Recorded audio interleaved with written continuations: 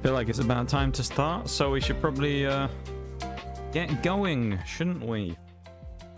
Welcome in, everybody. Bevan and Maxim, how you guys doing? It's nice to see ya.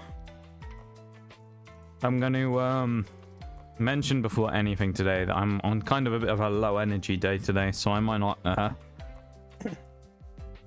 yeah, you'll have to kind of bear with me a bit. I'm not super full of energy today, you know?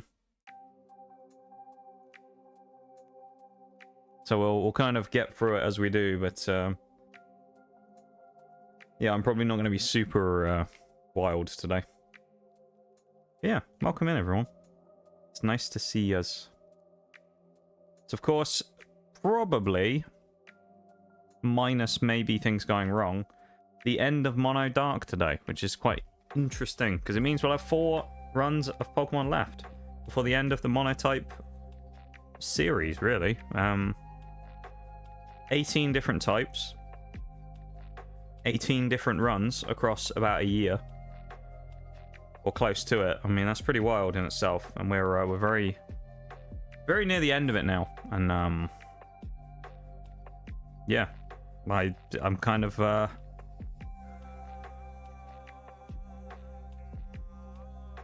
surprised we've made it here so fast, because it feels like it's flown by. Although it's, you know, it's been a year, but feels like it's absolutely flown by. So, what's this music? This isn't Pokemon. That was a Smart Shuffle recommendation. Literally wasn't even Pokemon music. Fucking Smart Shuffle. What an annoying feature. I'm gonna get the game up in the background. As I say, I'm kind of low energy, so I don't have a huge amount to talk about or anything today. I know, which for me is pretty normal anyway, to be fair. But yeah, I don't have a huge amount to say, really, so I'm just going to kind of crack on with things, because no point hanging about, I think. Hopefully I won't go too fast and finish the run too quickly, but we'll see. Pause the music. There we go. We're ready now.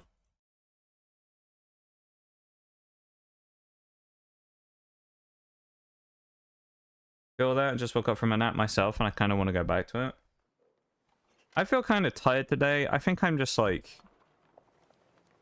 I don't know how to describe it. I think it's just one of those days where I just feel a bit worn down by life today. You know? Where I feel a bit worn down over the last little while. And I'm just sort of a bit dead today. You know?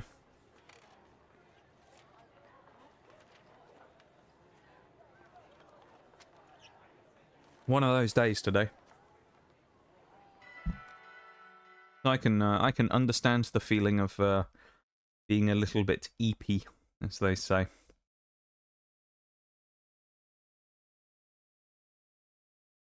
Happens every now and then, though, you know. Gotta try and get that good rest in while you can. Also, probably doesn't help that I don't really sleep all that much either. I mean, the last week I've probably slept something like maybe 12 hours, 15 hours combined in the last 7 days. Or something like that. I haven't really slept really much at all this week. Which probably has got to have had a bearing on my level of awareness today, I suspect. We got King Gambit last time, didn't we? I think that's what we ended on. So, presumably we need to go fight Tatsugiri first, and then we can come back here. So I guess we'll go and do that. I can't remember what level Tatsugiri spawns at, but I think we'll be fine with this team either way. Was everyone 55 already? Yeah, okay, well, we have to get everyone up to 60 before we do anything later, so I guess we'll go do the fight against Tatsugiri. Grimmsnarl is definitely one we want to bring for that as well. We'll drop Houndoom and bring Tatsugiri. And there's Dondozo, who's kind of annoying. Probably want Meowscarada for that. Instead of Demos, that's probably a smart... Yeah, that's probably a smart switch. We'll do that. That'll be fine. Yeah, that'll work. We'll be fine with that. Let's go over to the very laggy Lake Casseroya for its laggy properties. Actually try and fight someone over there if it will let us. Yeah. We're gonna try and make some progress today. I don't really have anything past that to really think. We're just kind of trying to finish the run today. That's it. So we also want to go. I think it's down here because I want to go and grab. You know, we'll go over here because I want to go and grab Life Orb as well. It might be useful. You never know. You never know with these things. So we'll go and grab that while we're here as well. We're a little way away from there, so we'll just run across. But... Can't believe it's been like 3 weeks or something since I did that Pokemon opening stream already. It's absolutely wild.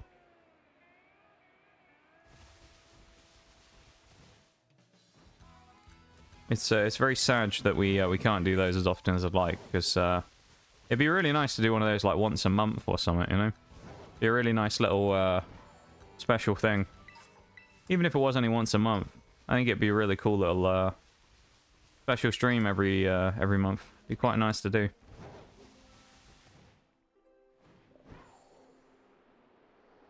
Maybe one day. Maybe one day. Who knows?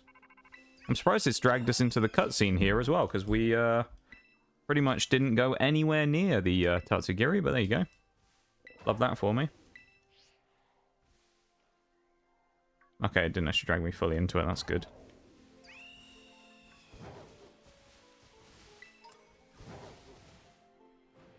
I don't even care if there's a shiny Dratini or anything today. I'm not even going to bother looking. I don't have enough mental energy to worry about looking for shinies.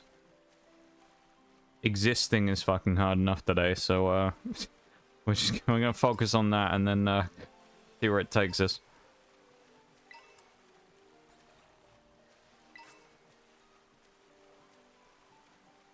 Feel the same way about work?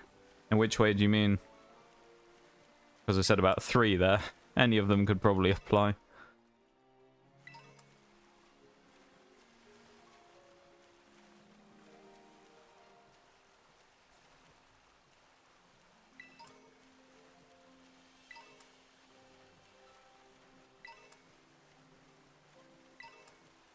Yes. Fair enough. I probably feel the same way as well.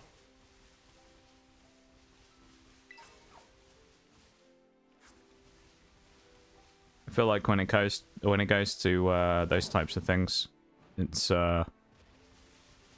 pretty difficult these days.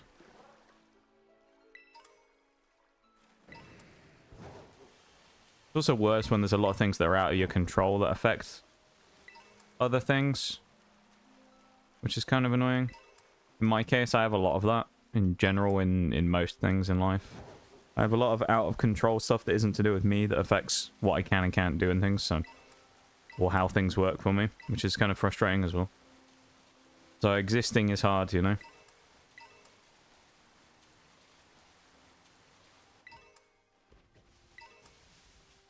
June's always probably a worse month than most as well for me anyway, because various things from years ago, so I've never liked June. If you've been around long enough, you probably know that by now. I absolutely hate June. It's my most loathed month of the year by miles. June and February are usually the two months of the year that I hate the most. I have like absolute hatred for both of those months. I just despise June and I hate February as well. They're both awful. Good things happen in those months, but for me, they've never been nice to me those months. I hate them all. Probably is worse with June because it's right after my birthday month, so at least I have that kind of like highlight right before, and then immediately go into the suck of June. But yeah, I don't know.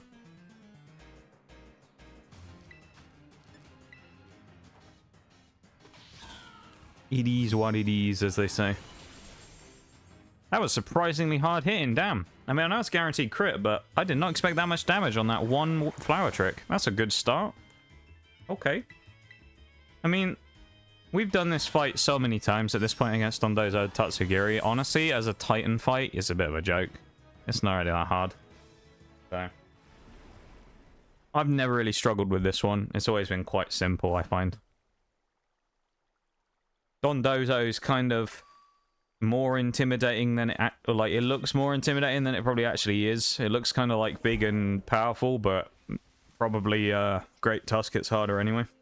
And then Tatsugiri's definitely the bigger threat, but a fairy type can just you know, absolutely manhandle it, so it won't make any difference really. But this will be a very early marker thrown down for this run if we can get this one done this quick.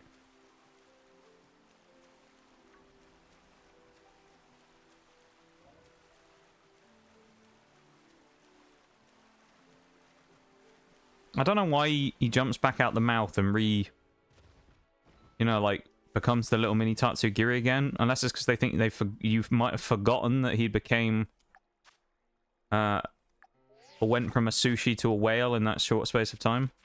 Also just realized something as well. I want to take the stupid hat off. I can't remember what the button is. Is it left on the D-pad?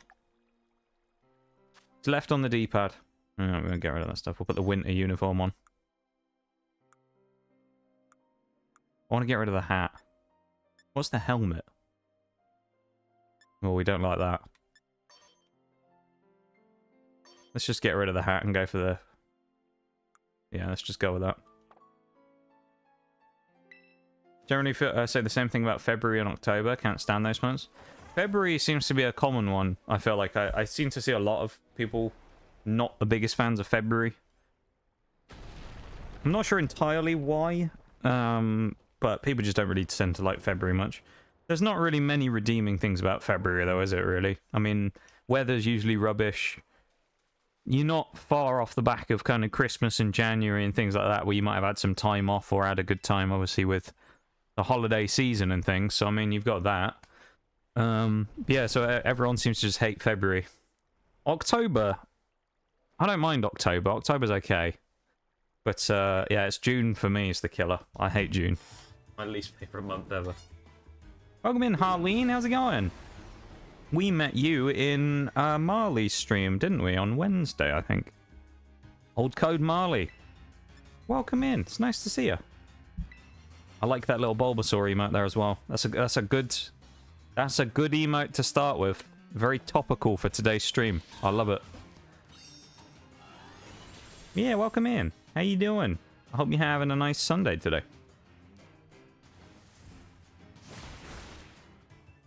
I thought that did 100 damage to us then. I was really surprised, but no. Thankfully, we didn't take 100 damage from a hit from Dondozo, because that would have been a disaster. That would have been a real mess. This might knock it to... Well, not quite. I wondered if that was going to knock it down to switch out territory, but... Poor Greedent's getting mugged off here as well. Believe so, Ayo. Yeah, welcome in. We're doing a Pokemon challenge run right now. Or we have been for a couple of weeks now, actually. It's Monotype Dark in Scarlet and Violet. We're trying to complete the game with only Dark-type Pokemon. Or at least part Dark-type Pokemon, anyway. They don't have to be pure Dark types, but as long as they have Dark in them, then we're using them. Part of a long series we've been doing since September last year of trying to play through Scarlet and Violet 18 times. Once for each of the types in the game. This is run number 14 of 18, so we're well into it at this point. Just to give a bit of context of what we're actually doing. Otherwise, people are always really confused about what our team is. So, I always try and say when I remember. Other than my mum's birthday, February is just 28 days of I'm ignoring life. Yeah, I can understand that, yeah. I mean, I suppose it depends, doesn't it? Like, there are some parts about February that might be good, under certain circumstances.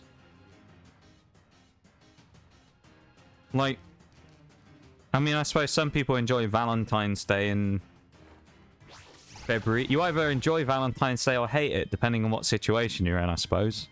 So you got that, maybe. If you enjoy that in the month. There ain't much else going for it other than people's birthdays. I mean, I know a few people with February birthdays as well, so... You know, that's the highlight of the month, really, is the February birthdays. Other than that, though, rubbish. Worst month, well, no. Second worst month of the year. June is still the worst. I just hate June. I have a personal hatred for June. It's something I'll probably never talk about on stream. But I have a personal hatred of June that's just... We never talk about why I hate June so much. It's just gonna forever be a mystery. But just know I hate June. Hey, we might actually win this with just the Meowscarada if we land the play rough. We missed last time on a 95% chance to hit, so let's see if we hit again this time. And we do. Didn't even drop a death that time. That's a good start for the day. Although it just sets us up for the hardest fight of the run in the next fight, so... Because we have to be Eri, who's fighting type. And her entire team is terrible for us. That's going to give us some real problems. Yeah, good job getting the Archeops as well. Let's go. If I wasn't always single during that month, I might enjoy it. Yeah, that's what I mean, though, you know? Like, I feel like if you've got someone to celebrate Valentine's Day or something like that with, you might enjoy it more. But if you're like, you know, a lot of folks who aren't in that situation, then, you know, it's just another day, or you kind of resent it a little bit, you know? Depending on your situation, I suppose. So, I suppose that's like a flip-flop holiday. Some people like it, some people hate it, depending on how it goes and or what you know what you're doing. And yeah, there's just not really much redeemable about February. The only good thing I can say about February is that it's a shorter month than most of the others. Well, all of them really. So I mean, that's quite nice, isn't it? That it's shorter than the rest. So at least it's over with quicker. Although it feels like it's just as long. Maybe the hydrate as well, Harleen.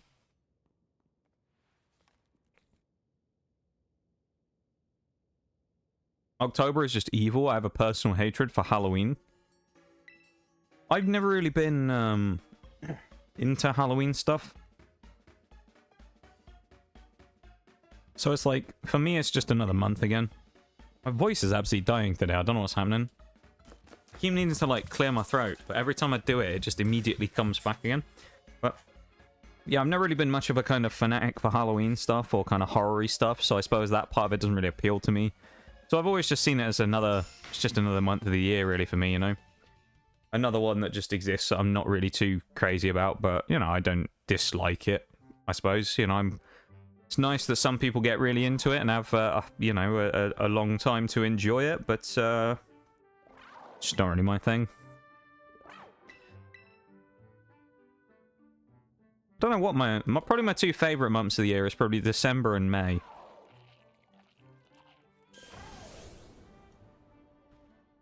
I reckon. Oh, January is quite good as well. December, January, and May are probably quite good. There's reasons for that though. May obviously is my birthday month, but also we tend to do like a special stream. That'll be a recurring theme. December, I mean, it's kind of Christmas month. I always enjoy Christmas. The last few years haven't been the best around Christmas time, but it's been fine, you know. And then January, January's my special stream anniversary, so we always try and make that a good month.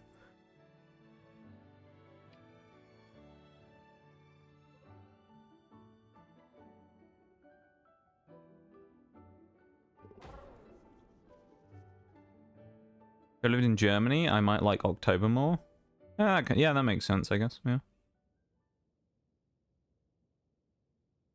I feel like there's a lot of cool holidays that are pretty interesting in Germany. I mean, Christmas is a big thing in Germany as well, isn't it? There's a lot of like markets and stuff. Munich Christmas market and things like that. German Christmas markets are pretty cool. That'd be really weird going to one in Germany, though. Compared to somewhere more Western, of course. Probably be a completely different experience. Enjoyable though, I'm sure. December, yes. I like April more over than May. But May is solid because all my friends are free from school. April, I don't have any problems with. Yeah, May, as I say, my birthday's right on the first day of May, so I mean, it starts off the month well for me every year. And I guess May's kind of nice because usually the weather starts to pick up a bit. June, I mean, let's go for them all, shall we? January, we like January. January's fine. February, no, it's terrible. March is okay, hit or miss. I've had reasons in the past where I've not liked March, but March is alright. April's fine. I don't mind April at all. April's usually okay. April in the last few years I've kind of enjoyed a little bit. It's not been the worst month in the world. Yeah, it's been fine. May, obviously we talked about, we like May a lot. June can go fuck itself. July, yeah, go fuck itself. August, other than like 1 or 2 birthdays and things that happen in August. And I did, well, I mean, I suppose it's slightly biased, but I did do a sponsored stream last year in August, which was quite successful, so I suppose that was a nice highlight of the month. But other than that, August can basically go fuck itself. September, I don't really like September, but it's not as egregious as the others. October's okay. November's okay. December's good. My opinion has probably changed slightly from what it was before, but that's more so just because last year particularly, the second half of the year from June to December was an absolute train wreck. So none of it was good from the start of June all the way up to like mid to late December. So I hated last year. Last year was terrible. I really didn't like last year. 2022 was not a great year, but I think 2023 was probably the worst year I can remember for a while. It was probably the standout, like, crappiest year that's been around for a bit, I think. Felt just kind of like one of those one bad thing into another years, you know? Where kind of just nothing really goes right. Everything was going wrong for me last year. It was kind of terrible. So, yeah, I'm glad that that's, well, remains to be seen this year, I suppose. Who knows if it'll happen again. God knows what I'll do if it does, because I don't know if I can deal with that again for another year. I suppose I don't even really want to consider that a possibility, that maybe this year will be like that again. That'd be a nightmare. Let's switch King Gambit out of this party, actually, as well. put Gambit in the box and then Spring Spiritomb in, because I think this is one of the only things that doesn't have any physical moves, really. So first thing we're going to do here is just the usual sandwich grind, so we'll go and do that real quick. You know how we do it. We're going to go and do the sandwiches so that we can get ready to go and do the final fight. Or final few fights. So this is going to slow us down a little bit. But within 30 minutes, we've beaten our first Titan to the day, which is a good start. So Tatsugiri's been vanquished. And as I say, Tatsugiri, honestly, it's a bit of a joke. But Tatsugiri's never really... It's not really that good, honestly. So... Eri, the next fight, is probably going to be the hardest, I think, of the run. I think it's going to be a bit of an epic. She tends to have a very strong team. All of their typings, obviously, are direct counters to everything we have. Even some of our Pokemon that you'd think would be slightly better. For example, we have a Fairy type, which is super effective on fighting. Not good, because our Fairy type is also Fairy Dark, which means he loses his resistance. So Grimmsnarl actually isn't that good here. Along with most of our Pokemon, they're just kind of not that great here. So, pretty much, if I had to guess, the only thing that may save us in this entire fight will be speed. That is, I think, the only thing that may help us to win is if we're faster. Because other than that, I don't really see a path where I think, yeah, easy win here. You know? There's nothing about it that makes me go, yes, we'll win this super easily.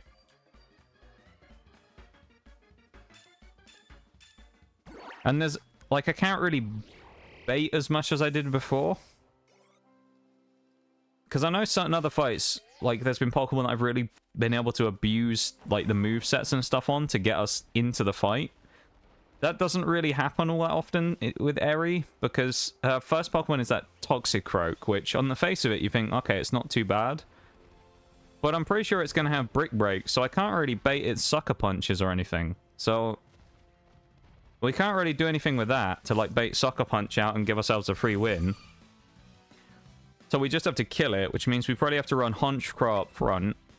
But then if Honchkrow dies, we're in trouble because it's going to be one of our basically major threats to deal with everything.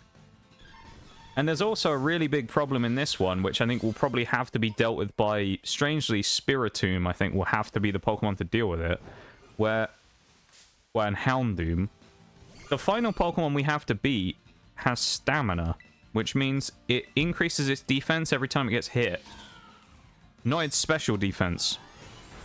So we're going to have to make sure that in the final fight we have someone left who has special attacking moves or something, or maybe Eris could work, because Eris can land crits which will negate the defense increase. But we're going to have to find a way to completely negate the defense increase that happens from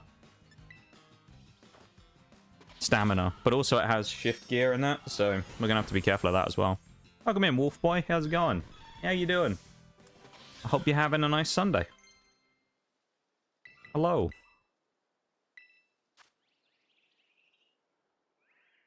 Do we want... I think Foul Play may be better than Dark Pulse here, strangely. Yeah. Yeah, that's better. Been running. Oh. Been out running. Fair enough, fair enough.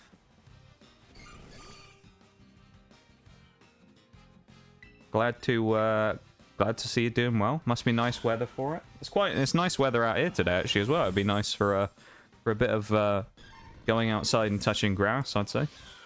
Over in rainy old England today. It's actually been quite nice. Went for a 2-lap run around a lake. That actually sounds really nice. Oh, you're from over here too? Okay. Yeah, so, I mean... Of course, I can't speak for the entire country, but at least for down here, it's really nice as well. So, fair play. Nice. I feel like that's really unlucky timing that an ad break's just started, hasn't it? I believe. Or is it Twitch telling me that it's about to start? No, it started. Alright, we switched screens. That was very unlucky, wasn't it?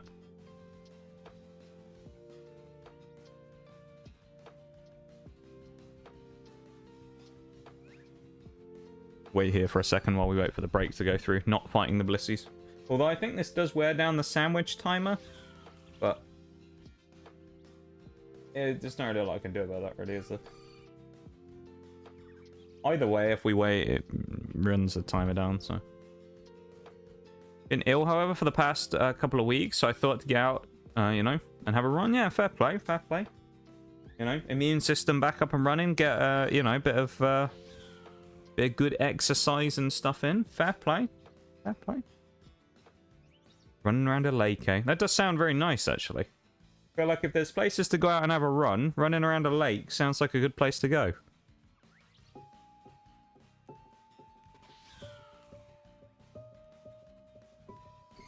Sounds very picturesque, you know? Is it a nice lake? Like, nice views at the lake as well? So it's kind of takes away from the monotonous nature of running. It is? Oh boy. I'm not going to ask where, don't worry. I'm not going to dox you. That's pretty nice, though. Very quiet. Did you go... Oh, I guess you would have gone like... Yeah, well, you're from over here. I was thinking for a second, yeah. It would have been earlier in the day, but it's not. Yeah, I bet it's quiet about now. I mean, close to 7 PM. It's probably fairly quiet. Although there might be a few people hanging about, because it's... I mean, it's nice out, as we say, so... There might be a few people hanging around. Yeah, that sounds good, though. Fair enough. Nice way to spend the Sunday, though. Get a bit of fresh air as well. How big's the lake? Is it an absolute whopper or not too crazy? Like, what's the route? How long's the route? Welcome in, PokePal. Just popping in to say hello before England kick off in their Euro campaign against Serbia. Ah, watching the football. I see. Fair enough, fair enough. I know people are quite interested in that. Not a football fan myself, but I know a lot of people are very interested in it, hoping that we'll do something this year, which I'm sure won't happen. England never do anything in any tournaments, I feel like.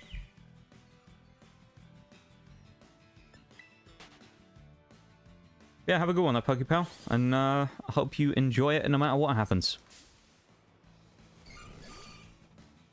Haysden Park. I might have a look at that after stream just to see what the place is like. Another curry on a Saturday night?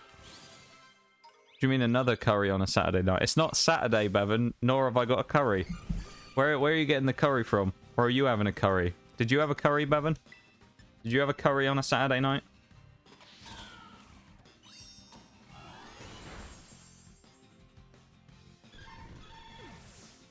It's a Sunday, Bevan. Sunday curry night. I don't know. Cat ears redeem. Let me get that on as well. I've been thinking about trying to come up with a way to automate these redeems as well, so I don't have to manually go and do them. Because sometimes I'll forget to do the screen transition. So I've been looking into some of that stuff. Up the balls. I always think that's boys, but did I stutter? Don't give a fuck what day it is. Well, you can't have. You'll have to wait until next week, Bevan, because you can't change the day because you don't care which day it is. You can't change time, Bevan. Unfortunately, not one of the gifts that you have in life. So. I'm not sure how you're going to get around this problem.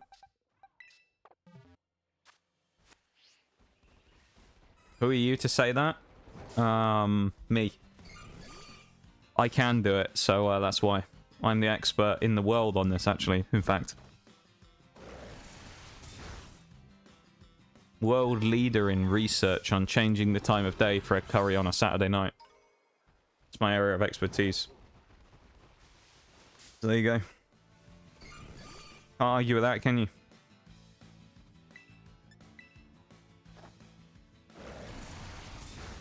I'm actually surprised Grimmsnarl one-shots these things. Grimmsnarl's never really... I've never really viewed it as something that's that powerful.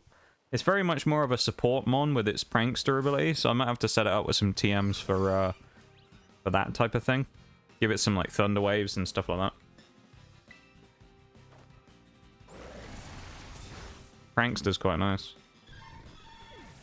Then the group Slovenia and Denmark 1-1 draw along Also, England reached the final of the last Euro, delayed 2020, played in 2021 and quarters of the World Cup last year. I mean, they made the final, but I think they lost, didn't they? In all of them?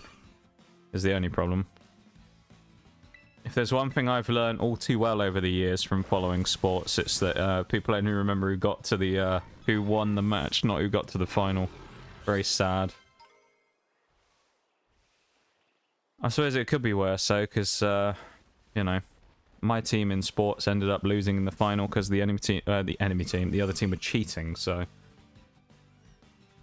They had a budget that exceeded the allowed amount of money for their entire squad.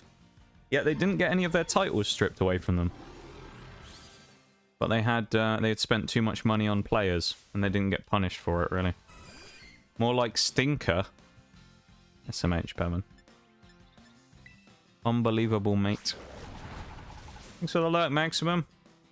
Got some chores to do. Good luck with the chores. I hope it goes well. We will, well, we might see you a bit later. Who knows? Depends how fast we speed through this run, I suppose.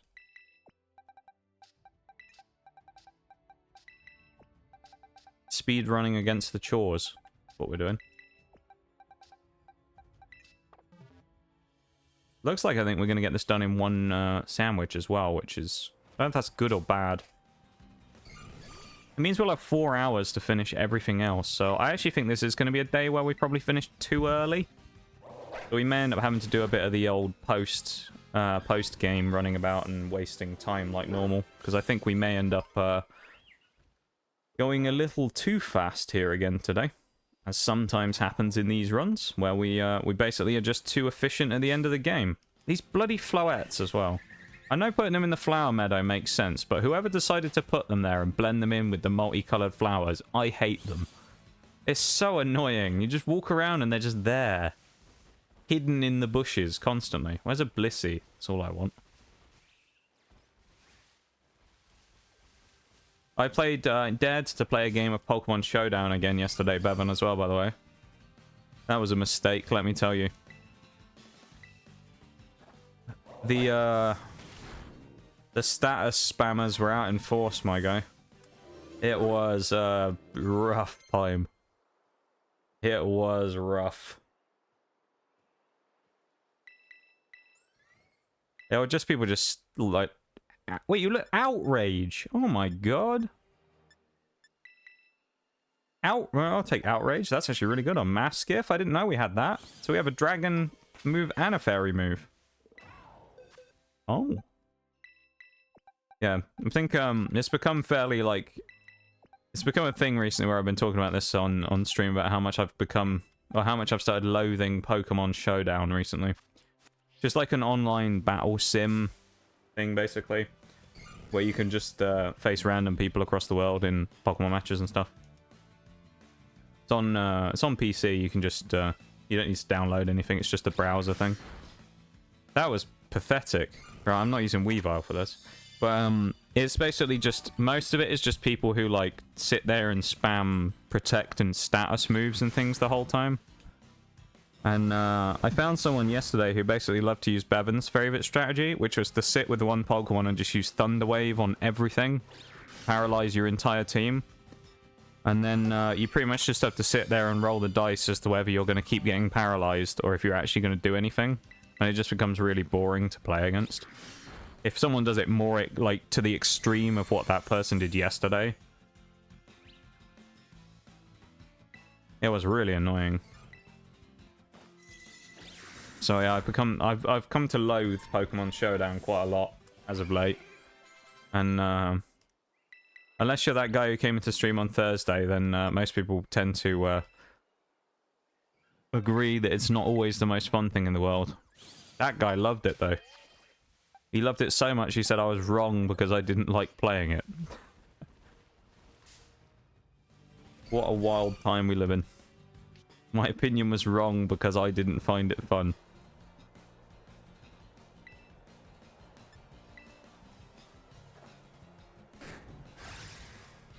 I feel like T-Tar here, if we can get something on Tyranitar that will help us with some of the coming fights, that'd be nice. Problem with T-Tar is, for the next fight with Eri, he's completely useless because he's quad weak, right? The next fight we got to do is against the Fighting type Team Star member. Now, Fighting type Team Star member Eri leads with a Toxicroak. She has a Persimmon, she has a Lucario, she has an Annihilate. I think that's her team of 4, and then she has Reveroom at the back for 5. The Starmobile Reveroom, that is. So, problem you got with that is the team is just kind of quite good. And most of the Pokemon, surprisingly, are fairly bulky. So they've got a decent amount of bulk behind most of them. Or quite a lot of speed and power. Like Annihilate and Lucario are very powerful mons. You got to deal with them. So if you don't kill them, you're basically just going to pay the price from getting hit back quite hard. Particularly Annihilate with Rage Fist, where it increases its power depending on how much damage it's taken. It just... Oh, that didn't kill. Damn. Tyranitar actually not getting a kill there on the Blissey. This must be a really health-heavy Blissey, I'm guessing. Must be. This thing must have a mountain of health, or it has some defense boosted stuff. Wild. I only want the Blissies just because they give the better XP. Like, the Chanseys are fine, but they just don't give as much XP. It's just not as worth doing. Running Tyranitar here is kind of annoying as well because it makes the game lag. But it slows down the entire process of actually getting the whole thing done. Which is unfortunate.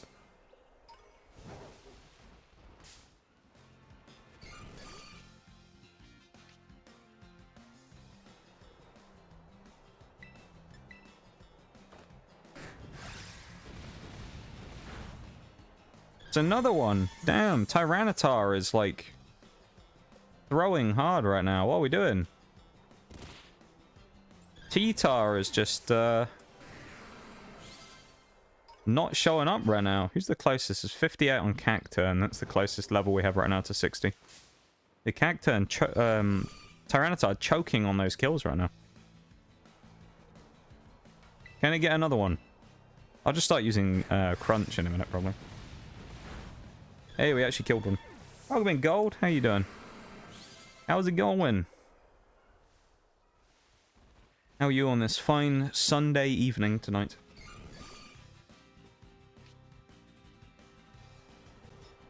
Yukumin actually reminds me, I started my ranked grind today as well. A couple of days ago. I think Friday into Saturday I started my ranked grind in Siege. That was an interesting time. I've started the climb, the great ascent up to trying to get back up to Emerald again and then maybe go above. Good, just picked up another ranked win. 8 from 9 so far this season. Damn, I wish my games were that successful so far. I was going I was going 8 and 2 on Friday. Yesterday was a mistake because now I'm going 9 and 7, I think. So basically yesterday completely folded any good stuff we had going for us. The problem we've run into this season is, I guess, it's all like everyone kind of complains about this, and it's one of those things that everyone memes about, hidden MMR. Because of our hidden MMR being higher, because of playing against Emeralds, and that's where we're going, you know, we consistently were in Emerald last season, so the game puts us in Emerald now. As like we're in the bracket of players who should be getting up there quite quickly. The problem is that almost every single game we've played so far, minus maybe 1 or 2 down in the copper and bronze kind of tiers, have been against like full teams of diamonds on the other team. And it's just like diamond after diamond after diamond. I think we've met 3 champs already this season. We've actually beaten all the champions we've come up against. Actually, no, that's wrong, actually. I think we beat 2, we lost 1. One of them beat us 4-0, because he was with a team of boosters. But the rest of them were, we kind of wiped the floor with them. But it's kind of been a bit painful so far, because we thought, oh, you know, we'll get in next season. We can turn the sweat down a bit. It's not going to be us playing against, like, diamonds constantly and having to sweat, you know, sweat to try and win every game. And then, like, the first few games we played already, I played, like, what, 15 games or something? And, like, 3 champs, bunch of diamonds. Yeah, it's pretty wild. But, I feel like, personally, I haven't gone that crazy yet. I've had a few good games, I just haven't really gone wild. I found a load of bugs, though. There's a clip, actually, that I've got. I'm surprised no one accused me of being a cheater. On my first game of Ranked this season, I won a 1v4 clutch in the final round, right? Final fight was a 1v1 against a Monty. I knifed him through his shield. It was one of those moments where I ran up to him thinking, oh, I'm kind of screwed here, because how am I going to beat the Monty in the 1v1? And I was like, well, I've just got to try and knife at him and try and hip fire his feet, and I hope he doesn't drop his shield and punch me in the face. And I ran right up to him, and the first attempt I went for, I knifed him straight through his shield. And it's like, I'm gonna get reported for that one. I was like, someone's gotta think I'm cheating for getting away with that. It's like, ain't no way I actually just ran up to Monty and knifed him straight through his shield. So I have no idea what happened there. But it seems like this season's riddled with bugs so far anyway. 7-2 in that game for a 4-1 win.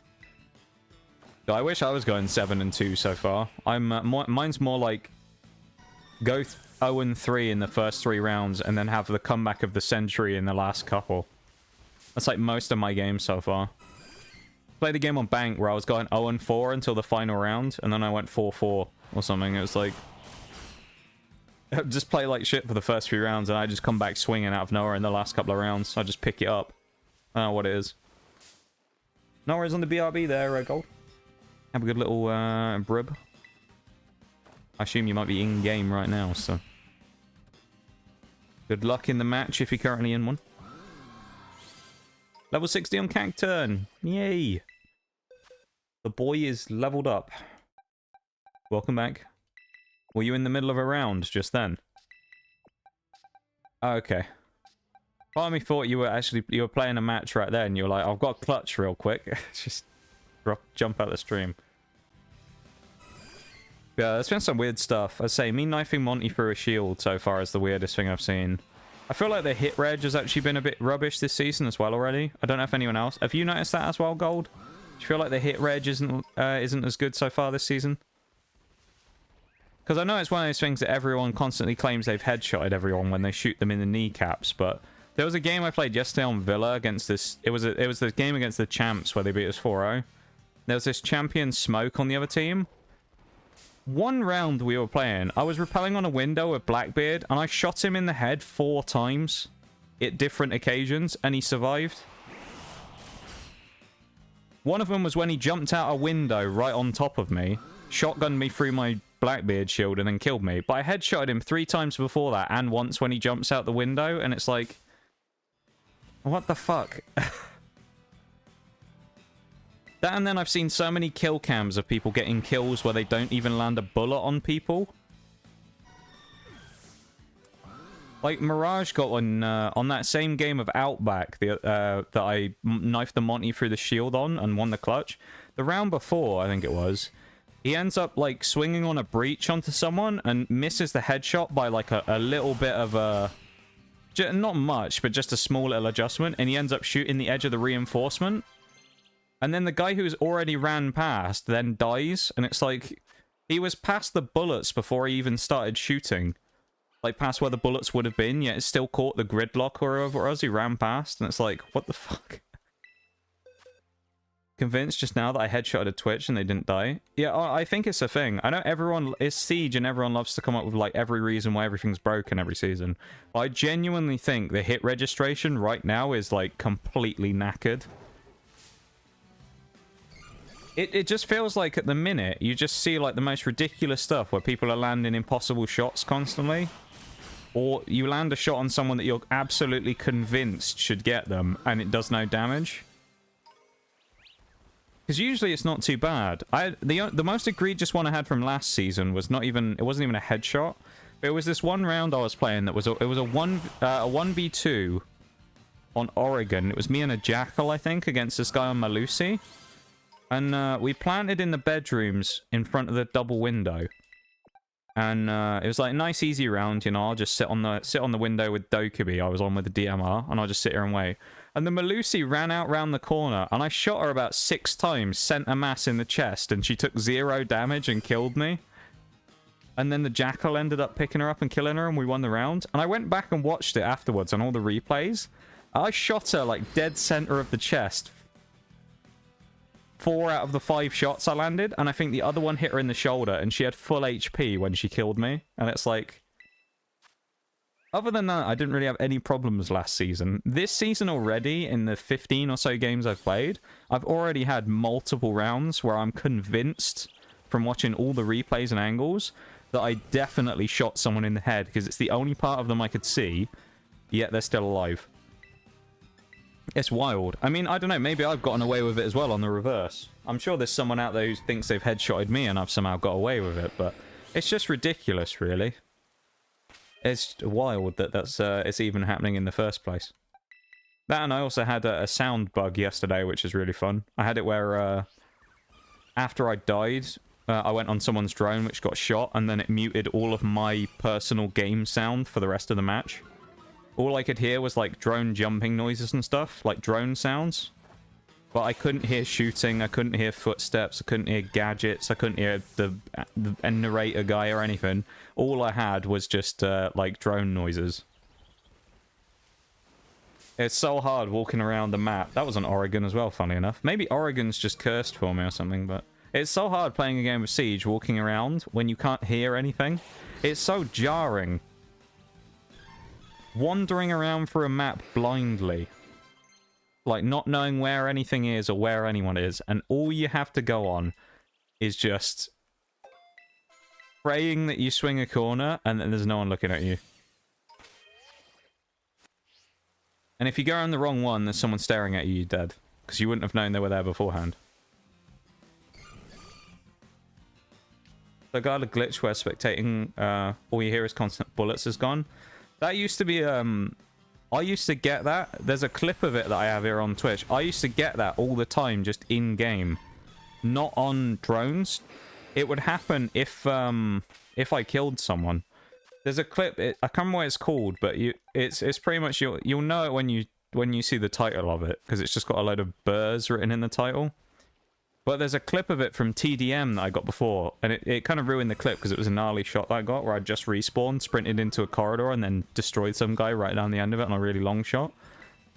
But it was just that constant LMG noise at, like, max volume. Right after I killed someone, it was like the Chanka LMG just going off permanently, and the only way I could end it was by closing the game and reopening it. But it used to happen so frequently, because I used to stream Siege a little bit here and there, and there was times where I would, like, just stop playing the game and go and play something else, because it gave me too much of a headache to keep listening to it constantly. It was really bad. I mean, were you ever playing in the days of the reversed sound bug as well, Gold? Did you ever have that? That was a long time ago. This was like Operation Health kind of era. But there was a bug years ago where it would reverse your sound. So left would become right and right would become left. That used to be a thing. That one was really annoying. Sound just dying completely. What else? Cameras being muted was a thing, and then it would like put a mute like jammer thing over your entire screen. And you couldn't see anything on any of the cameras or hear anything because you just hear the buzzing of a mute jammer constantly. What else? Clash was broken for God knows how long when she first came out, and she could do all kinds of rubbish. I remember back in the day as well when I first properly started playing in what would have been Velvet Shell, season 1 of year 2. Where you used to be able to, when Mirror first came out, and you used to be able to destroy mirrors from the other side of the wall by punching where the gas canister was. And your, like, melee would clip through the wall and blow up the gas can. That was another one I remember.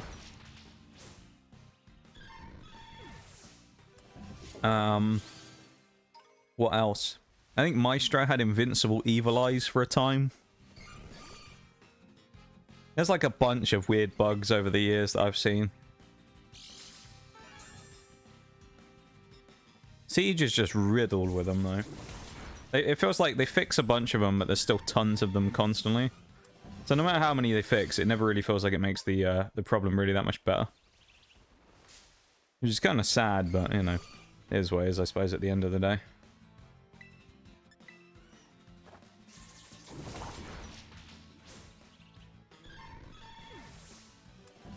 Yeah, the evil eyes. What else? I mean, how... There's been loads. Loads and loads and loads of them.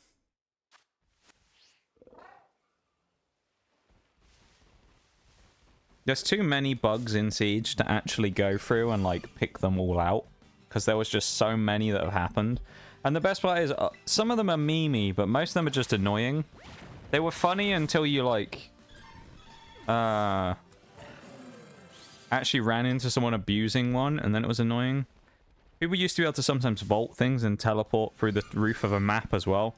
Remember playing on Oregon once, and there was an Oryx that teleported through the roof from climbing on a certain thing? That's really annoying. England game is starting, so gonna have to head out. Have a good stream. No worries, Gold. Thanks for hanging out for a bit. I appreciate it, and I hope you have a good one, yeah? Take it easy.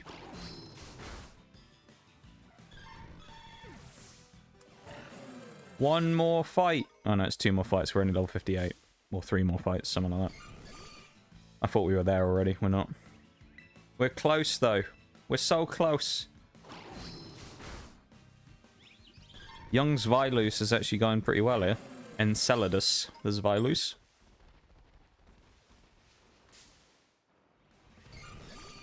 I reckon one more Blissey after this, and then we're good to go. And I see that one down by the tree. That looks perfect. Sleepy Blissey. If you're wondering how Crunch missed there as well when it's a 100% accuracy move, it's because we have the ability Hustle, which boosts our power but reduces our accuracy. So unfortunately, Zvylus is going to be one of those Pokemon that's going to be hard to rely on in a pinch, because he may well just randomly miss for no reason. We have 2 Pokemon with real, like, rubbish abilities. And also, we can't evolve it to Hydreigon yet, because it evolves at level 64. And that goes over Geeta's level cap. So we can't have Hydreigon until after the Elite Four, with one exception. And that would be, basically, that we have to get our ass kicked so hard by the Elite Four that we manage to get him to level 64, just rematching the Elite Four until we beat them. Which, personally, I don't see happening. So... yeah. Level 60, though. Gets the move Nasty Plot. Would be nice if he was already Hydreigon, but we're not going to bother with it right now, though. If he was, that would be better. So we've got to get ready for a team for Eri here, and we have to do the fight outside. Honchkrow's a given here. Absolutely. Cassini has to go here. I think we probably need to bring Atlas as well. For the speed, I think we bring Eris. Zvylus, I don't think is an option here for this one. I think it's probably not worth bringing. King Gambit just dies here. Sableye, I guess, has to come because of being Ghost. Then it brings us to who our last Mon really has to be. It's tough, this choice. We really need something to counter that Lucario. So Houndoom would be a natural choice for that, but it really comes down to speed stats, and I don't know if we're fast enough. We only have 122 speed. I don't know what the speed is on her thing, but I guess we could bring Houndoom as our final one. Even the Silent Lurk, Sasha, as well. I appreciate it. Rocky Helmet. Band. Quick Claw. No, there's no point doing that, because that thing just dies anyway. And I think Leftovers is actually better on Grimmsnarl. I guess we Quick Claw Sableye then, and we vest our... Meowscarada? Maybe? I don't know. This is gonna be rough. I'll be back after my call. No worries, Sasha. Take your time. Take your time. There's no rush whatsoever. Let me switch to the BRB screen as well, because an ad break has just started, so I better make sure that we stop for that for a moment, and I'm going to just chill here for a moment and wait for that to go through. So, you know how we do. Nobody misses anything. We're going to wait for the break to go through now and go from there afterwards. Yeah. Thank you for being here, everybody, though. I appreciate you guys hanging out. Thank you for being here. I needed moral support today, you know? On a day of minus number energy, I needed some moral support. You guys to pick me up. And I feel like you're doing a decent job of that so far. And I appreciate it.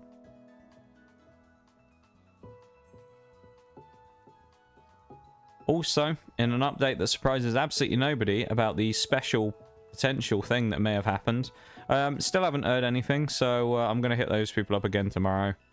And if they ghost me after that, then that's their problem, really. I'll say what it was after that, and then I'll just be disappointed.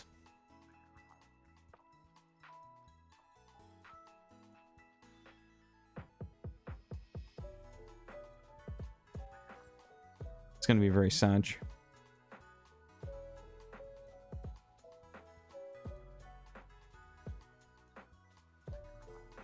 Who knows, though? Maybe we'll get lucky, and those people will actually respond to me this time. That'd be nice, wouldn't it? But we'll think about that when we get there. Because for now, we got to carry on here. Gotta think about Pokemon. We got to crack on with the run. Now, I think this that's coming up here is the hardest fight we're going to do. I think this will be the hardest fight of the day. So, this one is going to require some finesse, I think. So, get into it.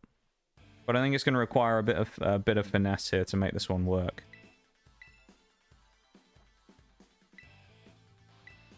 Could well be a tough fight as well, so we'll see. But, you know, I have hopes that we'll be able to get through it fairly cleanly. We'll scythe our way through, but who knows?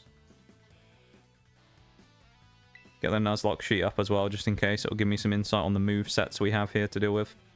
Yeah, Toxicroak has Brick Break, which is a problem. If it only had Poison Jab and Sucker Punch, that'd be amazing, but it has Brick Break, so there's a problem. With this 85 base speed, does create a small issue because Honchkrow ain't fast enough.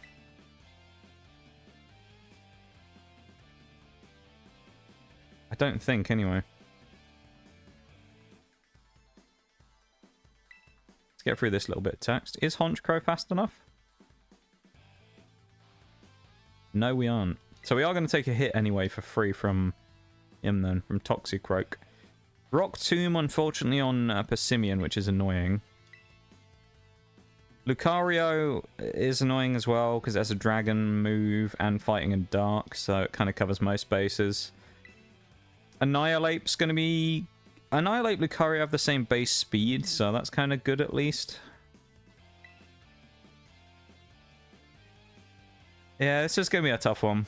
This is going to be a tough fight no matter what, I think.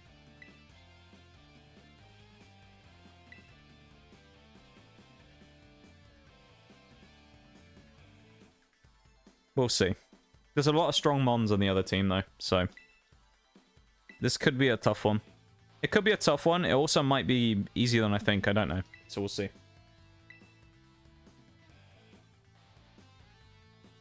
But, I think this is most likely to be the toughest fight of the day, though.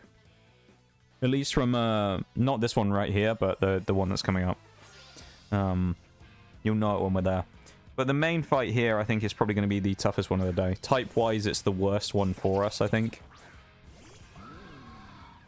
There's a couple of other fights that we'll end up doing where there's certain mons that are fairly good against what we have. But no real kind of, like, full teams where they're particularly dominant against us.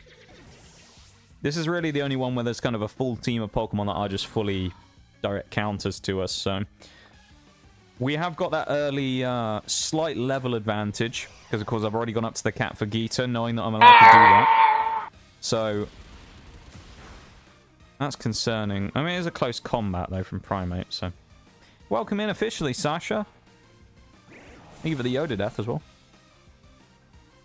I'm here now. How are you doing? I'm doing okay, you know. Doing okay. I'd be lying if I said any more than okay, I guess. It's not, I'm not doing bad. I'm just pretty low energy today. I'm kind of pretty worn out, I'd say. Not that I've really done a huge amount, but more so just because of life and lack of sleep, you know? I think I've slept something like 15 hours this week, so... Yeah. I really haven't slept well this week.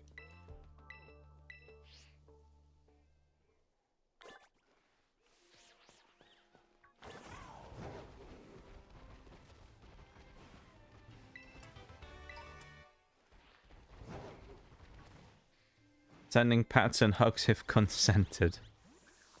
I'll give my consent, don't worry.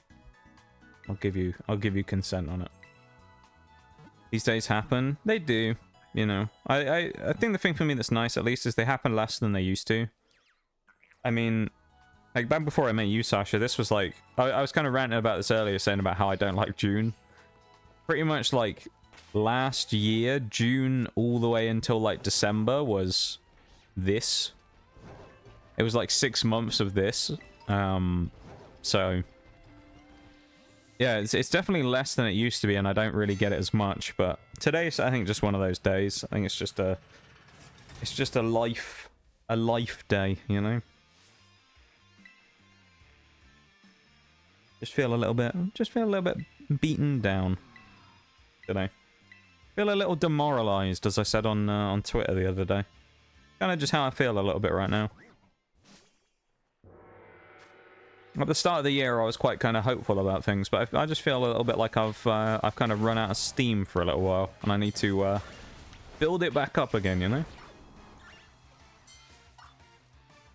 Build up that head of steam again and get going back in the right direction, and then things will start falling in place.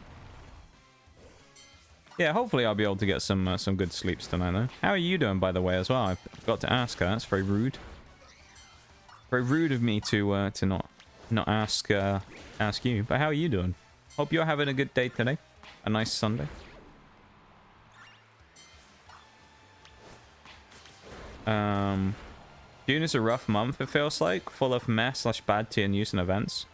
No, I agree, yeah.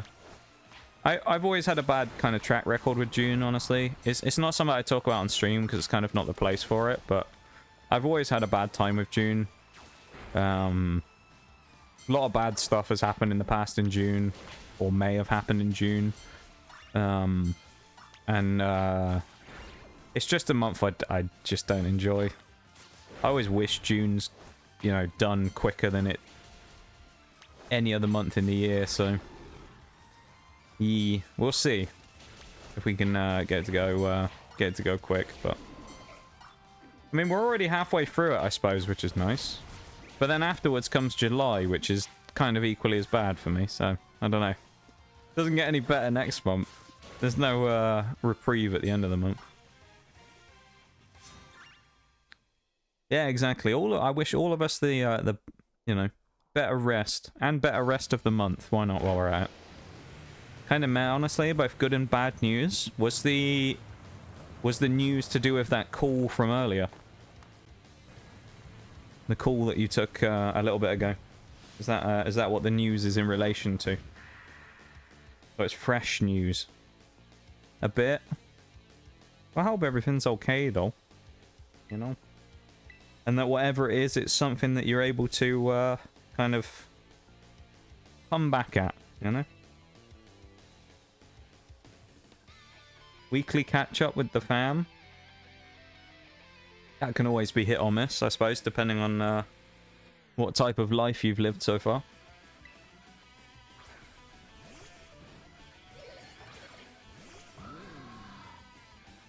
Hopefully there was no life-altering news in the middle of it.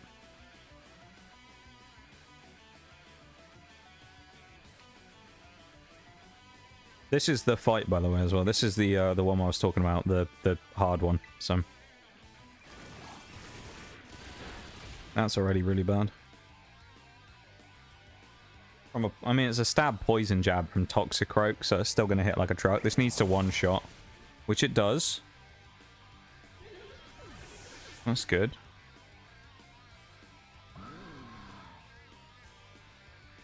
Don't know if Annihilate being out this early is a good or a bad thing. I think it's bad, but I don't know. We have to wing attack and pray it doesn't kill me, but no, it will with thingy. Shit. How do we deal with this guy? Because I can't bring out the ghost types on him.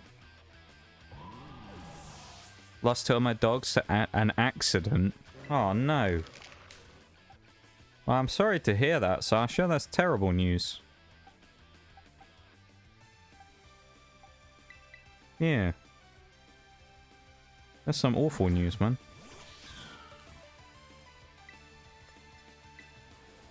I'm very sorry to hear that.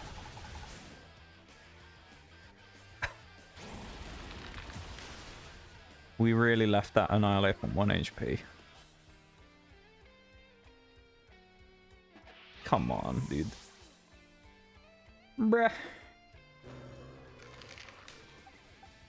I do have Sucker Punch on Spiritomb. I can't use Fake Out either.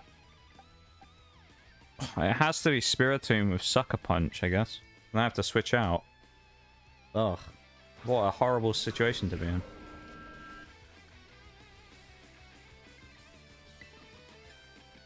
Please attack. I think he has to, actually, now I say that. Yeah, I get Sucker Punch. And it was a crit to add insult to injury. Well, that's Annihilate, who's one of the biggest threats dealt with, so that's good at least. Lucario does have moves that will hit us really hard here, so... Houndoom is really the option we had to defeat Lucario. I mean, we could use Curse here, but I don't think it's really going to do a huge amount. Well, unless I... Oh, you know what? Let's try it. Okay, we're going to lose 25% HP to Curse here.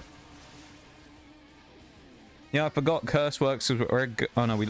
Why did we lose so much? Hang on. That was more than I thought it was going to be. Why did we lose so much health? We lost like 80 HP or something. We lost half our HP to that, to the Curse. Jeez, okay, well, that was really bad. Bit sad to not be with the fam, though. It's a tough time. Yeah, that's fair. It's always a tough time in times like that to not be able to be with people, you know? So I can understand that. Especially my dad, since he was fond of them. Really took a toll on him. Yeah, I can imagine that. That's some awful news, man. Ah, shit. That's not good. Yeah. That really sucks, dude. Oh, I actually just made a huge play there. I forgot I had Protect. He dies to Curse. Okay, this is actually, we're in the fight here, to be fair. We're in the fight. Oh. What we have? With what we have left, I'm not convinced we're gonna win, but we have it. It's kind of a so you're saying there's a chance kind of like thing here. We're not guaranteed to win or anything, but we at least have like maybe a possibility. Quick Claw on Sableye. Okay. That was kind of pathetic. No, we ate the shot though. That's good. We can take 3 Seed Bombs. We get a clutch crit Shadow Claw. Maybe we get a kill. It's going to have to be a real crit as well. Come on, big crit, Sableye. Or a Quick Claw on the final turn. Come on, Quick Claw, Quick Claw, Quick Claw, Quick Claw, Quick Claw. No! Ah! No Quick Claw. Well, now we only have 2 left. We have Grimmsnarl and Houndoom. Grimmsnarl probably has to come out first. But it's also kind of dangerous. We have to go Spirit Break because it's a free kill, but that's going to hurt. Oh. That is a big shot. A shame it didn't... I guess it couldn't have used Close Combat on Sableye because we were Ghost. If it had used Close Combat before and had weakened its defense, Sableye might have actually won that. This is close, though. The only problem is, I don't really think that Houndoom has great odds of beating the Reveroom on its own. So Grimmsnarl is pretty much going to have to get lucky here that it doesn't attack us every turn and do, like, a pretty significant amount of damage.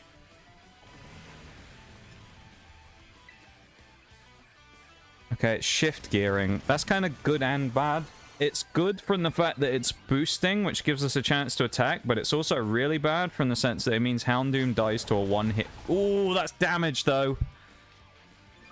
Okay.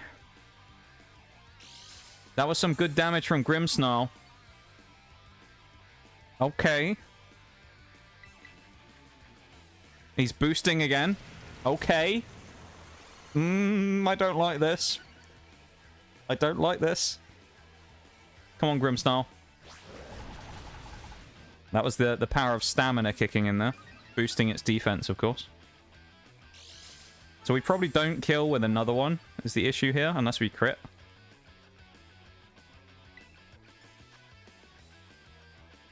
We have to just play rough again. It hits the spin out, steel type move. Grimmsnarl lives on 1 HP from friendship, and it's going to drop its speed. Speed harshly falls, gives Houndoom potentially a chance. Play rough. If only we had Sucker Punch. If only we had Sucker Punch. We don't have a Prio move, though. Will the speed be the difference here? Spirit Break from Grimmsnarl. It goes for the spin out. It's going to drop its speed again. Houndoom's got the door open. We actually might do this because the door's open for the speed now. It's at -4 speed. Actually, no, it's at -2 because it already boosted its speed. Houndoom might actually win this on the outspeed. Oh, this is going to be such a clutch if this works. Come on, Houndoom. No! Oh, you fucking serious? How is it still faster at -2? How? How? How is it faster at -2 speed? How? Ah, there goes the flawless. Fuck. How is it faster with all the minus speed? That makes no sense to me, but fucking... Ah. Oh, it's so annoying.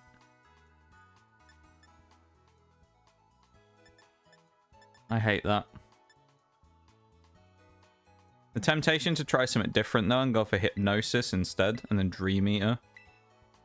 I'd have to drop Sucker Punch, though, on Spiritomb, which is kind of bad. Or I get rid of Dark Pulse and then just keep Shadow Ball. I think I will try that, actually. Why not? If I had a better way of sleeping them, it would be better, but... I'm actually going to try the Dream Eater set. Like, Curse was good, but it kind of, like, grew a little bit as well.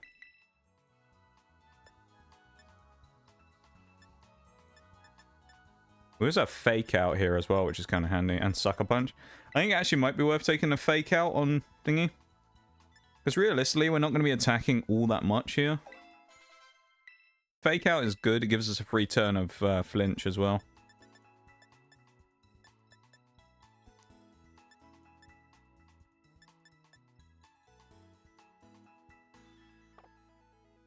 Can we get any other good moves on anyone? Probably not. I'm so sad about that. I really thought it was on. I thought we were there. Oh, that's so disappointing. We were right on the precipice of that then. Our first loss of the run. And it's, I mean, it's basically to the hardest fight, so... I guess you can kind of take some... I didn't even run into that sofa. You can take some kind of solace in that, I guess, that it's the... Literally, it was the hardest fight we're going to run into, probably. I don't know. That's tough to take, I think. That's tough to take. Damn.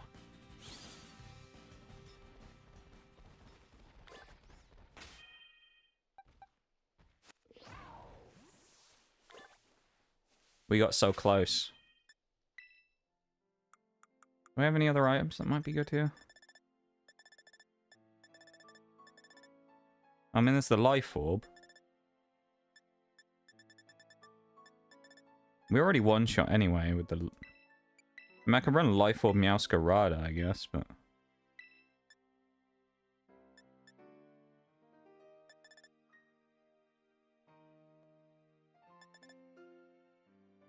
So sad. We could have done... I felt it there. There was a chance at glory.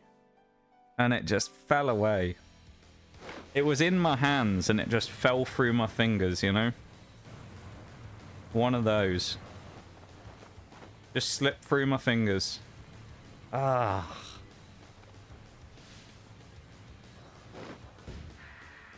We were so close. So close.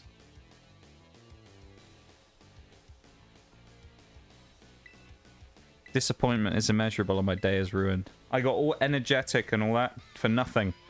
Nothing. I'm so sad. We're going to rematch though and we're going to get revenge, so... Hopefully, anyway. I mean, this is kind of the fight, as I said, that will kind of give us the most trouble, I think. I might be wrong. Who knows? Maybe I'm wrong and it actually will give us less trouble than I thought it would, but I think this is going to be the most annoying one. Poison Jab or Brick Break, it's going to use either way, so... We'll still take the hit, we'll still one-shot here. The only way we would win this cleaner is if we manage to outspeed Toxicroak, which we can't. It's 90 damage. We die to Annihilate next turn, minus Friendship, so... If Annihilate comes out again, of course, anyway. You give the Hydrate Spinal there, Sasha. There's Annihilate, as expected. I mean, we do have Sucker Punch.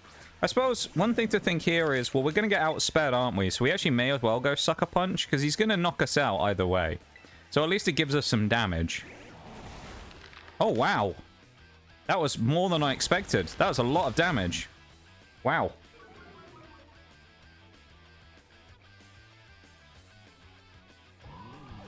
Who did I use before as the Annihilate killer? Oh, it was Meowscarada, wasn't it? Because we actually outsped, didn't we? I think. Did we outspeed? We did. This time we kill him, because it's not from full HP. This has changed the dynamic of the fight. This is good. Life Orb, we take the 10% or whatever it is, recoil. Persimmon comes in. I think we outspeed Persimmon as well. We could rack up a hell of a kill count here with Meowscarada if we go wild here. We should outspeed. We do. Ooh, no one shot with a Life Orb. We're going to get hit with a big close combat. But if you remember last time, we now know, because we've gauged things slightly differently, we now know that Sableye has the chance to kill Persimmon. Where it fell the first time, Sableye will vanquish this time. Tethys is about to get probably its like first kill of the actual run. Go on, Tethys. Have him.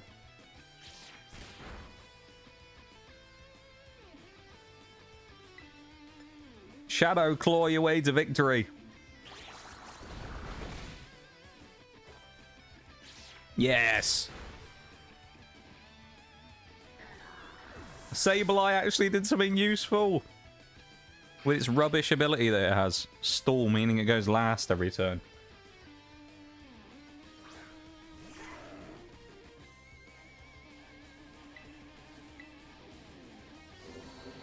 How do we eat a Dragon Pulse?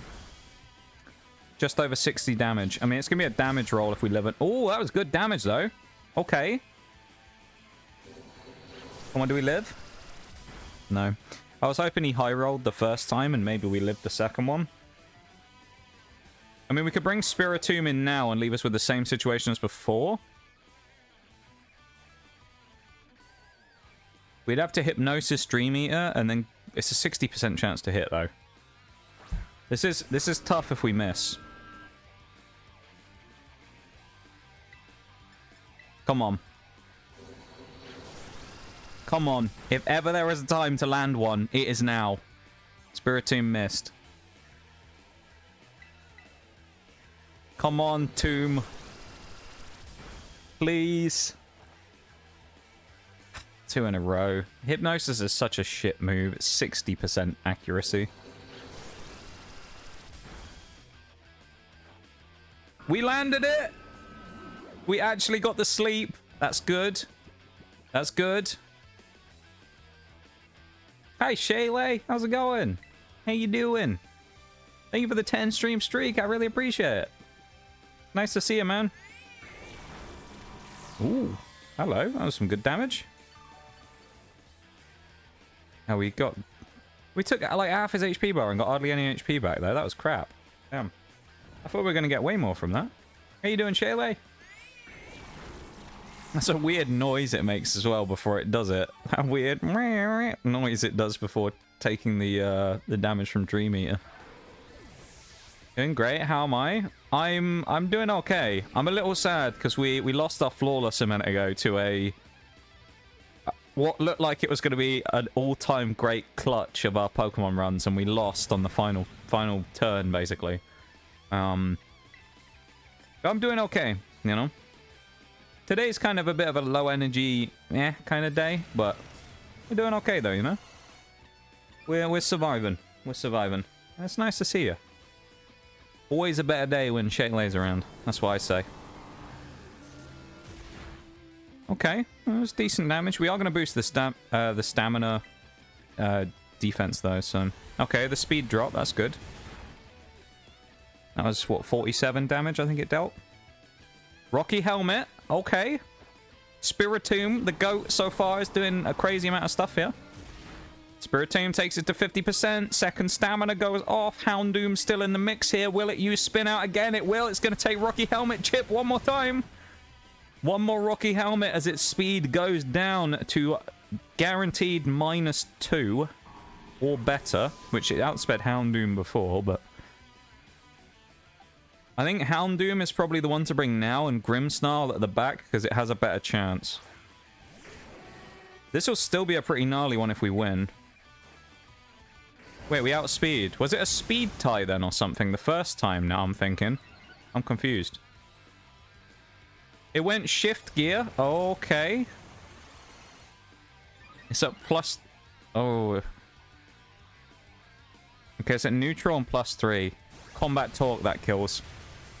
It's at +3 attack. Oh, God. It's +3 attack.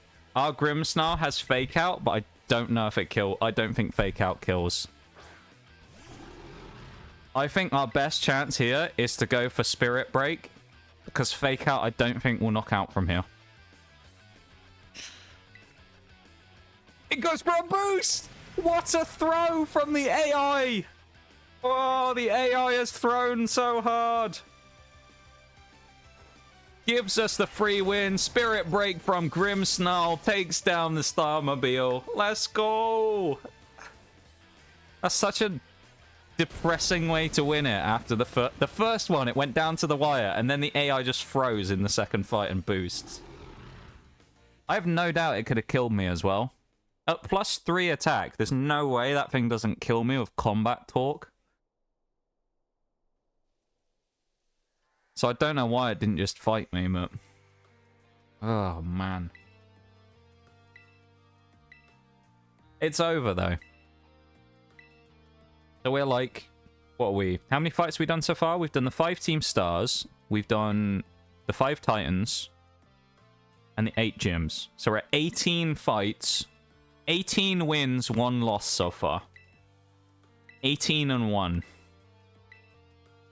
That 1 is going to haunt me, though. It's always 1. That's the worst part. Half of these runs, it's always 1 loss. I think that's probably the most, like, common score we have is however many wins to complete the run. I think it's 24 wins completes the run, or 23. 23-1. That's, like, that's what we get all the time. We always have 1 loss.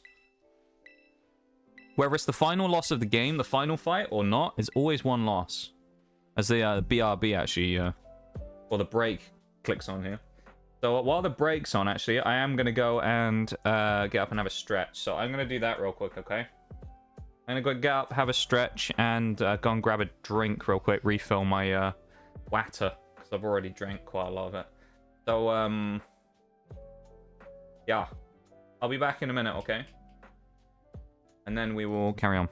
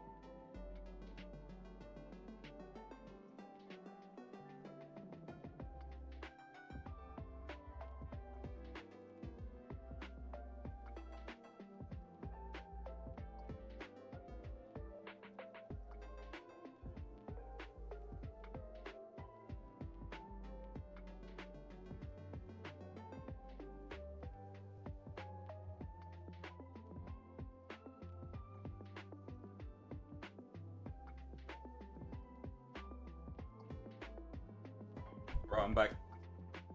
Got 2 drinks. I decided to get some water, as expected. But I also decided that to give myself a bit of energy, I got a belter of a coffee. Just a belter of a coffee, you know? That's what we always need. Never a real stream if we don't have a belter of a coffee. So. Just a belter of a coffee now. What am I getting pings for on my phone? Better not be fucking Uber Eats again, I swear to God.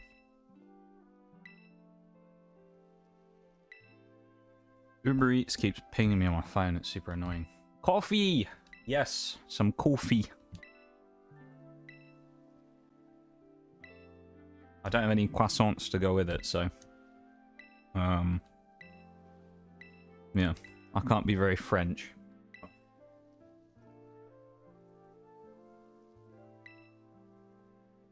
But I've got a belter of a coffee. Nice. That'll give me some energy, hopefully.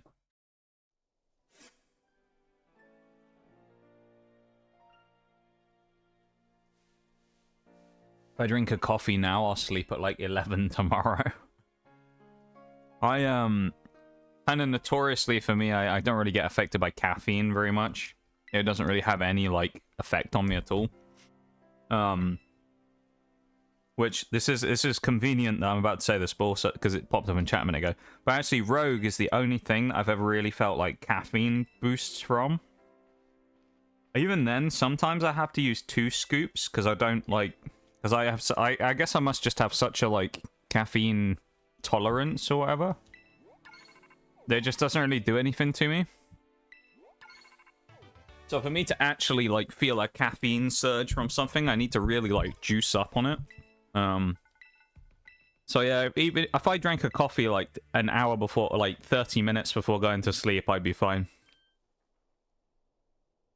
Unless it was, like, a quadruple espresso or something, I'd probably be fine. Shocked in French. What's the word shocked in French, Sasha? Or the closest word, because there might not be a word for shocked.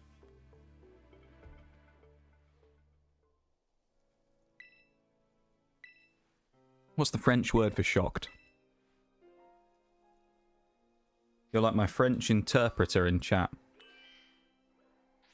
Well, there you go. We should be celebrating the fact we won that fight, but at the same time, we can't help but just kind of feel a little bit aggrieved that we lost the first one. Well, you know, I suppose what can you do? I'm going to march on to the Elite Four, though. Already low to Holy Energy. Oh? Holy Energy. I don't think I've heard of that one before. Love to have contributed to Fun for Rogue. Hey, it's okay, don't you worry. It exists. So the way I look at it with Rogue, right? This is the thing I've always said with it. This is the way that I like view it myself. When it comes to those types of things, even if no one ever uses it, right? No one ever buys Rogue using my code or anything like that. I still get a 10% discount if I ever buy any for having the code myself. So I mean, at least someone's getting use out of it, even if it is me.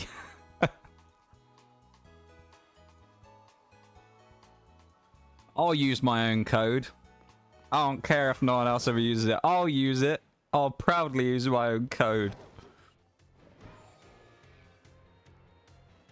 I think some of the problem with that actually as well is that I do know a lot of people that have like partner codes which is 20% off. So it always makes it hard to end up doing that in the first place because I'm kind of like, I could use my code or I could just use, you know, someone else's code and get a better discount. And I'm like, no, I'm gonna stick to my guns here. Shock. That's the word. Is it pronounced like more of the CH or is it pronounced like SH? Shock or chalk?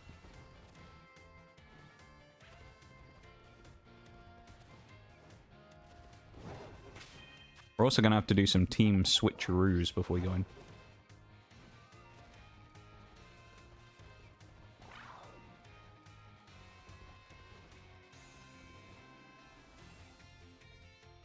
Yeah, Rogue's good, you know.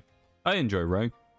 They've done a lot of the only thing I will really say with Rogue And it's not necessarily a bad thing. It's just, the only thing I'll say with Rogue is they tend to rotate flavors in and out quite a lot, which is a bit of a shame because I feel like by the time you realize you like one, it's gone.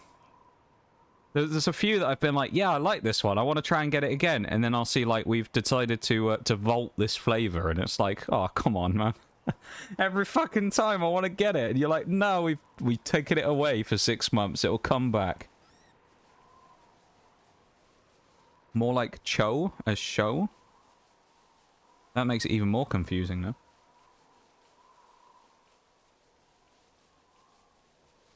I don't understand the French pronunciation of things. I kind of get it though. I mean, some of them are seasonal flavors, but they like have a flavor vault where they'll like take flavors away for a time and then they'll bring out new stuff and then bring new ones back. I assume it might be it could well be something like to do with the fact that the company might not be the biggest in the world for production and they might not be able to produce like 20 flavors at once. So it may just be a case of to get the production like actually out the door, they have to vault flavors so they aren't constantly making 20 different ones, you know. Welcome in, Tabletop. How you doing? That's the only real criticism I actually have of Rogue, though, to be fair. Like, I know it's like one of those things where everyone will go, well, of course you'd say that because you're associated with them, but, like, I can say what I want about them at the end of the day. I could walk away from that anytime I wanted to if I did, you know? I could use someone else's 10% code, so, like, I have no reason necessarily to be particularly nice to Rogue for no reason, but, no, I genuinely like this stuff. I wouldn't, like, have it on the stream and talk about it if I didn't. And it makes me play better. Whenever I drink it and play Siege, I always probably get a significant boost to my kills and stuff. I just play a lot better, you know?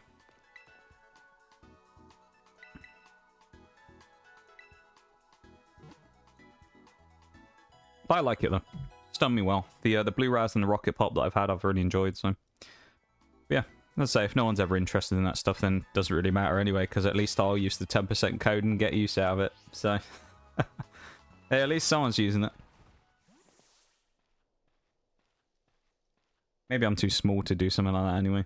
Do a affiliate e-sponsor. I don't know. Yesterday was Zuzuma's birthday. Well, happy belated birthday to Zuzuma. I hope they had a lovely time. Well, I say, I hope you guys had a lovely time, because I'm sure you were there as well there, Tabletop. But I hope you guys had a lovely time, and had a nice birthday. Did you do anything special for the birthday? Did you go and do anything fun? Or was it just more of a normal day kind of situation for a birthday?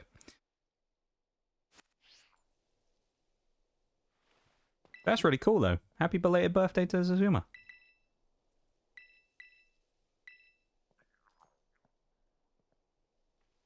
Took her to a local rodeo. Oh, boy. That's some real, like, real American stuff right there.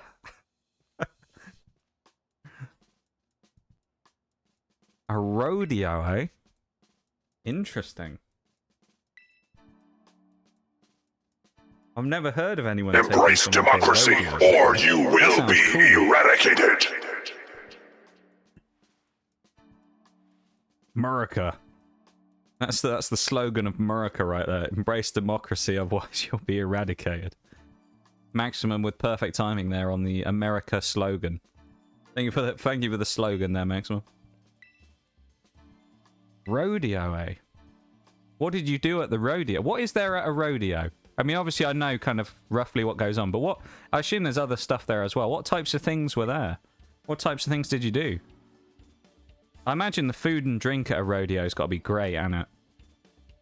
It'll be made by a man in a truck, and you know that it's always going to taste better if it's made by a man in a truck with a mustache.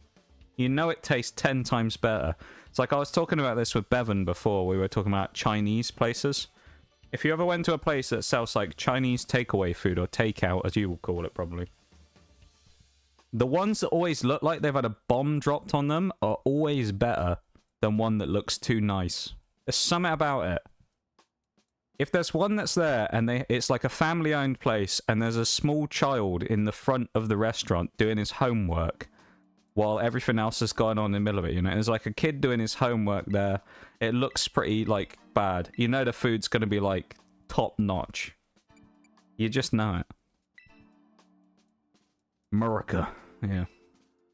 Indeed a fan of America's catchphrase. I mean, it is a good catchphrase, you know? Embrace democracy, otherwise, or you will be eradicated is a good one. Like the toaster. The toaster's world domination attempt. I like that one as well. It's not really a catchphrase, but it's more just, you know, I just like the toaster. Everyone's going to be really confused unless you've seen the Fallout New Vegas gameplay from the last few weeks as to what I'm talking about and why I'm talking about a toaster. Let's say I want to become even stronger. Fried Oreos, pizza, food truck barbecue, of course, funnel cakes, red velvet funnel cake. Oh my god. Oh. That sounds pretty gnarly. I'm liking the sound of that.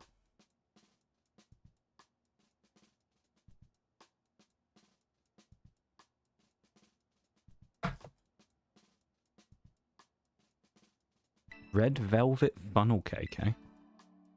Which gym gave us the most difficulty? That's a good question. I don't remember.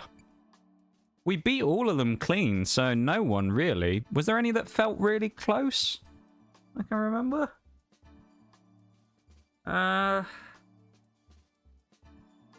Rhyme was easy. Grusher was easy. Larry was alright. It's not... I don't want to say it was Iona again, because I always say Iona. The first two were easy, though. Let's just go Larry, because we can. Let's give Larry some credit. Let's say Medali. Personally prefer don't touch our boats. I love Holy is that they don't have taurine and a new type of caffeine that doesn't give me heart palpitation, nor the shakiness induced an energy drink. That's fair. I don't get any of that, to be fair, as well with the rogue stuff. I get no like jitters or anything. It's always there's a nice like come down after as well. It doesn't feel like you get a giant crash afterwards, which is quite nice. So it's whatever works at the end of the day. Though different people have different tolerances and things, don't they? So. And different effects and things from stuff like that. So it's all... I feel like with drinks, like those types of, like, energy boosting drinks, it's always hard to try and find one that actually works for you. You always have to look around a lot for that. Yeah. Yeah, there's nothing wrong with that, though. Never, ever touch our boats. So if I ever see an American boat, I'm not allowed to touch it, otherwise it's a declaration of war, is it? If I touch someone's boat, that's a declaration of war. I'm going to be assassinated within 5 seconds, is it? That's what's going to happen. If I even look at the wrong person's boat, I'm dead. That does indeed sound like a good place for a food coma, to be fair. Bug? Strangely, tabletop, Bug was actually incredibly easy. Bug actually got, if I remember rightly, Bug got soloed by Honchkrow. We basically, right at the start, because we figured out, of course, Stone Evos, you can make them go really early. So we had a Honchkrow and a Houndour before Gym 1. So it was a drubbing. The first two gyms were just... they got decimated. It wasn't even fair. Like, Katie got absolutely rinsed. Even I don't think... I might be wrong, but I feel like even Iono wasn't that bad. Do you like Pokemon? No. Terrible. Hate them. Hate them all. That sounds like a really good time, though, tabletop. Kind of, I guess it has that, like, fair kind of vibe to it, you know? Everyone, I always hear people talking about state fairs and stuff and talking about all the food and things like that, so that's what it kind of sounds like, you know? Yeah. Fair play. That sounds good.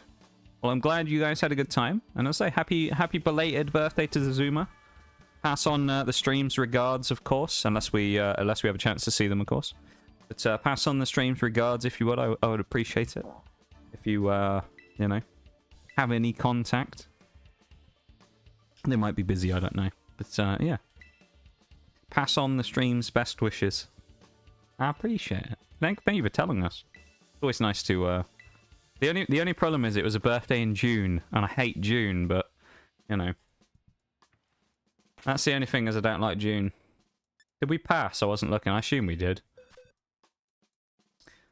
Current presidential policy to declare war if a boat is touched. Alright. I won't go near the boats, don't worry. I'll steer clear of the boats.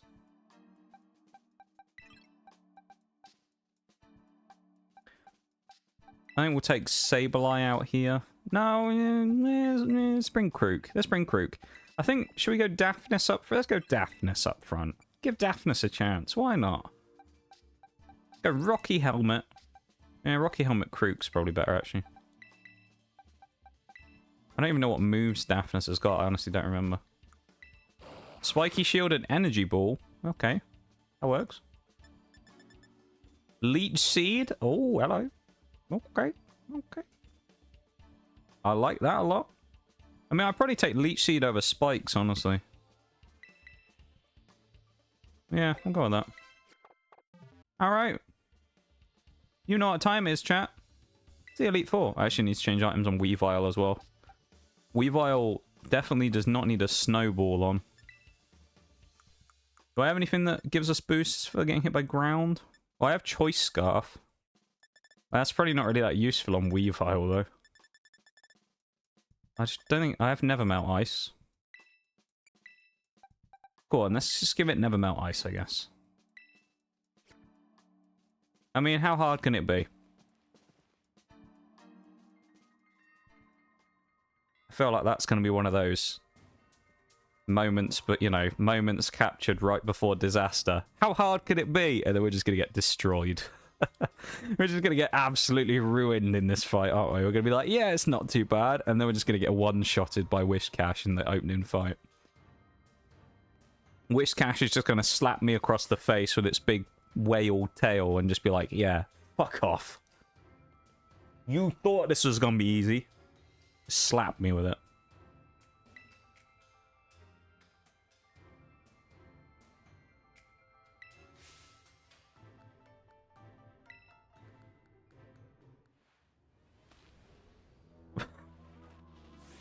Is that a thing that people have done, tabletop? Sending remote-controlled boats full of stuff out to... That sounds terrifying. Can you imagine you're out there paddling along in your little dinghy, and then you have, you just have a little RC boat just come ripping past you. What's that, the Leech Seed turn 1?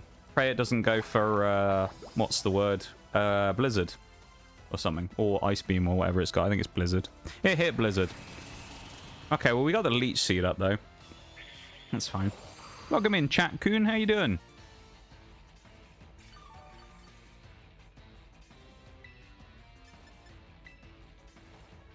How's it going?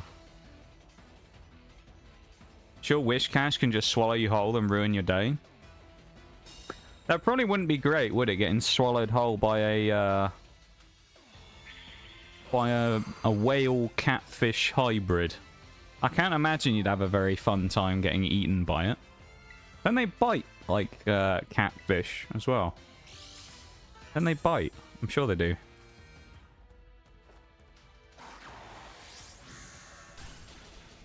Okay. Good damage. Good damage. We'll take it.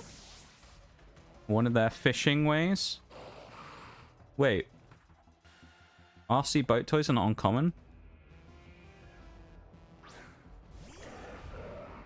When you say it's one of their fishing ways, I assume you're not talking about the RC boats. That'd be an interesting way to fish. How are we going to catch fish today? Let's get an RC boat and strap it. Let's get an RC submarine and strap it full of explosives. That would be interesting, wouldn't it? Let's just send the RC submarine underground. Or underwater and let it go and do its thing. It's going to use Fire Blast, probably. We got the Leech Seed up, so I'll make a successful switch to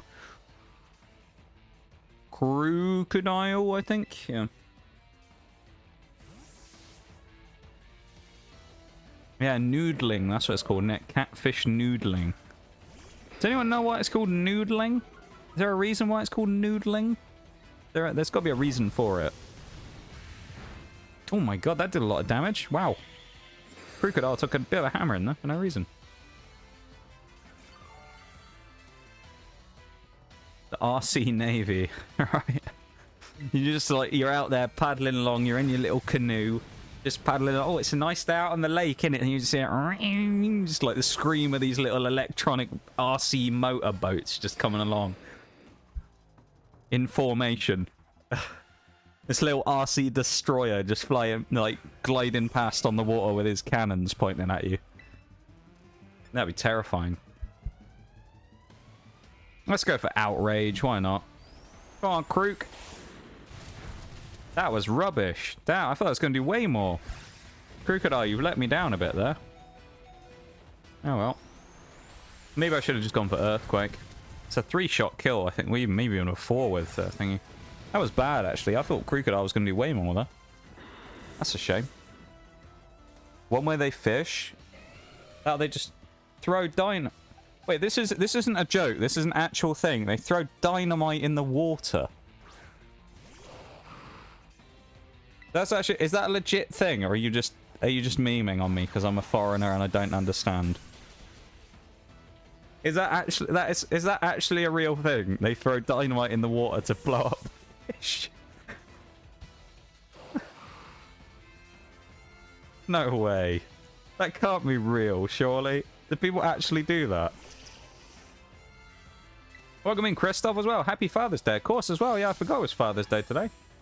It's because it's unusual, because it is over here as well. So it's usually like Mother's Day and things like that are on different days in the this part of the world versus the US. So, I forgot it was the same day. But yeah, welcome in, Christoph, and happy Father's Day. A special shout out to all of the dads in chat. So there you go. Thank you, dads of the chat. A special shout out for you today. 11 carriers, RC with their detail. Carrier, yeah, like a little aircraft carrier with little mini jets on the back of it. Be amazing, wouldn't it? Little mini jets flying like out the back. You've got like a little submarine. You got some destroyers and like proper battleships and stuff. Dreadnought class ship just comes sailing along past you. Give you a little salute with the guns. Cacturne is actually kind of cleaning up here, and I'm very surprised. That would be some weird stuff, though, wouldn't it? Dynamite has been used for, though never recommended. Dynamite in water isn't all that scary. It just seems kind of hilarious, though. That actually just seems hilarious to me, though. They're just like, oh, how are we gonna get the fish? Just throw some dynamite in the water. I just imagine this little noise, this little oof noise as like the dynamite goes off and then the fish just fly up out the water. I assume it just kills them underneath and then they just rise to the top of the water, presumably, but... And then they just pick them up, I guess. But, how does that... I guess it's like somehow waterproof dynamite, because presumably it reduces the power of the explosion underwater. Ooh, hello. Stall Wars, Toxic versus Leech Seed. We'll definitely die first, but we also do have the benefit of Energy Ball, so we actually might kill this Clodsire before he gets me. People are in awe of our military and often forget our civilians just as crazy without the rules of conduct. Is this true? I've seen and heard some crazy things about people in Murkrow doing wild stuff, so... I asked my son Cat for a gift. He'll give you some at Sasha. I'm sure he will. That was good. Yeah, we win the Stall War here, I think. Unless it has Poison Jab. It's going for Earthquake, so I think we'll be fine. Message got rejected, but fair for it. Wait, did you get auto-modded or something, Christoph? It didn't let you do it. I'm interested to know what you're going to say now. It's an actual thing, the fishing. Not exactly legal, but still in use. I bet Easy Pete from Fallout New Vegas does a bit of that. He goes out with his dynamite and goes fishing. Good old Easy Pete. We love Easy Pete. Civilians don't believe in the rules of engagement or the Geneva... Yeah, the Geneva suggestions. That's all they are to people, the Geneva suggestions. Guidelines, you know? Usually threw half sticks in the pond on the 4th of July for fun. I've never heard of this before. That's kind of interesting, though. Yeah, Canada as well. The Canadians are wild when it comes to that stuff, won't it?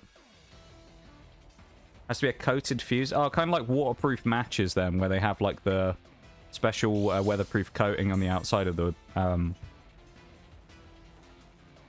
well, what do you even call it? The top of the match? I don't know, the like ignition part of the match. That's interesting though. Oh. Like a waterproof fuse. So we've learned about a new technique for fishing today. There you go. So next time I need to go fishing. I've never been fishing in my life, but that's what I'll do. I'll turn up, go to a fishing pond somewhere, and there'll be all those people. It'll be nice and peaceful. They'll be sat there with their, you know, their little chairs out, fishing away. You know, just sat there, just hanging out. And then they'll just hear boom, just out of nowhere. I'll be lobbing grenades in the pond. Going full Fallout New Vegas on them, just lobbing nades. Stick a nade in the fish's back pocket and just blow up. Be like Fallout all over again.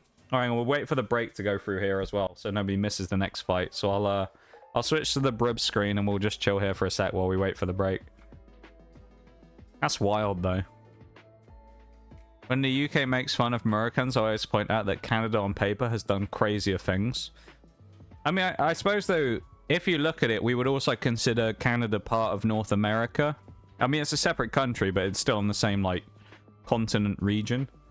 So I feel like a lot of people over here would just consider it basically the same anyway, so. Wi-Fi is being... or Wi-Fi, to translate. It's being something else today. Luckily, we're getting fiber on Friday. Ew. Getting fiber, let's go. A lot of people getting internet upgrades recently. I know Shag's recently got some Ethernet cables installed, and it's made a big difference to him as well. So hopefully it makes a big difference, though, Christoph, and it helps you out. Should be good. Yeah, good stuff, man. The blast itself causes internal failure?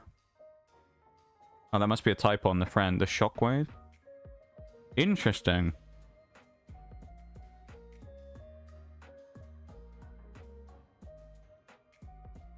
Huh. Well, I guess it makes sense. Because, like, the explosion itself, like, dynamite doesn't really have, like, shrapnel or anything, does it? It's just... I mean, for all intensive purposes, at least to my understanding, dynamite is basically just a stick of gunpowder, isn't it? Gunpowder and, like, padded stuff rammed in there.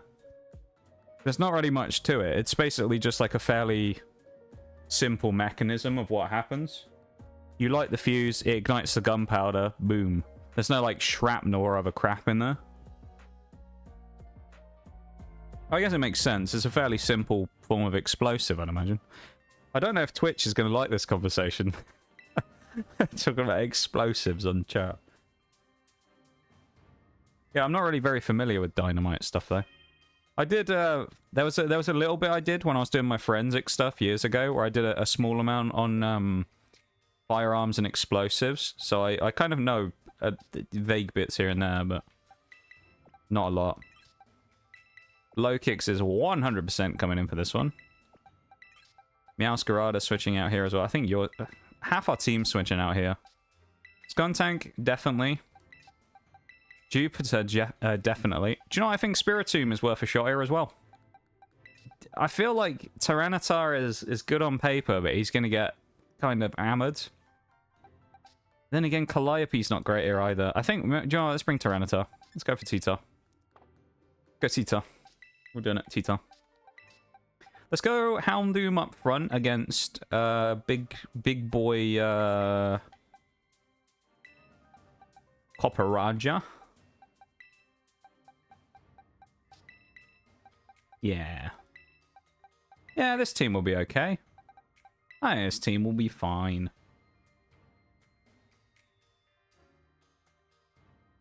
Pretty much when you put in the tie hole, it causes the ignition to pressurize and more boom. Okay, okay. Zuma should be on shortly. Ayo. I can wish them a happy birthday myself. Or a belated happy birthday, anyway. Try and leave it... Yeah, yeah. Because I don't know how Twitch likes that type of thing, so we'll... This is an educational thing, though, Twitch. Person who potentially might moderate this in the future. This is an educational conversation. We're not actually talking about committing acts using dynamite, alright? We're just memeing, okay? That's for the Discord stream later on. I shouldn't say things like that, should I? They'll get angry at me. They won't be happy. Some guy sat there in his chair at Twitch now. He's seething listening to this. He's like, I'm gonna ban this fucking guy right now. Alright, let's try this, I guess. Let's see if this setup works. Welcome in, Suzuma. How you doing? A happy belated birthday to you. We were asking about it earlier. Sounds like you guys had a little fun time yesterday. We were talking about what you guys were up to. It sounded very interesting, and it sounded like there was some good food there as well. It sounds like a good time. I hope you had a nice birthday. Yeah, welcome in. You guys have been really busy recently, so I haven't had a chance to catch up with you as much. So nice to have a chance to have a little catch up and a chat, you know. Go for a Houndoom flamethrower right off the rip. Oh, you sneaky bastard. That's really annoying that you got Stealth Rock up, because Krokorok is alive now. It means if I switch Houndoom back in, he's going to take real gnarly chip. Good job I haven't got any focus sashes, though. That's good. Had a message get blocked because I put... Oh, yeah. No, that's just a banned word. That's a banned word, Christoph, yeah. I forgot that was even banned, yeah. That's a banned word. That's why. A Bronzong has Earthquake as well, so we have to hope he doesn't kill us. Ooh, okay. Okay. Yeah, Dark type run. We're at the Elite Four. Currently, until today, we were unbeaten. We unfortunately have taken our first loss of the run, though. We lost to Eri of the of Team Star. She unfortunately was able to put us in the ground. It was really close fight, though. It was super close. But she unfortunately was able to drop us in a 1v1 Reveroom versus Houndoom, so we unfortunately have taken our first loss of the run. But it's only one, so I'm glad you had a good time. No acts of violence here, purely theoretical, just pure theory, not being put into practice at all. Yeah, we wouldn't do that. We wouldn't do that, Twitch. We're all wholesome beings here, okay? Except for that Bevan guy, though. He just wants to watch the world burn, to be fair. Hello there. Thank you for the sound alerts, Christoph. Hello there. You have to do a hello there. It's never a... I was going to say, Christoph never officially appears in stream until there's a hello there. I have to... Next time you come into stream, I have to ignore you until you do a hello there, because I'll just imagine you haven't shown up until you've done that, you know? I have to wait. When you've said hello, then I can talk to you. But until you've done a hello there, you know, as far as I'm concerned, you're not the real Christoph. You know, it's all a lie. Anyway, I started blasting. Bang! Wasn't Mom having medical issues? It was me. Well, I am. Well, hopefully you guys are, you know, are either on the I know you. We talked about your mum not that long ago, but I know you said she was doing better. But I hope you guys are both doing good, you know? And you're out of the woods with whatever it was that was causing you trouble, you know. So it's nice to see you guys again. You know. Albeit you know, I'm just a random streamer on Tinternet. I like to try and, you know, keep up with what you guys are up to, and, you know, I notice, like, I notice when I don't get to talk to you all that much, because of you being busy or whatever, and it's, you know, it's just nice to catch up. So, yeah, I'm glad glad to see you guys again, and I'm glad that things maybe have, well, you've had at least a nice birthday, you know, even if the rest of the last month was trash, quite frankly. Violence theory, yeah. Violence theory. That's what we need now. We need to rip it out on this Tinkerton. Only dynamite things here is the explosive amount of awesomeness and handsomeness you will have. No, you, Sasha. I'm not awesome. I'm... cringe. I don't know. Don't really know where I'm going with that. Thank you for the redeems though, Crystal. Thank you for the Hydrate Spino as well. And so anyway, I started blasting. There's a lot of redeems going off there. Let me have a wee drink. Let's bring out Spiritomb, because I feel like being annoying more than anything else. A nice little drink there. Spiritomb, I swear to God, you better land Hypnosis this time. Do it for the stream. Oh shit, it's a fairy type, isn't it? I forgot about that. Go on, do it for the stream. Spiritomb, you suck. You've disgraced yourself in front of everybody, Spiritomb. How do you feel about this grievous error? Unbelievable. Sounds about right. I would never ignore someone intentionally till they said hello. I just do it anyway. No. I never really intentionally ignore people in stream. Sometimes I miss people's messages. Sometimes I'll deliberately wait longer because someone's done something that's annoying and I'll just, you know, not really want to read it and I'll be contemplating for a while. But I don't tend to intentionally just deliberately miss stuff though. Not yet, but thank you for the kind words. Well, I hope soon it's able to, you know, settle down a little, you know. We outspeed Tinkaton with Krook. What?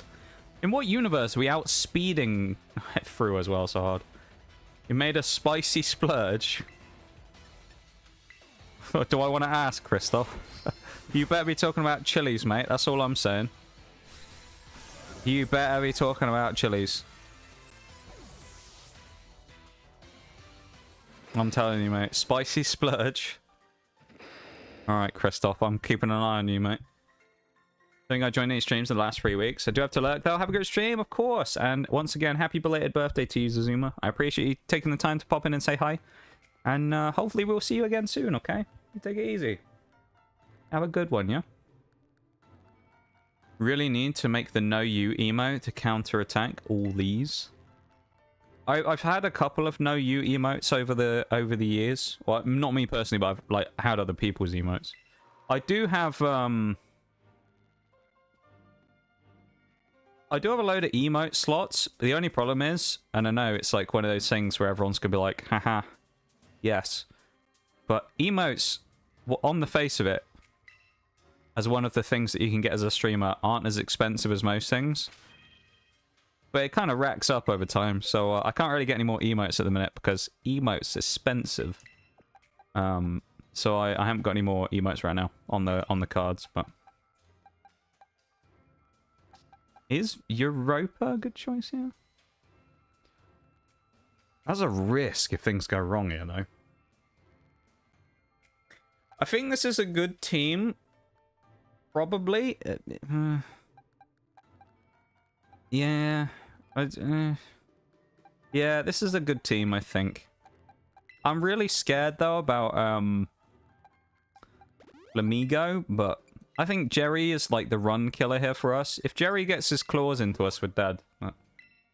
He'd ignore me. He always ignores me. I would never ignore you, Oriole. I never intentionally ignore you. I always try and get to your messages when I can. Okay. SMH my head, trying to throw me under the bus right now. What are we talking about? I don't intentionally ignore anyone, though. Unless you've annoyed me. In which case, maybe I will. Like that guy that... Well, actually, no, even then, if someone annoys me, I tend to respond to them more because it's more of a case of, like... Like that guy the other day who was like, no, you're wrong because you don't have fun playing Pokemon Showdown. Like, I'm more likely to just kind of shit on your opinion if you do that more than anything.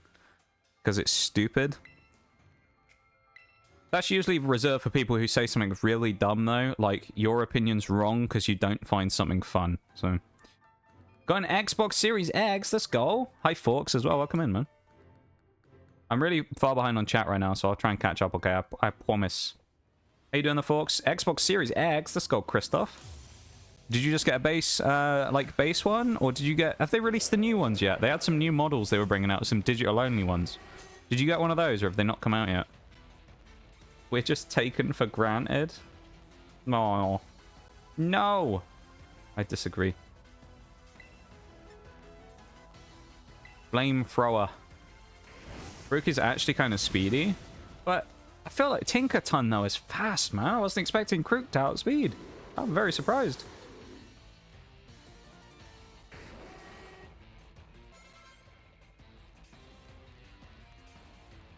Are you a rat? I've just seen that in the middle as well.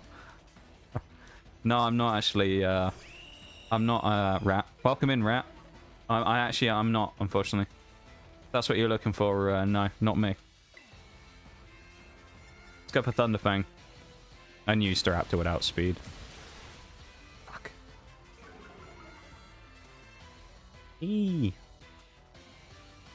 Emotes aren't cheap, hence why I make them myself. I wish I could. I mean, the deals that I have with, like, people that I know, I have good, like, emote artists that I know. So I can get emotes, like, relatively easily if I needed them. And people who have,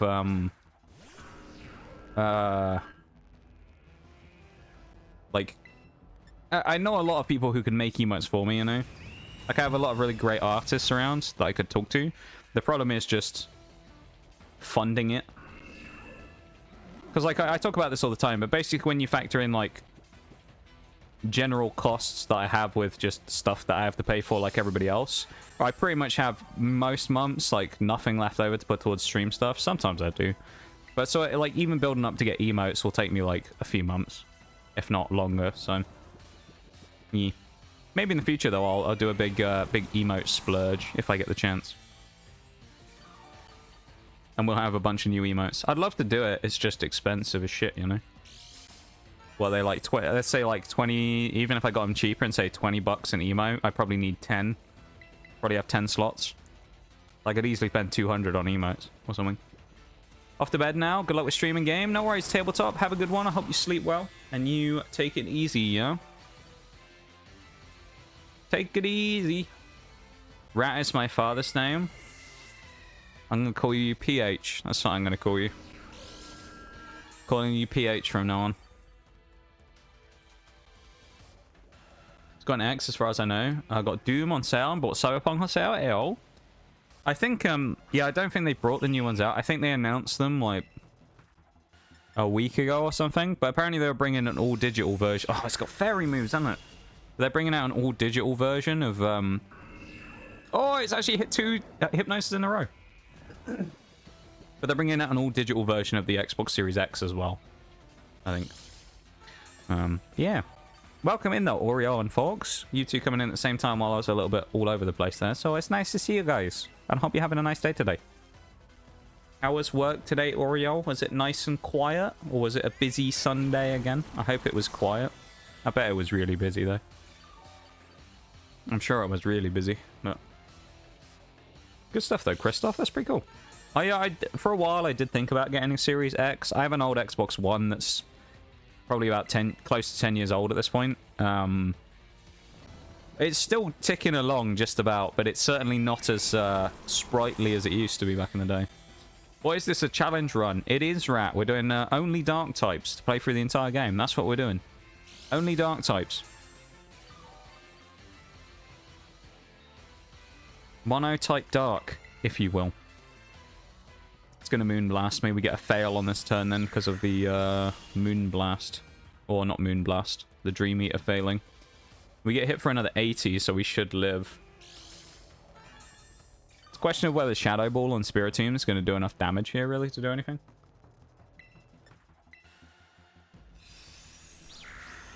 We've kind of done what we needed to with Spiritomb, though, where it's kind of just blocked up a massive hole we had in the team and done enough damage to really be able to, like, survive more than anything. It's kind of just, like, filled the gap of what we had. We didn't have anything to really, like, bulk much damage out, but Spiritomb's just kind of gone in there. I should have sucker punched! I should have sucker punched. That would have been a free kill. That's stupid on my part. Fuck. Sounds cool. Have you done normal type? I have. We have done normal type. It was the, like, 4th run we ever did, I think. We have done normal type, Rat. Slash PH even. Not Rat. Busy and people were fucking stupid. What were people doing today? What kind of idiotic acts were people committing today? What were people doing in at work today that was silly? Dom for life, welcome in. Hello. How's it going? Welcome to stream. Hello, hello. Oricorio. I mean, Toxic's actually not a terrible idea here. I mean, Flamethrower's good if we get the burn. I'm actually going to go Toxic and try and Venoshock it. Because I was assuming it would probably go for Confusion on turn 1. Because last time I fought this thing in Mono Grass, it was the biggest pain in the ass ever. And it just constantly confused me and then got me with air. There we go, we fit ourselves. But then got me with air/flinches. It was really annoying. There's an electric move, Revelation Dance. Probably the best thing for us to do against Oricorio is bring in Krokodile. So I'll probably do that if I get the chance. Hey, we land the Toxic, which is nice. So now there's the clock's ticking on Oricorio, and it gives us the Venoshock. Bigger procs, so we'll go for that now. So many things. Too many things of people being very silly individuals.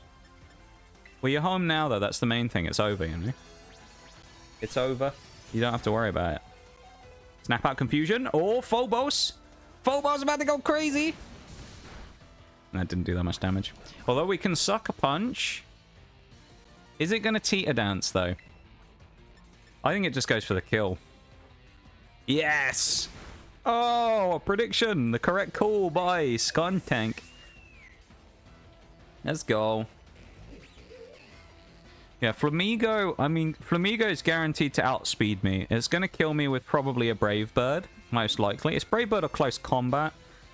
Either way, both of them are good. If it Close Combats, it knocks its defense down, which is nice, makes it easier to kill. If it Brave Birds, it's going to damage itself. Probably best thing I can do is Sucker Punch, because I can get some damage rather than not taking any off of it at all.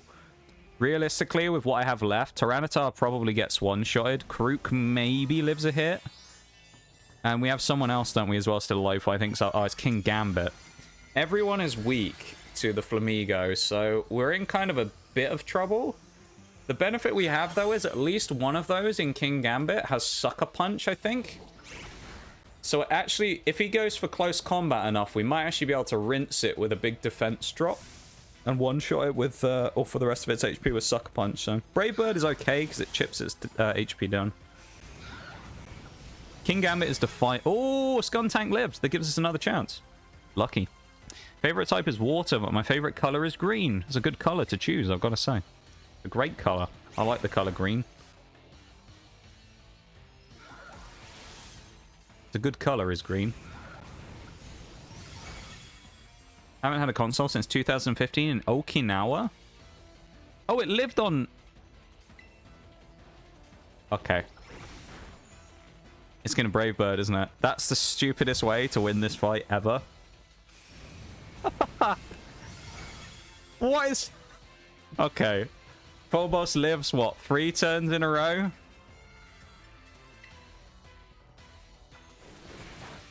Ah, he finally goes down. Damn. And the Aftermath kills the Flamigo. What a stupid way to win. That was like the dumbest fight ever. What was that? Oh, friendship's so stupid.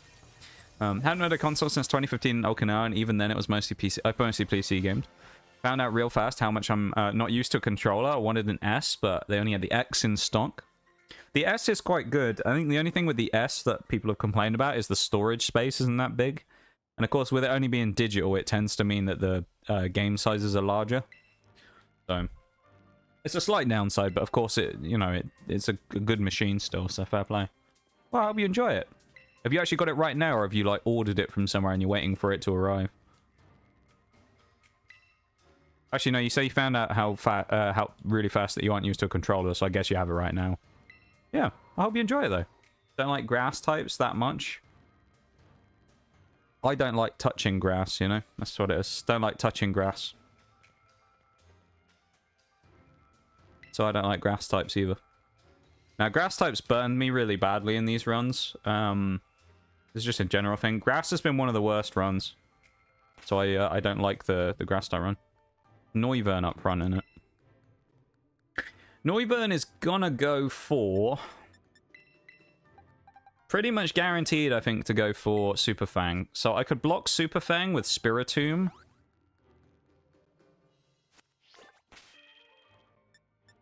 Or I just go fuck it and run Krokodile up front with Outrage. Alright, so we definitely don't want Houndoom in this one. Grimmsnarl is an absolute gimme in this fight. I think Titara is good here. I think Spiritomb surprisingly is good here. Skun, I think, needs to get out as well. Yeah, I mean, it's Eris or Zvylus. I mean, I kind of want to give Zvylus a chance, but Eris is just better.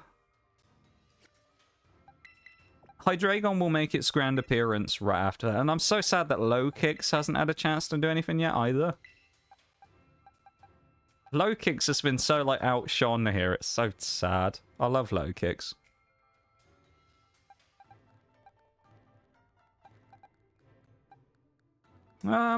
Let's try Crocodile up front, shall we? Why not?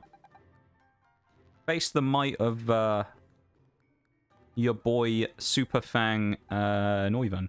Why not? Grass types suck. They kind of... Yeah, they kind of do. Sound Australian. Do I? I sound Australian, do I? Well, there you go.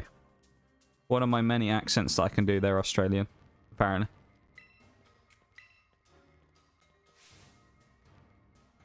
I've genuinely, just this kind of thing, I've never... As a person from over here, I've kind of never understood the, people thinking that people from England are Australian. Because I feel like they're both quite distinct, so I've never understood the confusion between the two. I don't know. Played a little on SW Survivor and a couple of hours on Cyberpunk. Oh, Star Wars Jedi Survivor. Yeah. Is that the one I haven't played? Yeah, Fallen Order's the one I played. I haven't played Survivor. This thing's guaranteed to do half if it hits us, so... With Super Fang, anyway. Okay, it's going to take Rocky Helmet and take half our HP off. We get probably now a kill with Outrage in the Revenge. Yeah, okay. Okay, that's good. We're rolling up. Getting a bit of power. You know, the snowball is building. Dragalge coming in. Gonna get outsped. Most likely to get one-shot by Crocodile, because that thing is pretty weak. Come on, Crocodile. Roll it in. Oh, it's not a one-shot. Okay, we're going to take a hit from most likely Dragon Pulse. Oh, yeah, Hydro Pump. I forgot. Well, I mean, Crocodile got the initial kill, which is nice. Dragalge's getting that out of the way is kind of nice. I mean, I could switch in Callisto for this and get the freebie. Sucker Punch from Atlas is good here. We also have Fake Out on Grimmsnarl, but it's a risk if we don't outspeed. We guarantee outspeed that. I think we go Spiritomb. I think we dropped Sucker Punch though, didn't we? Spiritomb is probably just the best for just tanking here. Sound the same to me. SMH my head. Maybe the Spinal Hydrate, Val as well. I appreciate it. Welcome in, man. You must have been lurking, I assume you have. You're always lurking away, Val. I appreciate it very much. And I hope you've had an enjoyable lurk, and thank you for the redeems. Thank you very much for the redeems. Flapple's dangerous. I'm going to go for Hypnosis Dream Eater and see if we can get away with it. I did more than I would have liked. We miss. Okay. I'm not going outside that much, so I wouldn't know. I mean, that's fair. As long as you go out enough for a healthy amount of time, then there you go. Fuck, he leech seeded me. Go on, get him to sleep. Alright. The question is now, do I actually stay here and Dream Eater and take the leech seed hits? I think I have to, and then just... Yeah, I probably have to. Because we have lefties as well, so I think we can out-heal the leftovers chip. About to go out and get in the pool, so I'll see you later. Try and enjoy this beautiful bean. I don't know who you're talking about there, Christoph. You must be talking about Oreo. Can't be talking about me. You have a good one, Christoph. Thanks for being here, my dude. You have fun. I haven't been for a swim for so long. I'd love going out in a pool right now. A late evening swim at 9:30. That'd be so nice with the sun going down as well. That'd be lovely. Oh, that sounds amazing. Oh, Leech Seed's going to keep this thing alive for an extra turn. That's annoying. Yeah, we should have killed probably in 2 turns here, actually, with Dream Eater. That weird sound effect. I don't understand. It's really odd. What a weird sound effect for Dream Eater. Thank you, whoever that was, mod who muted the ad, or muted, bonked the ad there as well. I appreciate it. Thanks for slapping it. I mean, Flapple's gonna... I think Flapple wakes up this turn, so I'm going Shadow Ball. Oh, prediction. Almost like he's done this before. It's almost like he's done this before. this kills, we still take Leech Seed. No, we can't take Leech Seed this turn if we kill Flapple because there's nothing to drain. So nothing, we won't take damage this turn from it, which gives us the option of, it's probably Haxorus comes, yeah, Haxorus thing and Bax are the last two. Old Hax and Bax. Haxorus is really dangerous, but it's kind of part of the reason I brought Spiritomb in the team in the first place, because it's a really, like, good natural counter. Mold Breaker stops pressure from working, but I can try for a Hypnosis and put it to sleep. Oh. Okay, I think we're about to die, though, to Leech Seed, because even though Flapple's dead, I think it'll still work. Oh, it's going to be about... Oh, do we out-heal? I doubt it. We're going to die to Leech Seed, aren't we? No! Well, we got the sleep. That's fine. That's okay, though. We got the sleep. That's the main thing. We got the setup. Haxorus is asleep, which is nice. Which pretty much gives Eris a free shot at this. And then we have a 4-on-1 against Baxcalibur, which is doable but terrifying at the same time, because that thing is an absolute monster. Baxcalibur is such a strong Pokemon. I think it's really slept on. With Icicle Crash, that thing slaps. Oh, fuck, we missed. Eris, you can't be missing like that. Liz. The problem with Bax as well is Baxcalibur's pretty fast. So it also won't have too much trouble actually putting us away. So we're going to have to be really... we're going to have to play this quite smartly. Having no Skuntank means I'm guaranteed to not to be able to chip it over time. I have no chip moves. I do have Fake Out still on Grimmsnarl, but this thing I'm pretty sure has Brick Break, so it does have a counter to pretty much every Pokemon I have. Let me double check. I think it does, though. Pretty sure it has Brick Break. Yeah, it does. It has Brick Break, Icicle Crash, and Glaive Rush. We should outspeed, but we roll the dice here as to whether we do anything on this, because I'm a little scared, to be perfectly honest. I'm terrified. If there's one Pokemon in this team that will end us, it'll be Baxcalibur that will end the run. This will be the thing that crushes it, that breaks us if it does. Because this is by far the strongest Pokemon in the entire Elite Four. Nice. Eris, that's not a lot of damage, though. I was hoping for more. Minus attack's huge, though. Oh. Icicle Crash, 100% kills. It doesn't. That might be the minus attack. We'll get another Play Rough. Oh, that's huge from Eris. All right, we win now. The Grimmsnarl slaps... No way are we about to win this by friendship as well. We are as well. No way. That's so stupid. We won twice in a row based on the friendship. Living on 1 HP. Skuntank lived 3 turns in a row on 1 HP. And then Meowscarada lives 1 turn there. That's so dumb. I think we'd have been okay anyway, but like... That's so silly that we lived that. What is that?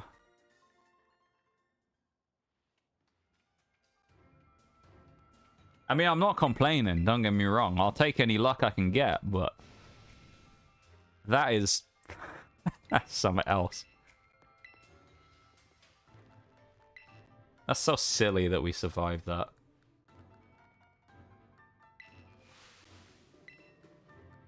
IDK. I'm gonna... Screen's gonna go black for half a second. It's just because I can hear the crackle on the audio, so the game capture... I'm just gonna reopen the game capture software. Oh no, it's still up. That's weird. What is it capturing? Because the program is closed. What? That's so weird. I didn't even have the window open for it. I don't know how it was still capping the game, but okay. Well, we can go fight Geeta now, which is good. We're about the halfway mark of stream. And we now have Geeta, the last cut, the big 3 or big 4, and then the final fight against Professor... What's her name? Sada, that's the one.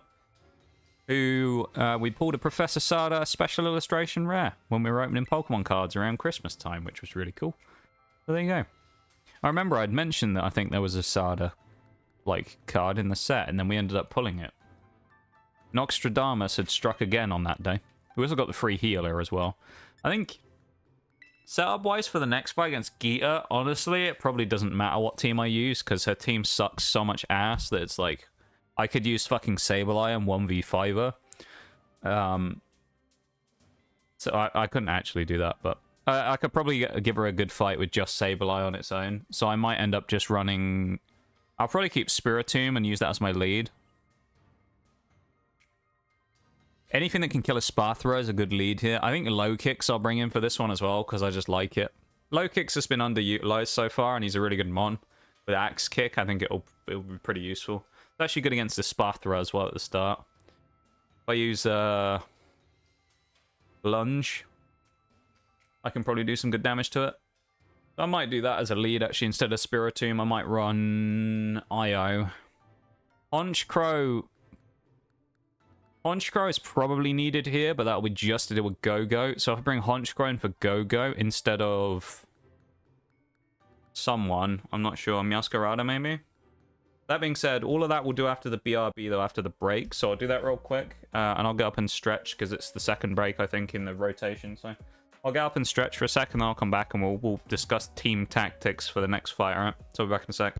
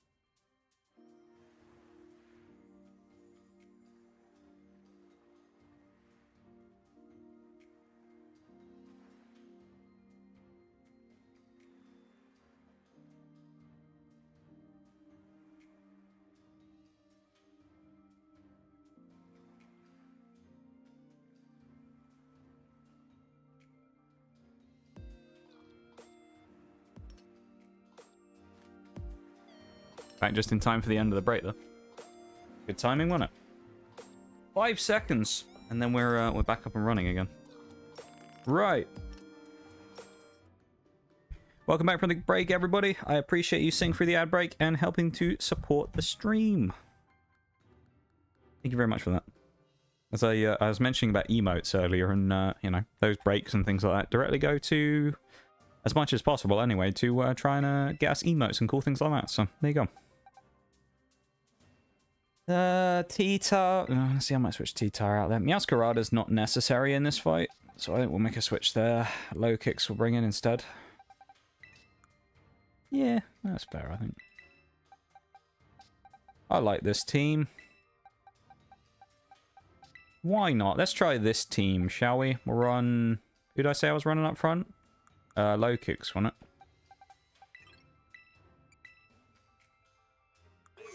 I can first impression the Espathra and maybe get a free kill. Yeah. Yeah, go on. I reckon it'll work. That'll be fine. The Elite Four were chumps, so I mean, let's go beat them. Go beat Geeta, shall we? Shaggy's favourite trainer, Geeta. At least in the TCG, anyway. He loved the Geeta card, did Shaggy. To be fair, I ended up getting about 6 of them or something, so... He had plenty of time to look at them. Alright. I believe. Usually, I don't want to curse myself, usually the champ fight is not that awful. It's usually never too bad. Geeta's team is traditionally quite weak. In comparison to previous Pokemon champions, she's pretty bad. Maybe much harder to fight Cynthia at the end of this than it would be to fight her. So it'll probably be okay. And I doubt we'll have too many problems, but we shall see. So let's roll the dice. Let's see what happens. Let's go win another title, shall we? One more champion title, pushing us ever so much closer to the final area of the game where we have to win in the final few fights. So I probably need to speed up. That's a massive start with the first impression one-shot from Lokix, though. Ayo. I didn't necessarily expect to one-shot off first impression, so I thought we were going to leave it with a sliver. That's a good start for Lokix. King Gambit coming in this early is brave as well. Against Lokix, I think it has Stone Edge, but Supreme Overlord only gives it a 1x boost. That is brave. If we hit Axe Kick, this thing's dead. Goodbye. Yeah, Geeta just threw so hard right there by putting King Gambit in that early. What a waste. King Gambit gets absolutely annihilated. Go-Go could actually sweep the whole team, in theory. Come on, are we going to see the... Did I say Go-Go? I think... Are we going to see the low-kick sweep? The IO sweep? The IO one-shot sweep! It's gone for 3 so far with the crit lunge! Let's go! IO with 3 one-shots in a row. It's only, what, like Veluza to come in next, I think. Surely? It's only Veluza and thingy left, isn't it? Veluza and Glomora? Oh no, it's Avalugg as well. Avalug's probably going to be the worst one for us to kill, but just because it's really hard defense. Let's go for lunge. We can't use first impression because it's not the first turn anymore. Oh, the one-shot chain's broken. Sag.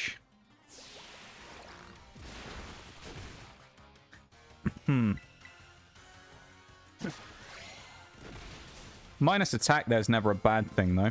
We'll take that, the minus attack, onto the Veluza. Probably saves us a bit of HP, so that gives us a little bit more of a chance. You know when I said IO had been outshone a little in the run? I really wasn't expecting this. Wasn't expecting him to go quite this hard in the final fight. We'd probably get hit with a body press here. That was a crit as well. This might kill. I mean, if we're going down, we're going down to Blaze of Glory. So if we got double crit, that would have been insane. IO takes the death to Avalugg, but kills 3, almost 4 mons in the process. IO the Lokix, take a bow.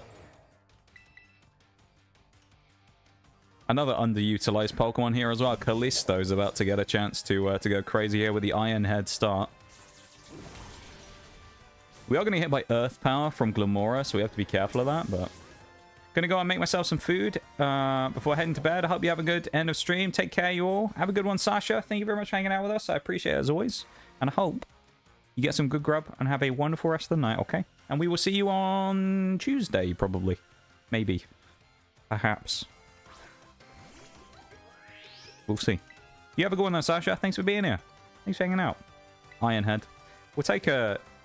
Unless the AI does something truly, like, ridiculous here and tries to use Terra Blast on us, we probably get hit for Earth Power. Realistically, I would say if I had to predict, King Gambit probably lives 1, probably dies to 2, and then we... do we knock out in 1? Maybe. Yeah, Ironhead I don't think is going to kill, but we'll see. Okay, we live like we thought we would. Would have been nice to get a Defiant boost. That would have probably guaranteed a kill. But we don't get one for no stat drops, so we'll go for the Ironhead. We don't have Sucker Punch, so we can't kill. Spiritomb can kill, though, with a Sucker Punch. So the game, like, the fight's over. This is already finished. We'll go for the Kowtow Cleave, just in case we somehow don't die. Nah, we die anyway. That's fine. We win. The champion fight is... This is kind of why I say it. The champion fight's super easy. I mean, look at that. We've lost King Gambit to Glomora in a 1v1, and II swept basically the whole team. And we have all of these Pokemon left. 4 left. Including Spiritomb and Krookodile, who haven't even taken a touch of damage this entire fight, and won't either. Because Glamora is going to attack, and Spiritomb is going to Sucker Punch it. So, good night. Geeta gets put away for, I think, the 14th. Yeah, this is run number 14. 14th time Geeta has lost. I want to say, and I might be wrong, I want to say that in 14 runs, we may have only lost to Geeta once. And if I remember rightly, that run in particular had a very, very bad RNG fight against her.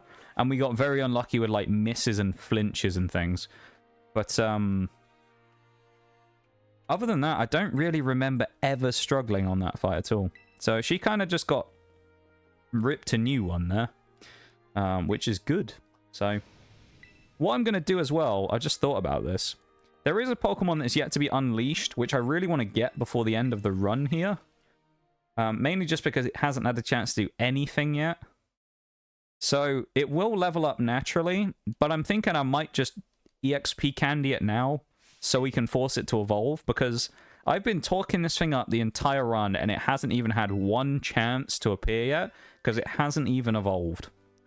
And I think now is the time, if any, to bring it out, because we're at the end. We have 5 fights left till the end of the game, right? Which we intend on finishing in the next, it's 2 hours and 10 minutes, so I think that's doable. I think it's fairly doable. We'll see. If we run over a tiny bit, we run over a tiny bit, you know? But we'd be looking to clean this up today by the 5-hour mark, so we're on good time right now, though. We're almost at 3 hours, which is kind of wild, but weariness in Larry's face is some moods. Yeah, I think Larry, when they came up with the character concept of Larry Val, I think they just went, what does a normal person at this point in time look like?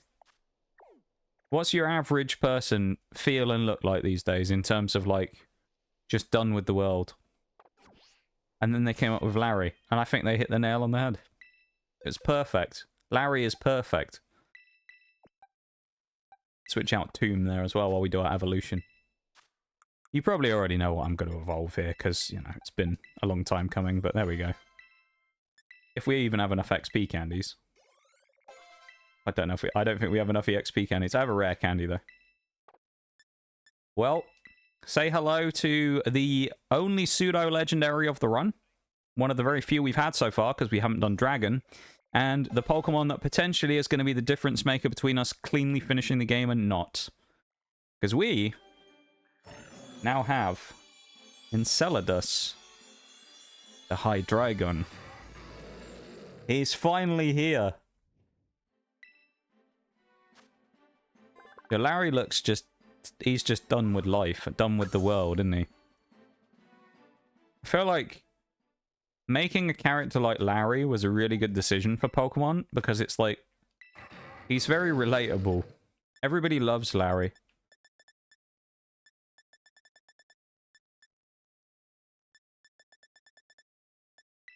We'll take Hyper Voice instead of Body Slam. We also need to get a dragon move that will actually be good here, we need to go and beat Penny first. Because we're going to get Draco Meteor. And Draco Meteor is going to be godly levels of power for us. If I really wanted to, I could look in my TMs and probably give it like Thunderbolt or something as well. That'd be a good move, but it'll be fine without it. So at first we're going to go fight Arven like we normally do. He always leads with a Greedent. Lokix is going to be our lead. I think this team will be absolutely fine, honestly, against them. So I'm going to do that. I'm also going to take Wise Glasses off of Grimmsnarl. What am I doing? I need to go in the box. I need to take Wise Glasses off of Grimmsnarl and give them to Hydreigon because, well, it's Hydreigon. And it's already got incredible special attacks. We'll chuck that on there. I think Grimmsnarl... Do I need Grimmsnarl in the team? Maybe I'll switch Grimmsnarl out. Who's good in this one? Houndoom's like okay here. Eris is good here. I guess we'll bring Eris. I mean, the extra speed on Eris is always nice as well. And then we'll nick the leftovers. I guess we'll put them on Meowscarada and be fine. Yeah, this should be fine. Let's go fight Arven. Arven's usually first, then we do Clavel Penny, and then we end with Nemona. bringing us into the final fight with Professor Sada. So we're going to clean up in that usual direction that we go in for the fights, which starts with us battling Arven, who should be... We should just start it here when we go near the door. Let's get going, shall we? Get cracking. Time to end this run. Well, not quite yet, but a bit later on.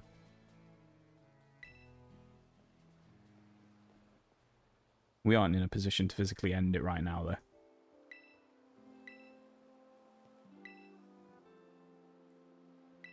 Good old Larry. Or Arven as well. He's got a very sad story arc. Poor guy. Just to make it worse, we're going to beat him senseless in a minute as well. Feel sorry for him a little.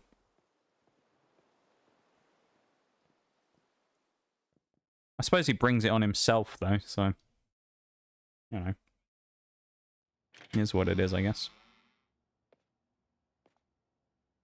As far as I'm aware as well, none of these cutscenes actually get skipped, even if you turn the skip cutscenes setting on. So, kind of no point doing it, because it doesn't really save... It saves you something like 5 minutes if you from the entire game. It doesn't really save much time at all. So it's not even really worth putting it on. You might as well just sit with the cutscene skipper switched off. It's not even really worth doing.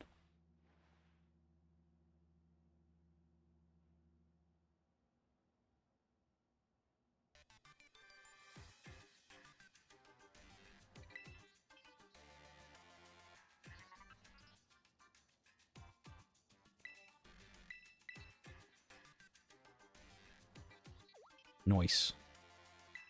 Get this done. Final step. Scarlet book and all that crap. We'll get this all done. Realistically, I'm not really that concerned about the end of the game that much.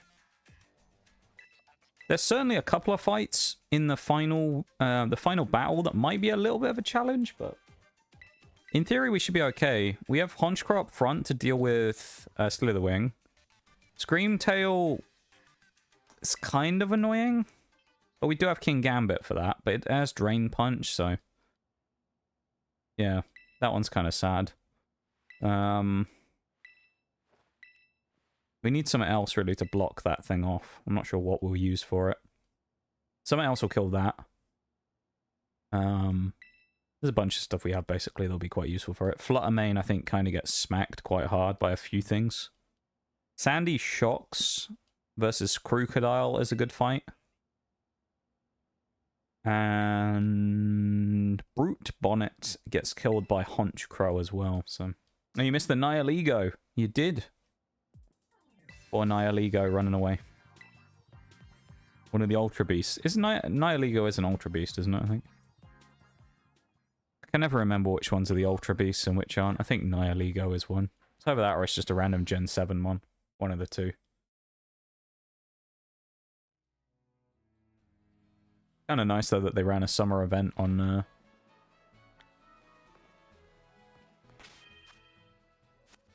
PCG. Kind of cool. Get cracking. Shiny Dex in Pixelmon now. Oh. How many of the shinies do you have in the shiny Dex? Imagine you have a decent amount.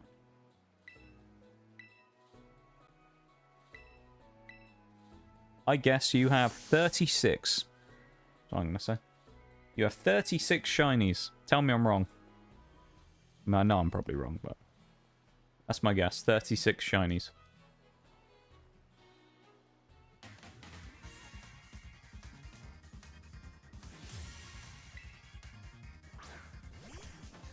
%, or... oh, you want a percentage? Oh, we'll go 36%. Why not? I was going to say 36 shiny Pokemon, but... Well, either or. Why not? 36% or 36 shiny Pokemon. Either or. Why not? Should use first impression there, actually. No para? Please? Nice. Not getting paralyzed there is huge. Oh, 45.5. I wasn't that far off. Only 9.5%.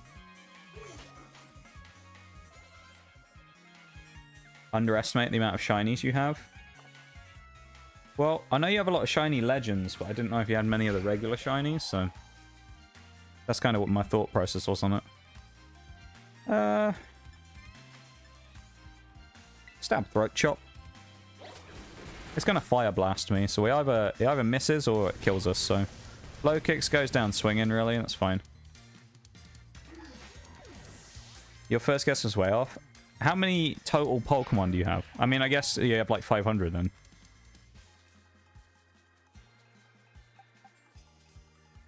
Hydreigon's too early to bring out. Yeah, you have like close to 500. Well, you have like 450 Mons then. In shinies. Because there's about 1,000. It's 1,025 Pokemon now. I'm surprised we got outsped there as well by Scovillain. Shame it didn't miss last turn with the Fire Blast, but, you know, it is what it is. We'll take it. Garganical. Oh, no. Not a great Mon to have up against my poor bird here, is it? So we're definitely not going to take that fight. Switch to Meowscarada, I think. Actually, you know what? Let's go to Titan. Get the Intimidate off as well.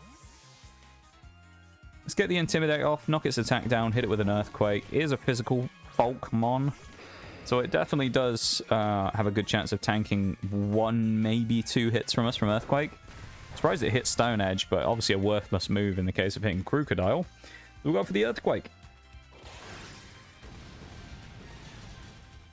Not bad. Stealth Rock setting up is kind of annoying, more just because of Honchkrow than anything else, or if we get swept. Because we have to keep switching in from taking big damage, that's annoying. But it did waste a turn and didn't deal a lot of damage to Krook, which is good. There's still Toedscruel and Cloyster in the mix, which are annoying. So, yeah, Cloyster probably kills us.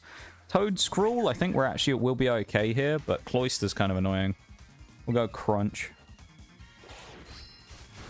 I hope it hasn't spored me. Oh, that's going to kill. Ooh, it doesn't. Crocodile lives. Damn. Rocky Helmet chip goes off. Crocodile gets the return Crunch to get the kill as well. The refrag. We'll take it. 427. That's a lot of Pokemon. Are they all just from, like, random shiny spins and stuff? Or have you found any just, like, genuine shinies out in the wild?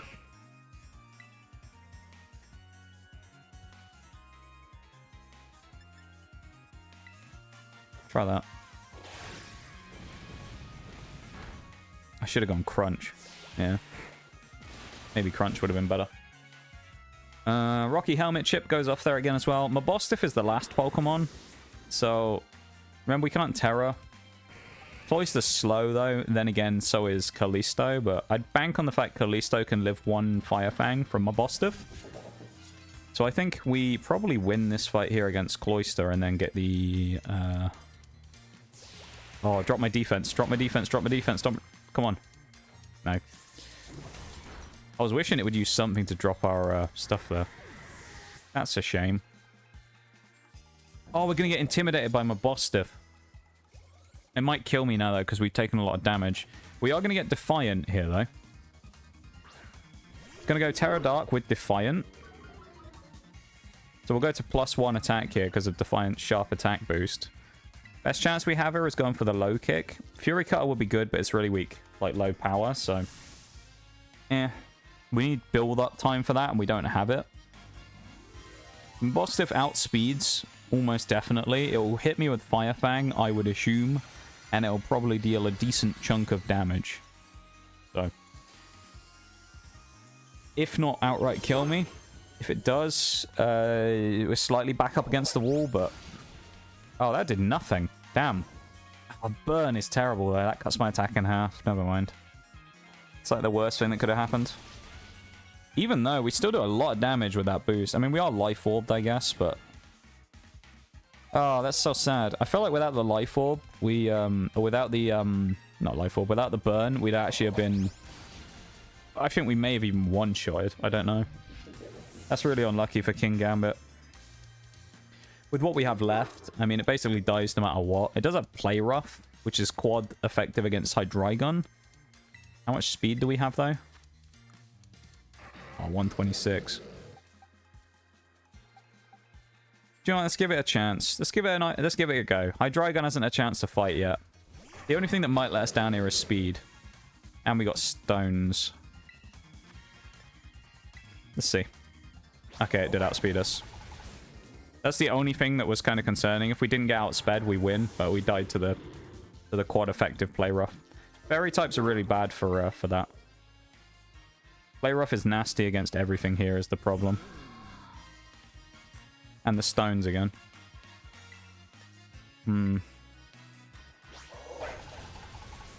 God, fucking play rough doesn't miss either, of course. Mine always does. It's now coming down to a speed tie between Eris and Thingy.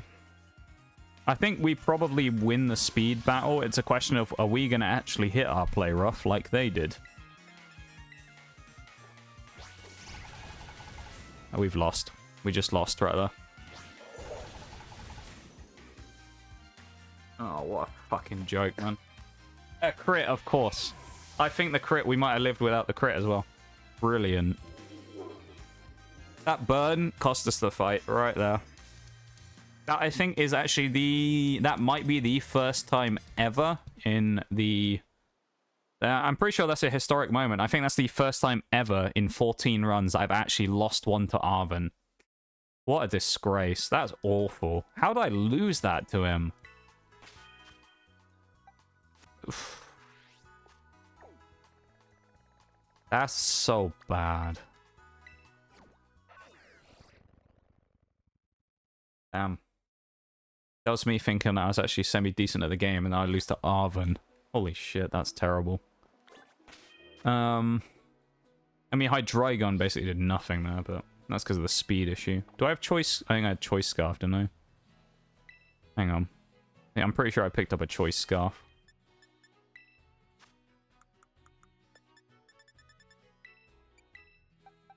There we go. Do that instead. That'll probably win us the fight now. We probably outspeed Mabostiff instead. That's so annoying. Time-wise as well, that's annoying, because I was hoping to have this fight done already so I could move on to the others. That's a bit frustrating. Considering how dominant this team's been, I'm very surprised that they lost to Arven. I mean, albeit it was play rough on Mabostiff, but... It's sad, because if King Gambit had more health and hadn't taken the hit from Cloyster, we win, even with the burn, so... We'll go first impression on turn 1 this time instead. I think, even though it's not super effective. I think we'll just go for the first impression.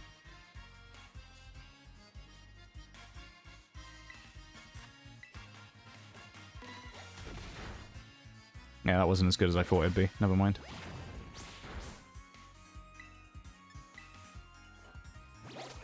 Good old Lokix lands the axe kick, though. Nice follow-up. I mean, we get the kill basically the same as we did last time, except we got to use first impression this time. It's got villain, exact same thing as last time. I do have the option of switching if I want to. A switch into Krokodile is not a terrible idea. I think that's what I'm going to go for this time. Or I switch straight into Enceladus and just go for it here.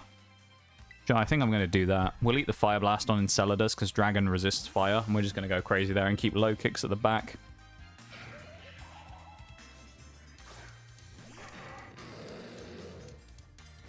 If it missed Fire Blast, that would have been even nicer. But that's a good... I can't believe what I'm seeing. Let's go for the Dragon Pulse. Choice Scarf Dragon Pulse. We'll lock ourselves in, but it's a stab dragon move. We'll go for it. Queenly Boo, welcome in. Hello, hello. Welcome to stream. Thank you so much for the follow. I really appreciate it. And welcome in. How are you doing? Nice. It's a shame we don't have Draco Meteor yet, but it is what it is.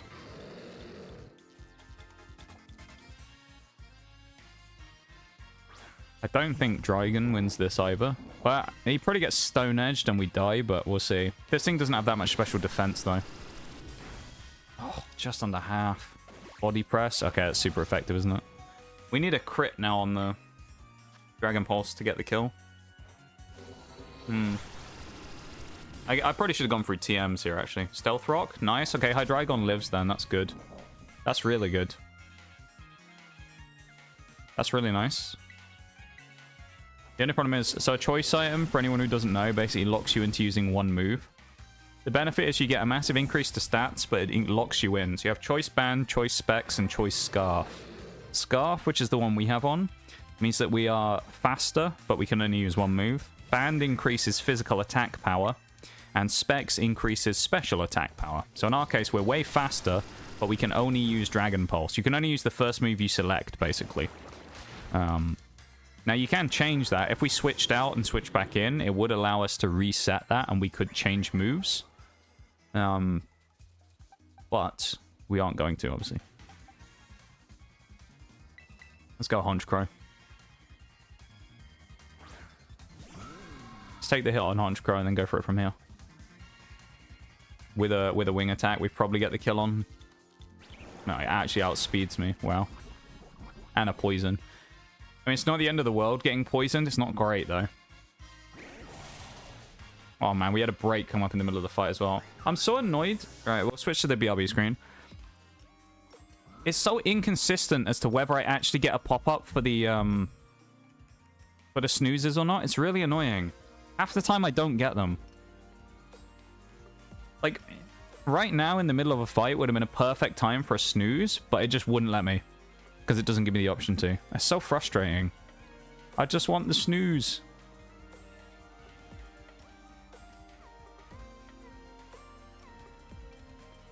I just want to snooze it. Nothing I can do, though, I guess. We just have to sit and wait. It will be okay, though, I'm sure.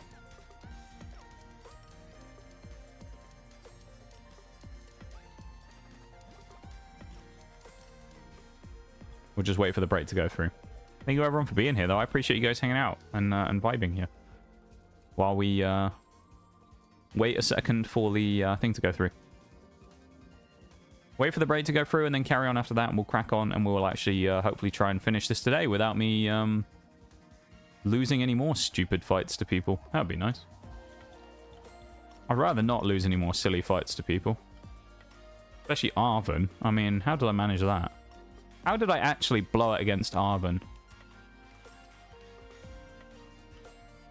It's kind of insane that I managed to fuck that one up. I'm so sad.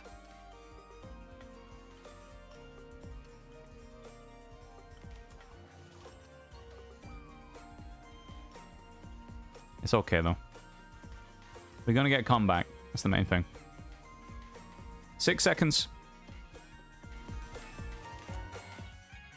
Cloyster coming out. Welcome back from the break, everybody. If you're caught for the full time, I can only apologize. But welcome back.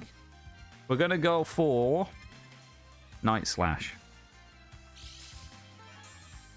Because Calliope's going to die anyway, so its utility's been used up now. That was rubbish. Damn. I thought that was going to do way more. That's actually awful. Damn. Maybe Tyranitar would have been good in this fight, I don't know. King Gambit gets the kill here with Iron Head, but we know it's too slow. We get the Axe Kick kill, or First Impression, actually, here. Axe Kick probably kills First Impression, I don't know. But it's the only turn we get to use it, so... I guess we just go for the Axe Kick and pray. And we land it. Doesn't kill. Oh.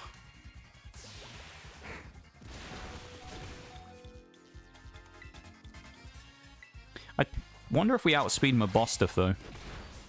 If we do, we can get a lunge on it and drop its attack down by 1, which will be really handy. We'll figure out.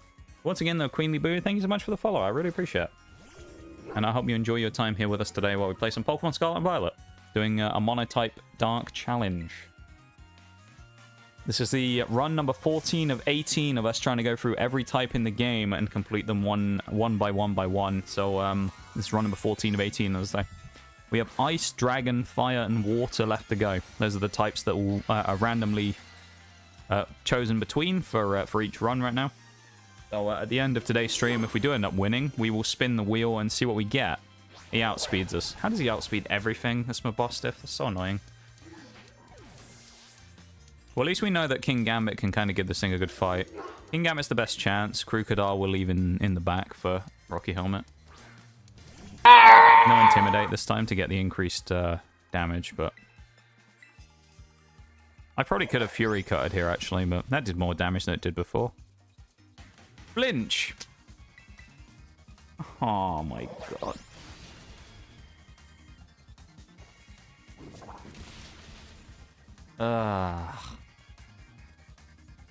What a useless time to get flinched. The King Gambit should have won that so easily. Fucking hell. That's such an annoying flinch. Thank you for the sound alert, Maximum. Time for bed. Have a good stream. Have a good one, dude. Thanks for being here. And yeah, take it easy, man. Have a good night. We'll see you soon.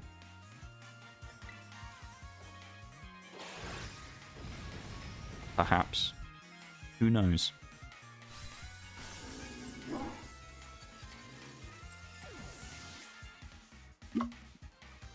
Have a sip of my water. We beat Arven this time, though, which is good. Cough there as well after a choke on my water. Wasn't good. I'm a choking fit. Yeah, we should have won that first time. That was kind of sucky. It only took 15 minutes, but it's 15 minutes we could have spent fighting someone else, so... We gotta go after Director Clavel next, who is gonna inevitably go with a... Well, it's... Which team does he have is the question. Which version does he have for this? So he's gonna have...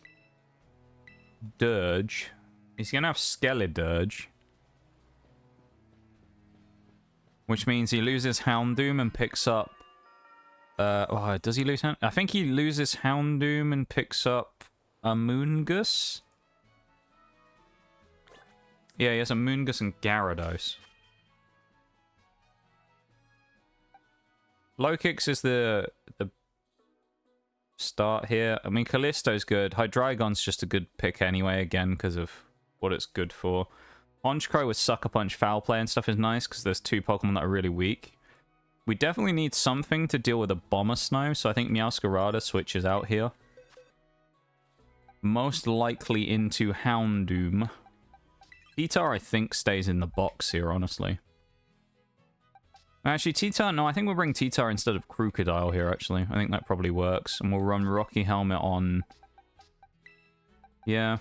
I mean, leftovers on Houndoom is kind of garbage, but... You know what, actually, let's do this. I think that works. The only thing here is if Lokix gets put to sleep, it'll be annoying. We don't have any Chestos anyway, so I'll just run the risk of getting put to sleep. Why not? We need to speedrun this. Basically, the gist of where we need to be now, okay? Where we need to be on track, what I would consider on time on track. We need to be... In the next 45 minutes, so by 4 hours into stream, we need to have finished these next 3 fights. We have 45 minutes to win these next 3. Now, if we win them cleanly, probably isn't going to take any longer than about 20 minutes, 30 minutes. If we have trouble with them, it's going to take a bit longer. So, yeah. We're going to need to pretty much just go crazy here. And we'd love to see an insane little bit of magic coming out of this team once again. Plenty of times in these runs we've had a bit of magic when we needed it, and now we need a little bit more. We go asking at the, we go to the well again looking for something. Lokix with a one-shot on first impression here would be very, very nice if he can kill Oranguru in 1 turn. So that's what we're looking for as a starter. That would help us nicely. Arguably, the other best thing that can happen is if Oranguru survives, if it doesn't use Yawn, that would be nice, but I think it probably will. Oh, That's so close. Oh, that's so close. I think it probably, I could switch, but I think I will switch into Houndoom.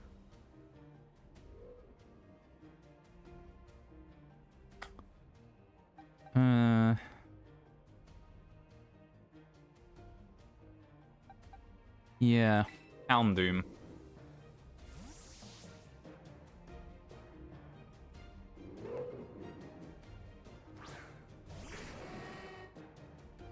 Yeah, I thought it was going to foul play. It was kind of just who was going to take the hit, and I think Houndoom can afford to take one.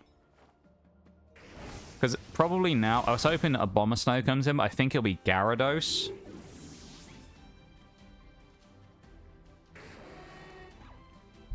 Which I think we'll outspeed and we can get a Thunder Fang. If not, this could be a really big mistake. It either goes Stone Edge or Earthquake here, one of the two. We'll go for the Thunder Fang, see if we outspeed, which we do. That's pretty good. We're going to die here, though, probably. Aqua Tail, okay. I could have actually made a successful switch there. No, I was thinking about switching into King Gambit, but losing Houndoom isn't great. It's not the end of the world, though. I'll go back to Lokix now. First impression is not worth using here, because Gyarados is part flying, so the best thing we can do is go Throat Chop. We get the kill on Gary, which is nice. I mean, Gary is just a strong mon anyway. It's also a pretty good thing against most of what we have here. Bomber Snow is a weird choice, because it's actually weak against everything here, pretty much. I mean, we can't first impression. We could lunge and knock its attack, or we go for the axe kick and try and one-shot it. I don't know if we will, but we're going to try it. We don't. Aurora Veil, as expected, gets set up. That's good, actually. I mean, it didn't attack. That's fine. It means it guarantees Blizzard. We're going to go for lunge anyway. Knock its attack down. Waste a turn. And I'm glad it didn't kill, because it means that we waste another turn of Aurora Veil now. The only thing here, I will say, with Pokemon that's kind of annoying... If Aurora Veil wasn't up, by the way, it would have died. But, I wish that Aurora Veil, Trick Room, Light Screen, all that kind of stuff, time-based moves that are like, you know, it goes in for a certain amount of turns.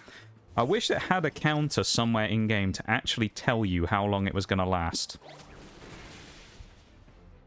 That would be really nice. It probably Shell Smashes here, which is actually quite scary if it does.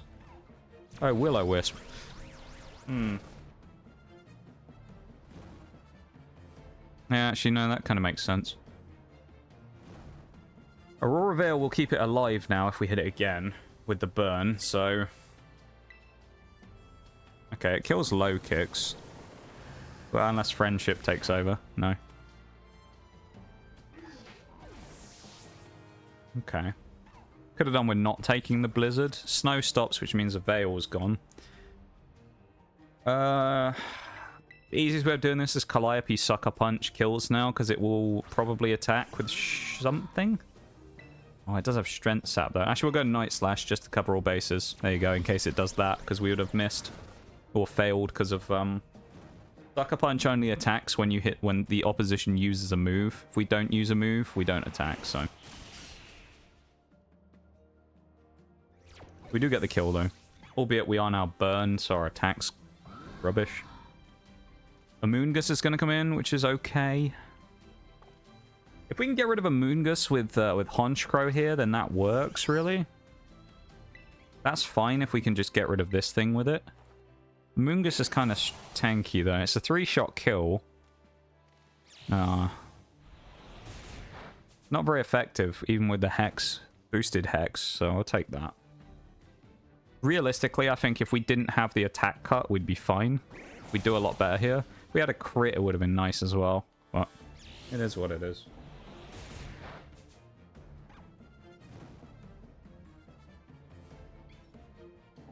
We should be fine here, I think. Probably. Maybe. I don't know. We'll see. Who knows? I feel like that Arven loss has kind of knocked me out of my groove a bit.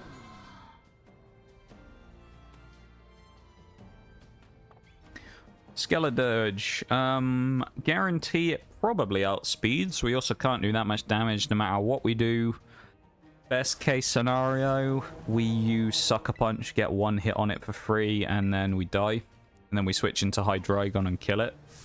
That's probably the best case scenario. So I think that's what we're going to go for.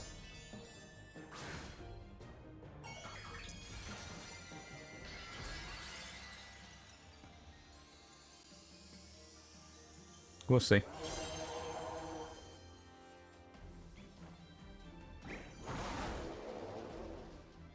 That was rubbish damage, but kind of expected it. It's gone for Torch Song, which is not great because it means it's already boosting its special attack.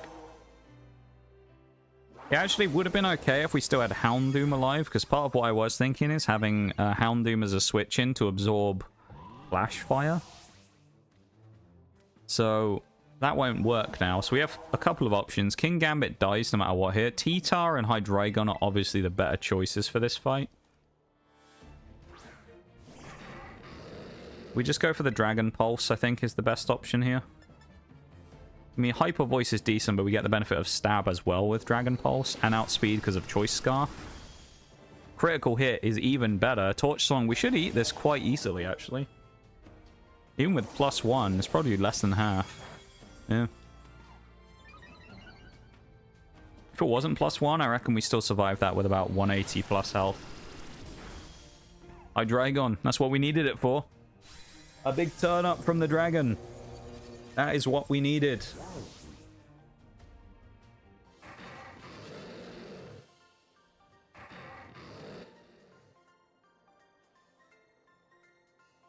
That's good. Very good.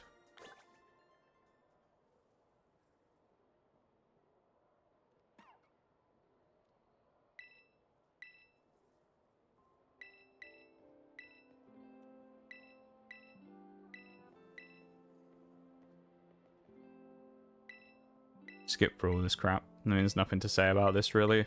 Just skip through it all.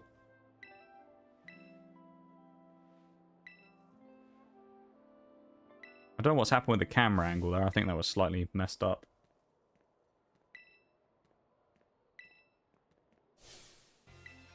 We're back in A button mashing simulator here as well, as we just continually spam the A button until we get through the text.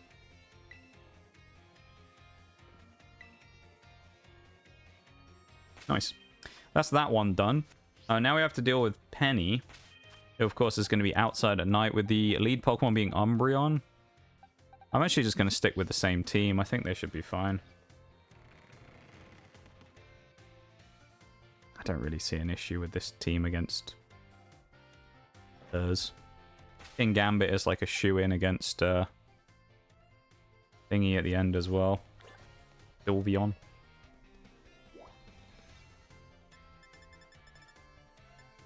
Schoolyard, that's where we're going.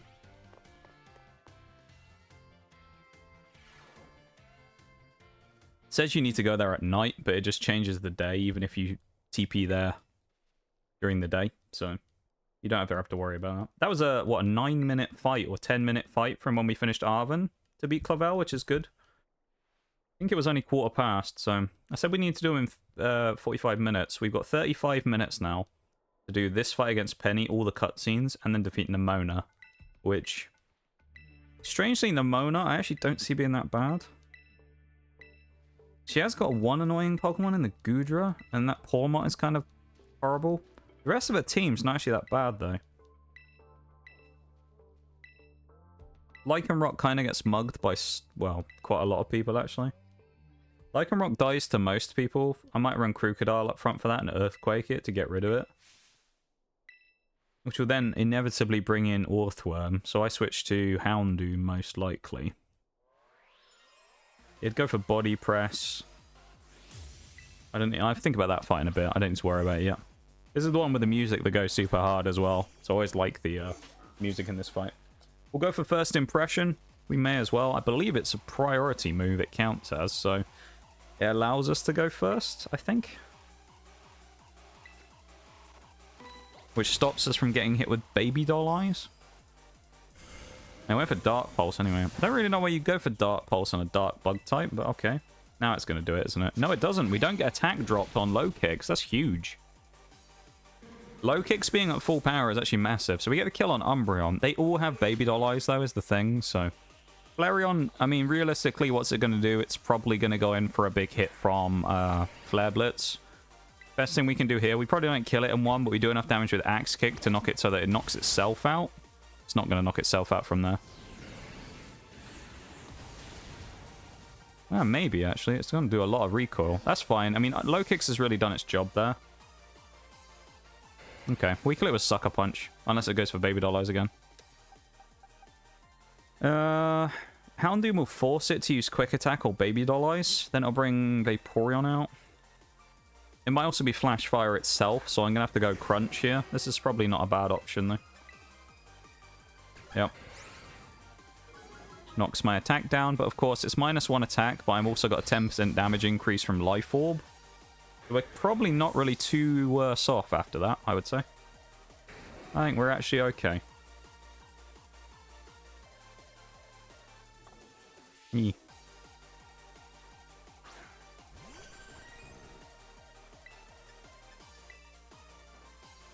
Vaporeon's kind of bulky, so yeah. I wasn't expecting to kill it in one. I actually thought we'd do slightly more than that, but that minus attack might make a bit of a difference. Hydro Pump actually lands for once as well, so we take the death there. Probably a bit unnecessary, but you know. I probably could have switched out, but what comes out after this? Jolteon. Jolteon and Sylveon are still left.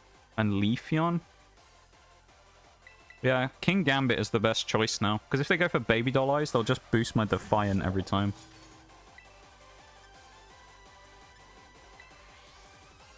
Oh, that's such a bad move from the AI. 1 attack drop.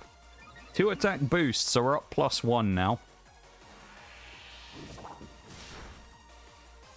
This is the benefit of a fight like this with a Defiant Mon, is you can just kind of sit them in there, and every time the AI goes, oh, we need to knock his attack down, they're going to get really badly, like, burned by the consequences of their actions. It actually lands a Thunder. That's annoying. No para? Yeah, of course it paras. Why wouldn't it? Why wouldn't it paralyze?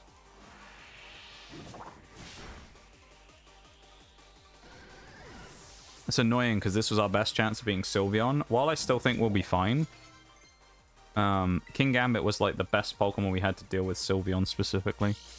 Also need to use a TM to get rid of Fury Cutter because it's just a rubbish move to keep on it. It's like level 60 now and it still has Fury Cutter. Although I say that, Fury Cutter actually now might not be too bad. Just because it's fighting Leafeon. Then again, it's... let's just go Calthar Cleave. Probably the best choice.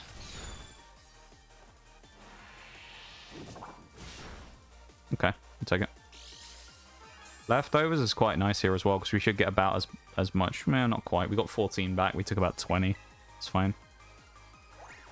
I guess the AIs decided that it wasn't worth trying to use boosting moves, like stat drop moves on me again, to boost my Defiant. I guess it's learned. Sometimes the AI in this game, though, honestly, is really dumb, and it might have just done it anyway, because it was like, oh, we need to drop his attack. And it just keeps doing it. So... the team for Sylveon here is looking a little rough, so King Gambit needs to survive at least this first turn and land the Iron Head. Now, I don't think we will, which puts us in a real spot of bother if we don't. And that's scary.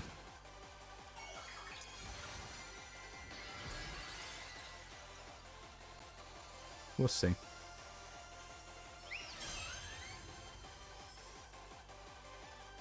Okay, it's going for a Terra boosted Moonblast. I think this kills us. I hope not. Fuck. That's frustrating. Okay. Let's go with Honchkrow first. Honchkrow, I think, has the weakest chance of the three of winning this, which I know sounds weird, because you're probably thinking, well, you've got Hydreigon, who's quad weak to Sylveon. But it's Choice Scarf, remember, so it's probably going to outspeed her, and therefore actually have a chance to attack. And if I do use Hyper Voice, there's quite a good chance of actually killing it. So I think we'll go T-Tar next. With... I guess we have to go Rock Slide and pray it hits. And we also get Sandstorm up for the chip damage. Go Rock Slide. We outspeed. This probably kills. No. Flinch, maybe? Oh. Heatar with the flinch. Sandstorm goes in. Makes it nice and weak down in the yellow. Sets us up for an Earthquake finish. And Tyranitar is going to end this one off. Let's go. Yeah, that was looking slightly ropey for a second, but never worried. Calculated, you know. That's what you say at times like this. Just calculated. I knew what I was doing the whole time. Never worried. I knew we'd get that. I knew it.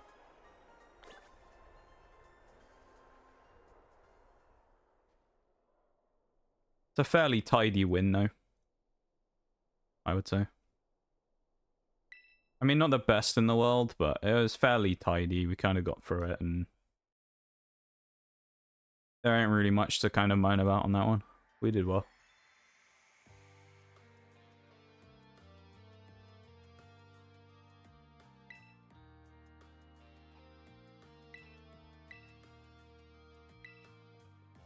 Nice. We'll take it. We'll take it indeed.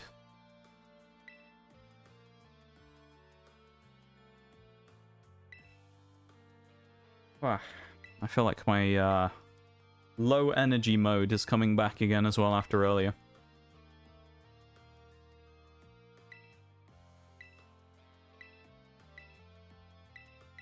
I'm back in slow mode again now, so you'll probably have to bear with me being probably quieter than I have been for the rest of stream. Not that that really matters anyway, but still.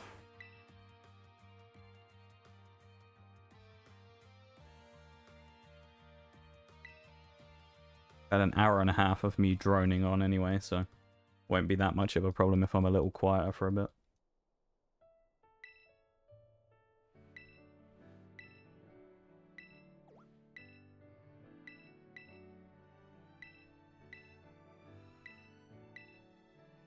Welcome in, Jules. Good luck with the Poke Catch. Hope you're having a good one.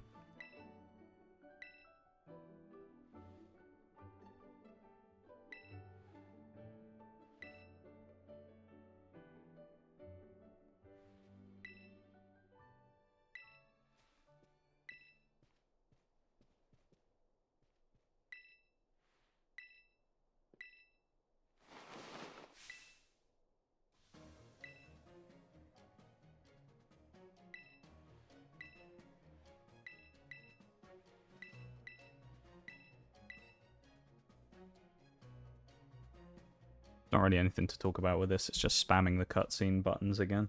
Spam A until we get through the talk.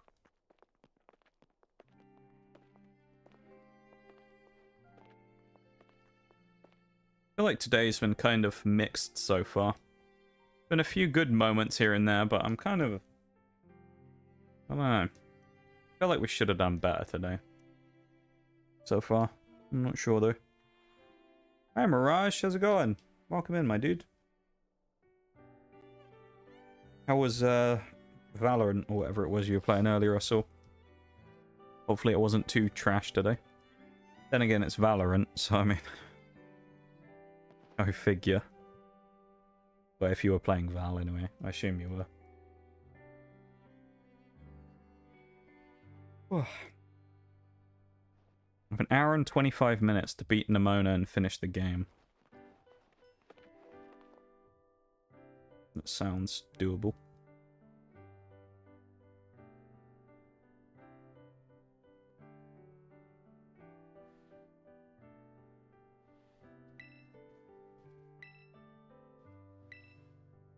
But yeah, I hope you're having a good one, my dude. And I appreciate you popping in to say hi. It's nice to see you.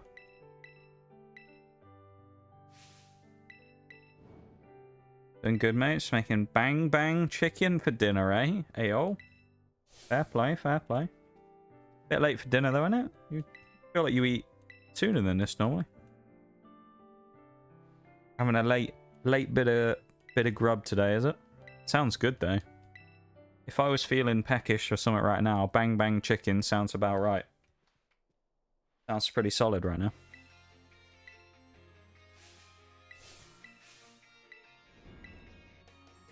Still just been spamming the A button this entire time, if anyone's wondering. That's what I need. I need a permanent hand cam that just shows my controller when I say that. So I'm just constantly just pressing the A button. See my pain.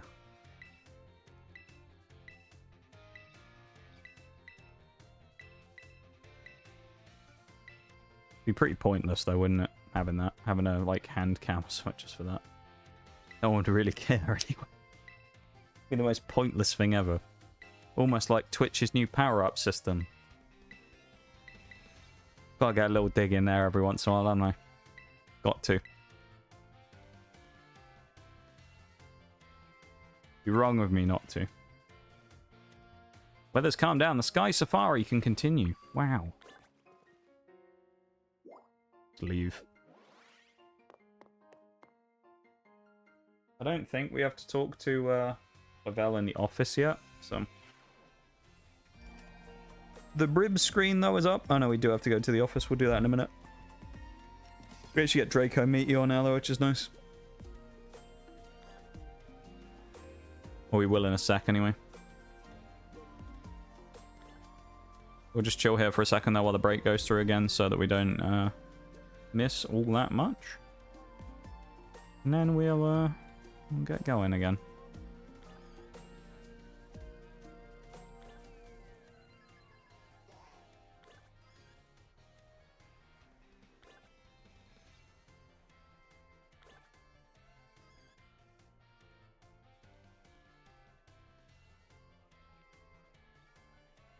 I feel like these end game parts of the runs are always a little stop, start, stop, start. Because it's like you do a bunch of stuff and then you just stop for a while where you're not, you know, doing a big fight and then you just have to stop. And then you do a big fight and then you have to stop, you know. It's very stop, start, stop, start. So the ad breaks make it even worse, to be fair. Just makes it even more stop, start, stop, start.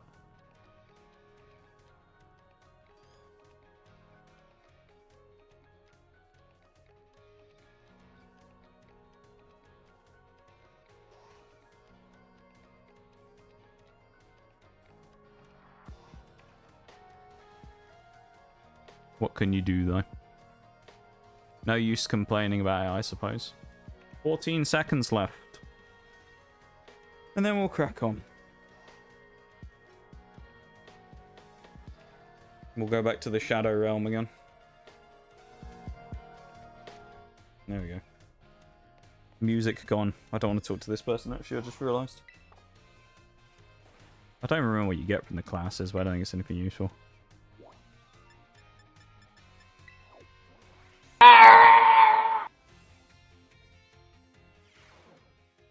Well, hi, Shaggy. How's it going? It's nice to see you, my dude. How's it going? How are you, man? Good to see you.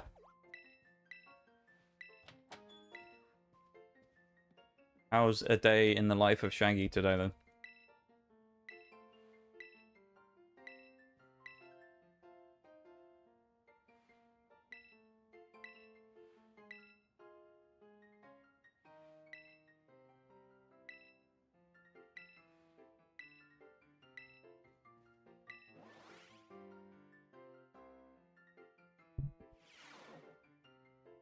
My mic a bit closer as well. Sitting back in my chair.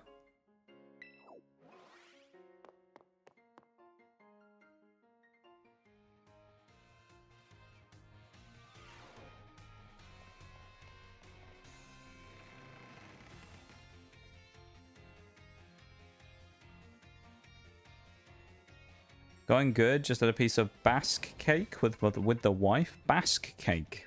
What is Basque cake, Shaggy? I assume it's a form of Spanish cake from the Basque region. Oh my god. Mirage gigantifying the that emote. Thank you for the gigantify on the emote. That new feature. What do you think, as like viewers, what do you guys think about that new thing? That new feature? From your perspective, what do you think? Because I know not some of you are streamers, some of you aren't. So like, What do you guys actually think about that new feature? Do you like the ability to make the emotes bigger and stuff? Like a cheesecake without a topping. Okay, that sounds pretty good. Yeah, fair play though, Shags. I'll look it up afterwards, after stream if I can. Have a wee peek. I think it's funny. So it's interesting because I've seen a lot of people complaining about it. I think it's just a bit kind of like, it's not really something I see people using all that much. Like in the sense of, I think it's just one of those like novelty things that people will be like, haha, that's funny for like a few weeks, and then afterwards people will just forget it exists, you know? Generally across Twitch, I mean, when I say that, I'm not talking about my stream specifically or anything like that. But I mean, generally across Twitch, I think people will kind of forget it exists within a few weeks. I might be wrong, but I think people would just kind of like forget it ever happened. That being said, I kind of like it. I don't really understand why it's getting so much like actual hate. I know people don't like the fact that what is it? You can't... Isn't it just auto on? You can't switch it off. I believe it's constantly on, which I know some people don't like. Which I guess that makes sense that people aren't the biggest fan of that. I think this team will be okay.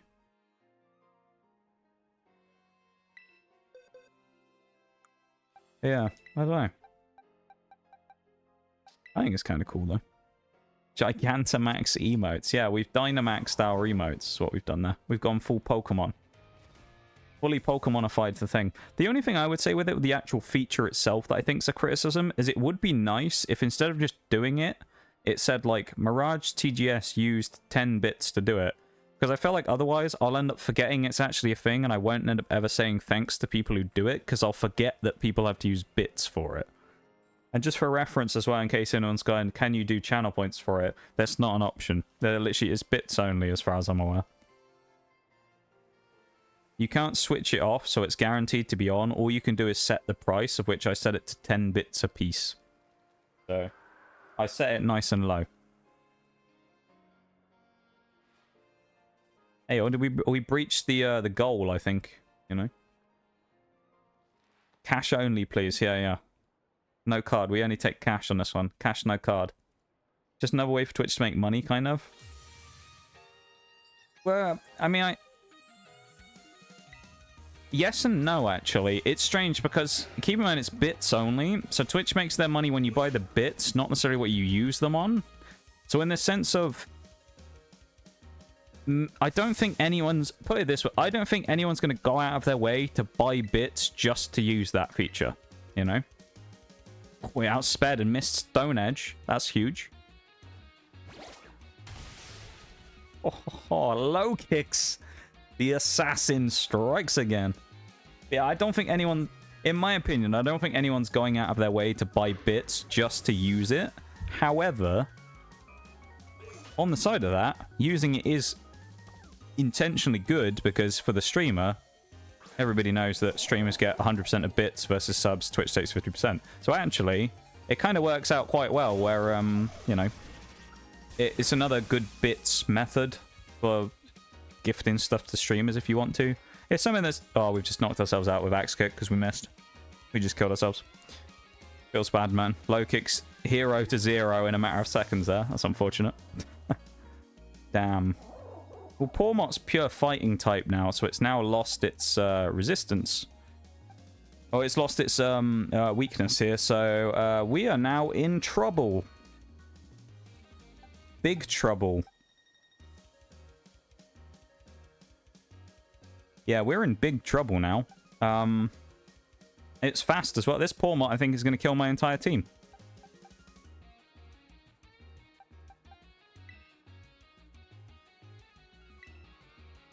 Damn. Lowest of kicks, right? I can't remember what I was talking about for a minute, though. I know I was talking about the Twitch feature, but I don't remember what I was saying about specifically.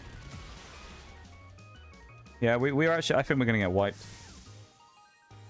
We're going to get wiped by this thing. Only good thing is that it's minus defense and special, so maybe... And it's going to be really close, but like maybe Hydreigon's able to get in there and kill it. I'm going to have to go in here, you Enceladus with a Draco Meteor, one-shot it, and then switch out. This should kill. Yeah. Oh, that's good.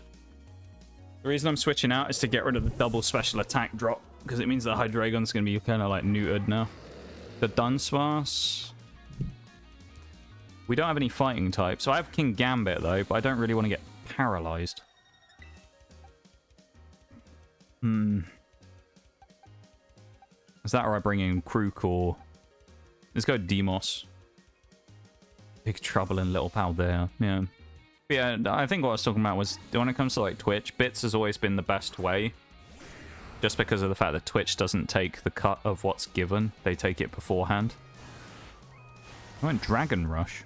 So it's like, I guess it's beneficial in that side of things for the streamer to get more of what's actually given rather than a sub, which is 50%, which I've said many times recently, it's not actually 50%, because if you look at it, it doesn't ever equate to that. At least in my case, it never does. So it never actually works out at 50%. So all Twitch want to talk about of 50-50 splits is just complete bullshit in the first place, because it never actually happens. But, yeah. Bits is just better, pretty much, for that. Albeit, they have made some steps with that, with the Plus program, which, thumbs up. I like the Plus program. I think it's pretty cool. It will never affect me, probably, because I doubt I'll ever be part of it, but you never know. Would be nice if they made, like, a baby tier above the tier 1 version of it, or whatever it is, so that people like me could get something, but I don't know. I doubt it'll be ever a thing that'll affect me, so I'm not really too concerned about it. It's cool, but, like, it's kind of the same thing with everything on Twitch. 9 times out of 10 when it comes to Twitch stuff, at least for someone like me, I don't know, it might be different, mileage varies. At least for me, it's pretty much, that's a cool feature, but I'll never get to use it anyway, so it doesn't matter. So, I don't know. Oh, this is a really bad switch, because that thing's going to outspeed me and use body press. Well, we've committed now. We lived. Okay, that's good. Goodra's going to come in now anyway. Hydreigon can kill Goodra. It's all then going to come down to who kills Meowscarada. And everyone's kind of weak to it. So, I don't know. Do I switch Hydreigon in? Don't really want to yet. Why don't we just go Kowtow Cleave? I hit Muddy Water, we die here then. Thank you for these, so anyway, I start blasting, Shags. I mean, we have Outrage on Crocodile, which is decent, and I think Enceladus is our best chance of winning. So, we pretty much have to Outrage and then kill this thing, I think. In 2 hits, probably. Ooh, Crocodile. That's a big hit. Okay, that's part 1 complete.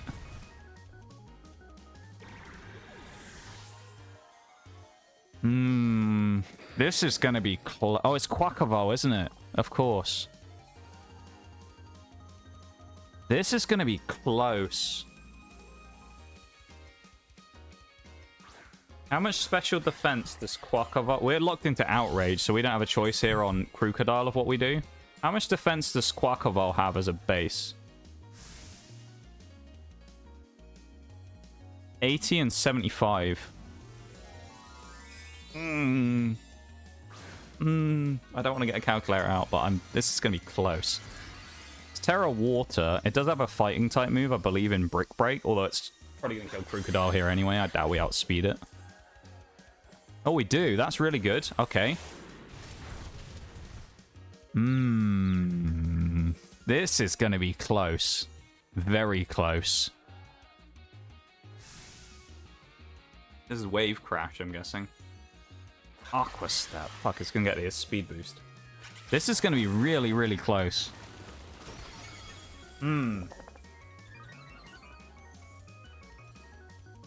We have Choice Scarf, though, so I think we still outspeed it. For now, at least.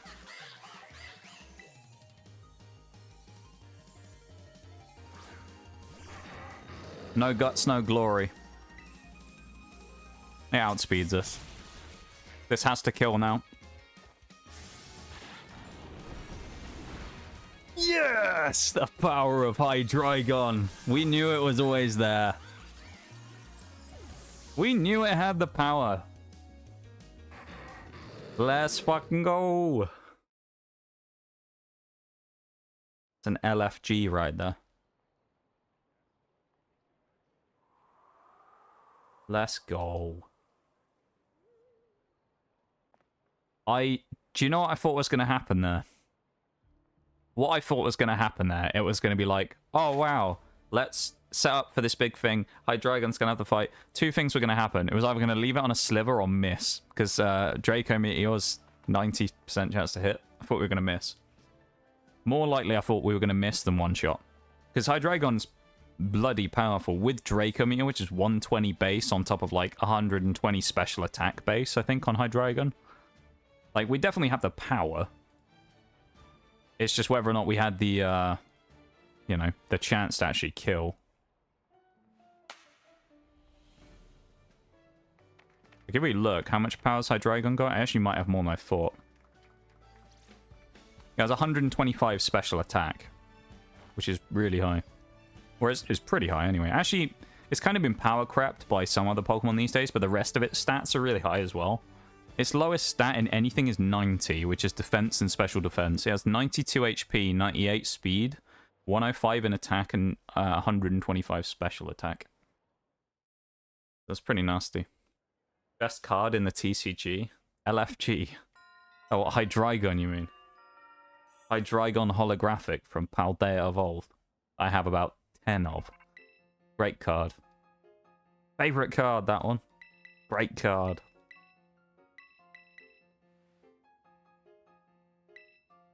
Yeah, we get that one all the time. I'm a little sad they never made like a Hydreigon art rare or anything. I think that would be cool. I know there's Iron Jugulus, but it's not the same. Right?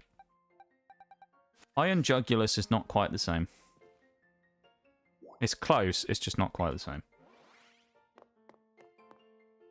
Right, so we have an hour and 5... Well, just under an hour and 6 minutes. So we're on schedule. We've recovered well from the Arven upset, the banana skin fight. That's what I described them as.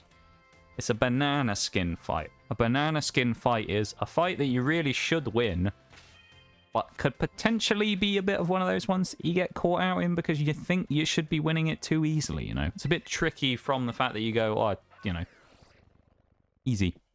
But it's easy to slip on, to make a mistake. Like, you know, in sport, it'd be like playing against the team at the bottom of a league. If you were winning, you'd won every game all season, and then you play against the bottom team.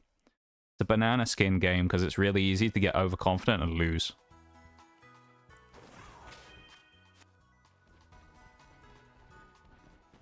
We are going up there. That's where we're heading.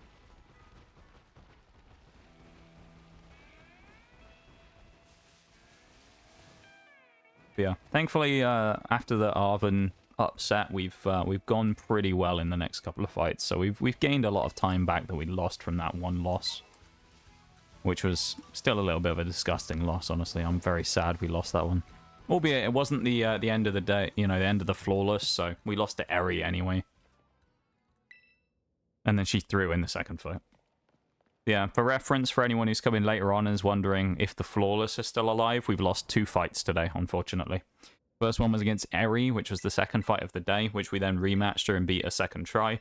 And Arven we beat second try as well, but we had a banana skin loss to him, like an hour ago. Where we tripped up on him, which was not good.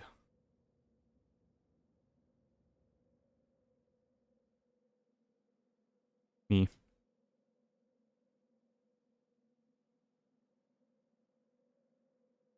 Still see that stupid giant emote just in the chat. They are kind of cool. I like the Gigantify emotes thing. It is kind of cool. I know a lot of people's complaints is they said like it disrupts the reading of chat, which I mean I guess from a streamer perspective, but like those people were saying about it from as a viewer, which I thought was a bit weird. Because, like, just scroll up.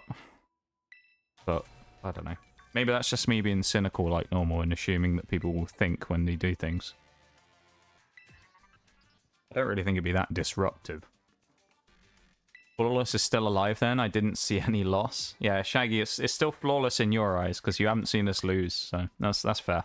We'll take that. You almost saw a loss just then. Arguably, we should have. I feel like the only reason we won that, it was a double clutch from Hydreigon, wasn't it? Because if Hydreigon doesn't kill Pawmot, we lose as well. So it was a double kill. If Hydreigon doesn't kill Pawmot, we lose because it sweeps my whole team. And if Hydreigon doesn't kill Quacklevar, we lose because, well, we're out of Pokemon if he loses. So it was a double whammy for Hydreigon though. Flawless, yeah, Flawless still alive. Why I didn't come early? You knew, Shags, that what it was? You were just keeping it alive in your heart. That's fair. To be fair though, Shags, you were out enjoying life, mate. Having bass cake and stuff. I mean, that sounds like a pretty good option. Going out and having bass cake sounds much more fun than sitting here and watch me lose to Arven. Inexcusable defeat that I suffered at the hands of Arven. Can't believe it. Heart of the cards. Or Heart of the Pixels, I guess, in this case.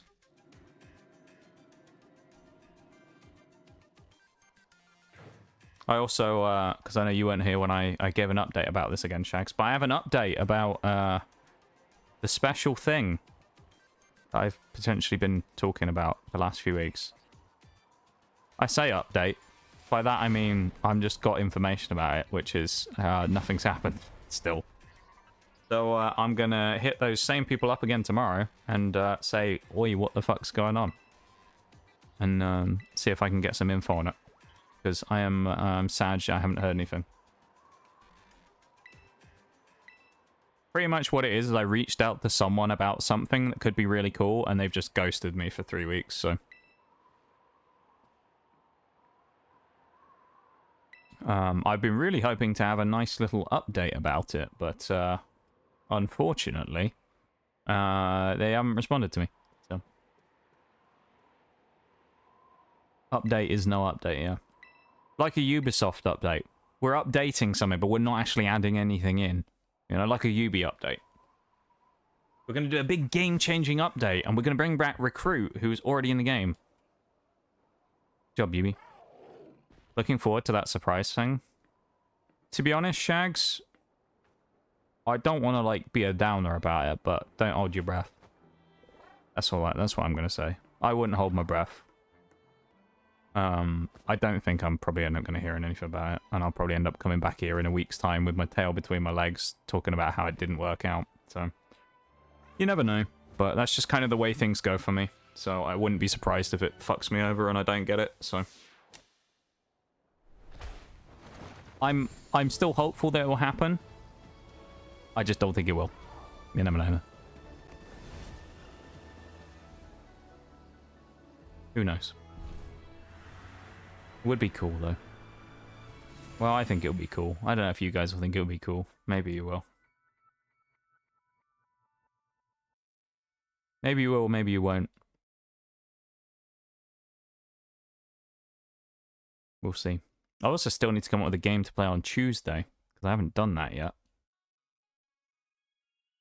I need to come up with our new game to play on schedule for Tuesdays and Wednesdays, probably after this week, because I'm pretty sure that we're going to be done with Lonesome Road and Fallout New Vegas this week as well. So we're going to be finished all of the DLCs in the base game of Fallout New Vegas.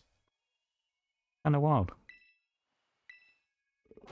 Everything's gonna be finished.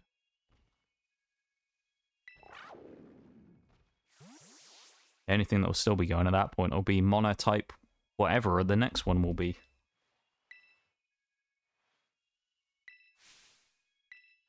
But even in that case, Monotype whatever will only have 4 runs left. So that's kind of coming to an end as well. Kind of sad. It feels a bit like the end of an era with this getting close to the end. Who knows though? Maybe it'll be the rebirth of something new. I don't know. Can't predict the future, unfortunately. I wish I could. Because it would determine if I've... Well, you know, it would stop me from wasting time on things, I guess. Be great. I could save my time and use it more wisely for other things, maybe, rather than wasting it on certain things. That'd be the best benefit, I think, of seeing the future. You could make time for yourself by doing things that are, you know, actually going to benefit you.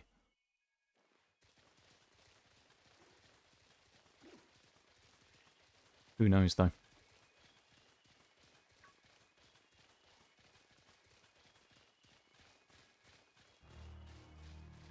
Pretty much right on the, well, close enough to the hour mark we got into Area 0, so we're away and ready for the final bit.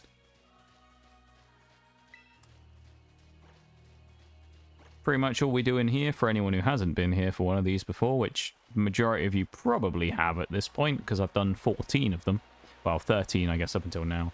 I've also previously played through the game just on my own anyway, so we've probably done 14 or 15 of these actually on stream.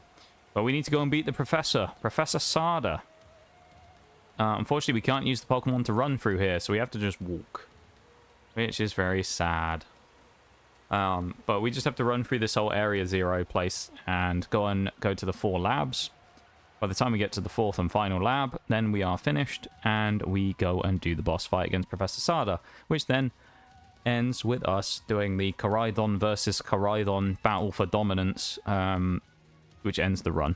So, once we're done with that, we'll then do our usual gubbins at the end. We'll take a picture of the team to make sure we memorize and immortalize them forever, as well as placing them in Discord. And then I will re-roll the wheel to find out what our next type is going to be. So there you go. That's what we're going to do. That's the plan for the next 55-ish minutes to an hour.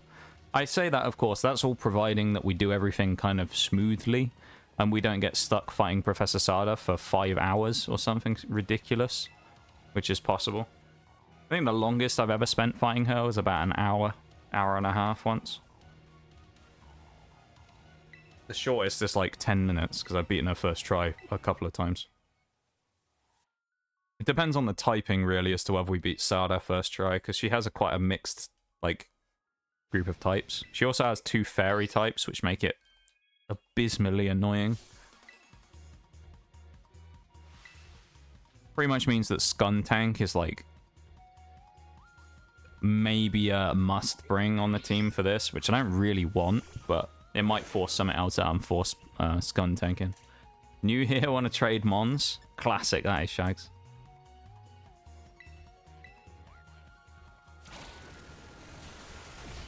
Oh, it lived. Damn. A classic trade there. Oh, we lived as well. Lokix last time knocked itself out via using Axe Kick. This time we get the kill.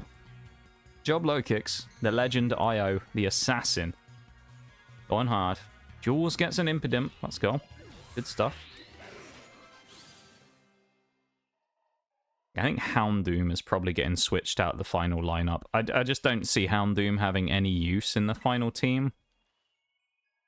Because the only thing you could really argue that it might be good at is dealing with Slitherwing, in which case you say, well, actually, we have Honchkrow, which is quad effective rather than 2x effective.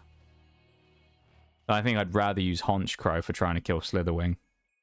Well, yeah. I think Honchkrow will just do the job better than Houndoom will. Also, we have... I mean, Houndoom does also have benefits. They basically have the same thing, because they're both good against bug, fighting, and grass. Right? So, minus the fighting, of course, in Houndoom. But they're both good against bug and grass, so they're good against 2 Mons, Brute Bonnet and Slitherwing. Realistically, though, Honchkrow is probably better. Just across them. Both of them are actually decent against Brute Bonnet, but... yeah, against Slitherwing, there's a clear winner for Honchkrow. And then Honchkrow has Sucker Punch as well, which Houndoom doesn't. Which kind of gives us a nice thing going there. Yeah. Kind of just is what it is, you know. Hey, Jelfie. Welcome in. Hello. We're in Area 0 right now. We're almost at the end of the run. How are you doing?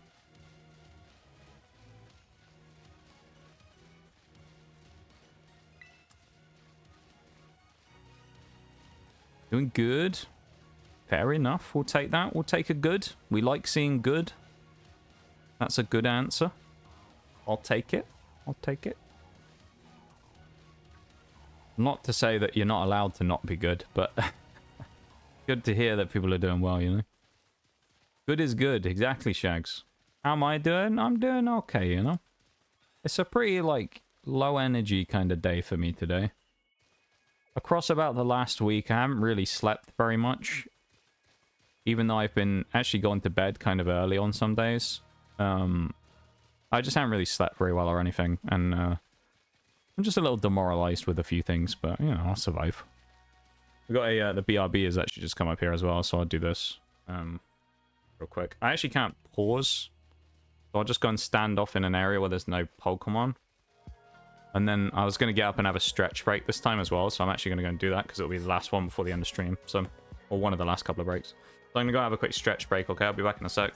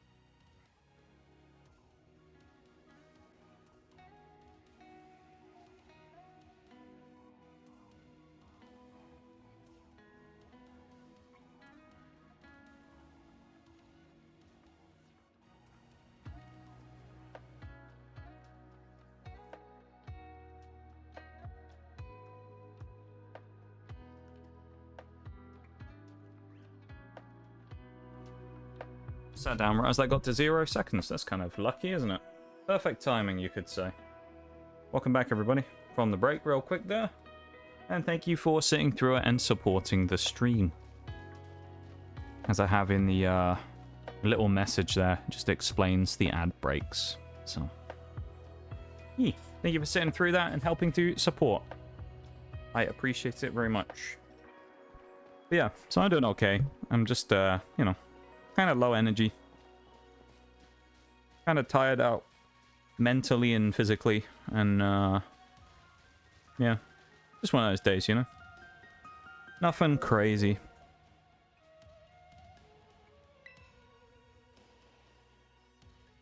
I'm glad you're doing well there, Jelfie. Good to see.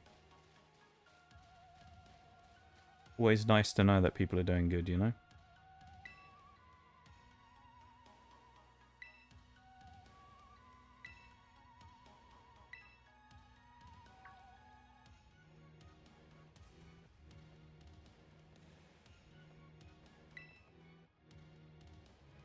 Screamtail here. This Screamtail is actually really annoying. So, this thing basically has Drain Punch in the final fight. And that is a move that counters our counter for it. So we have King Gambit, which we'd naturally use to counter it. But of course with Drain Punch, it's quite effective, so it's going to get a lot of HP back, and it's fairly fast and tanky, so most likely it's going to, like, pretty much every time get the jump on us. It's not good. Yeah. Rest. Damn, surprised. Weird move from the AI there, but okay.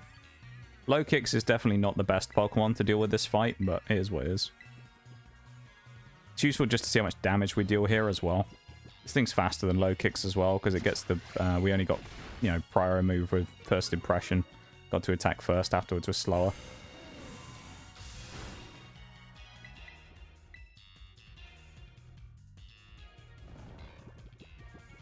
If you ever wonder why, or what some of the terms and things that I use are, then people are always more than welcome to ask, but I always try and, like, explain things as well. Prio is just a shorter version of priority, being a move that moves first.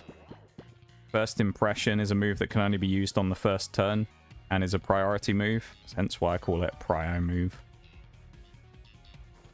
That's an annoying thing to do, isn't it, their Screamtail? It's like -4 attack or something, yet still spamming the rest.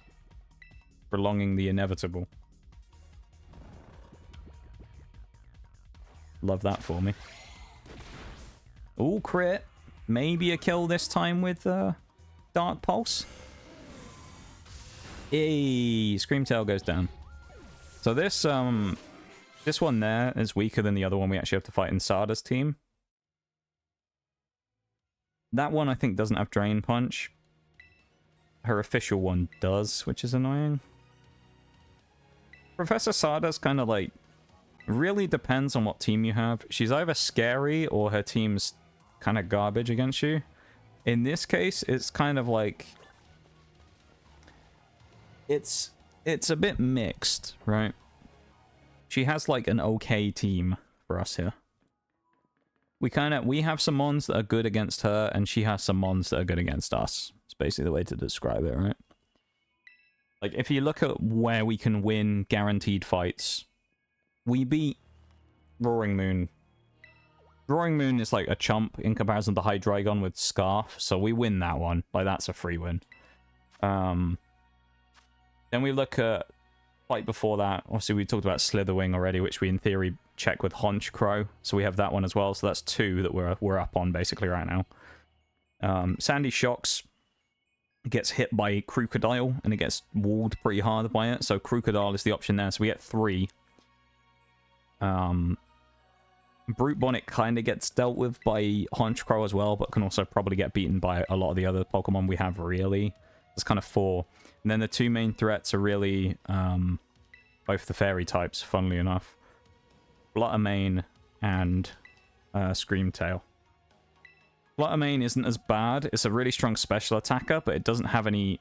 I don't think it has any fairy moves. Unless it has Dazzling Gleam, which I don't think it does. I know it has Mystical Fire and Shadow Ball.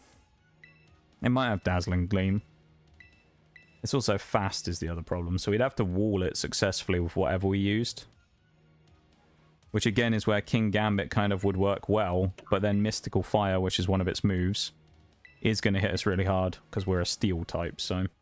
Steel is the only counter... Well, Steel and Poison are the only counters to Fairy. So the option really is to switch someone who wouldn't be as useful out in the team for Skuntank. To bring in for dealing with those 2 specifically, which I think is a viable option. I don't really want to do it, but because nothing against Skuntank, but quite frankly, it kind of, compared to the rest of the Pokemon that we have here, it kind of doesn't really deserve to be here in the end. If you wanted to look at a Pokemon that probably deserves to make it to the end, I actually think Spiritomb probably does. And Mabostiff probably deserve to be in the final team. Realistically, I think Houndoom drops, and I think I'll probably drop Tyranitar as well. For however good Tyranitar is, like, in this specific fight, it just doesn't really bring enough that no one else already brings. Because, like, you think it'd be really all Tyranitar would be competing for is Sandy Shocks' spot, right? With Crocodile. But even then, it's worse than Crocodile because it's weak to ground. So, like, even though it gets maybe a small benefit and can still hit hard with its Earthquakes, Crocodile's just better. Crocodile's probably also faster. So, like, and it gets Intimidate versus Sandstream. Kind of a bit of a no-brainer. It's Earth Power, isn't it? I think that Thingy gets. Sandy Shocks has Earth Power, I believe, which is the move it uses, which is special. It's a special attack, so... bulk doesn't really come into it for either of the two of them, just because of that.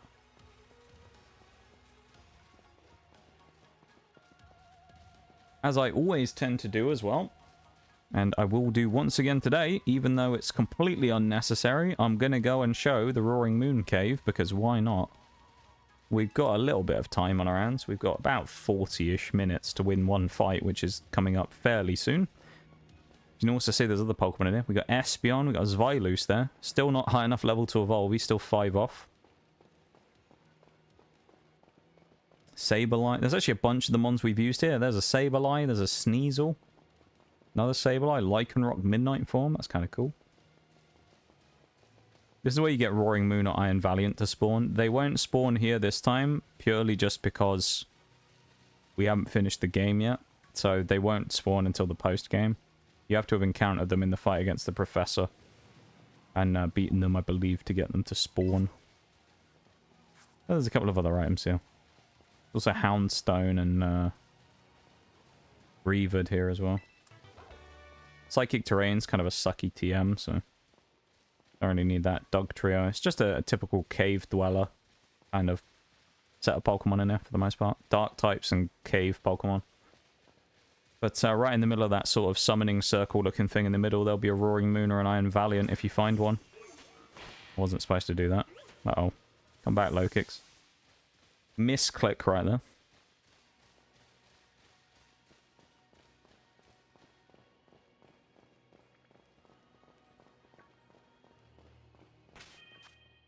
Also going to make a switch out right now. Let's do that and then bring Honchkrow up front. Because we're going to have to deal with Thingy in a minute. Great Tusk. Done. It's just better to use him than Lokix. Honchkrow is just better than Lokix for it. Good luck on getting the Rapidash, Jules.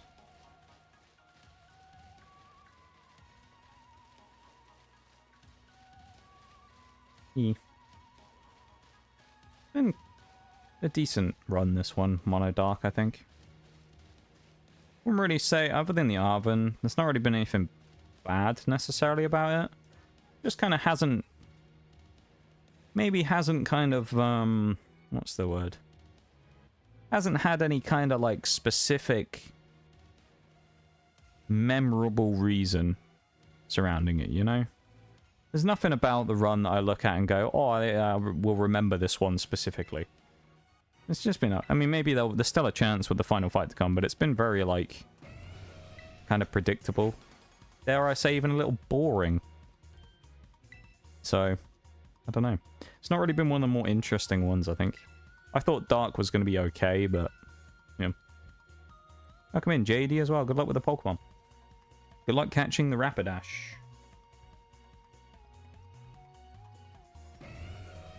Aw, only Jules getting it that time. Oh, we clipped through the floor there. That's amazing. We can't do it again by dragging the camera down, unfortunately.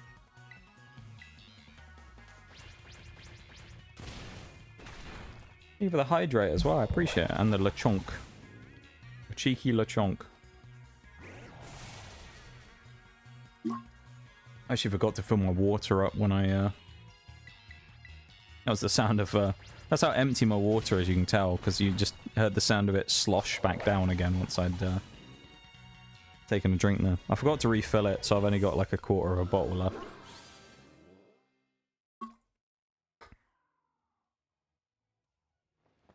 It's the sound again. Echoed thud. Thank you for the hydrates, though. I appreciate it. Yes. A big appreciate to you guys looking after me. And keeping me company for these,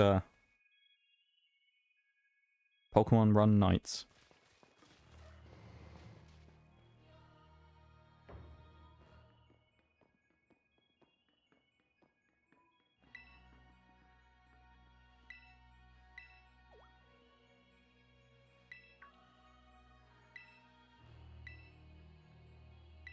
can feel myself, like, fading a little bit, though, today. You know? Feel like I'm running out of juice.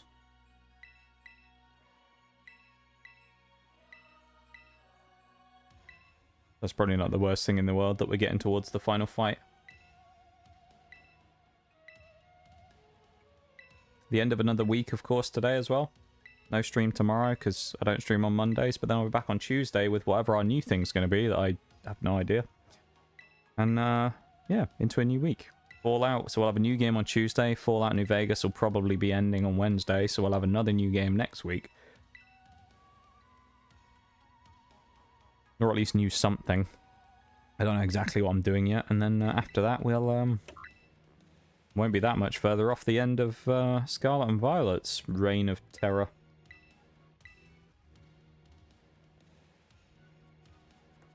That's 3 of them done now.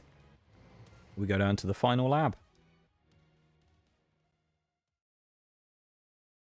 Nice.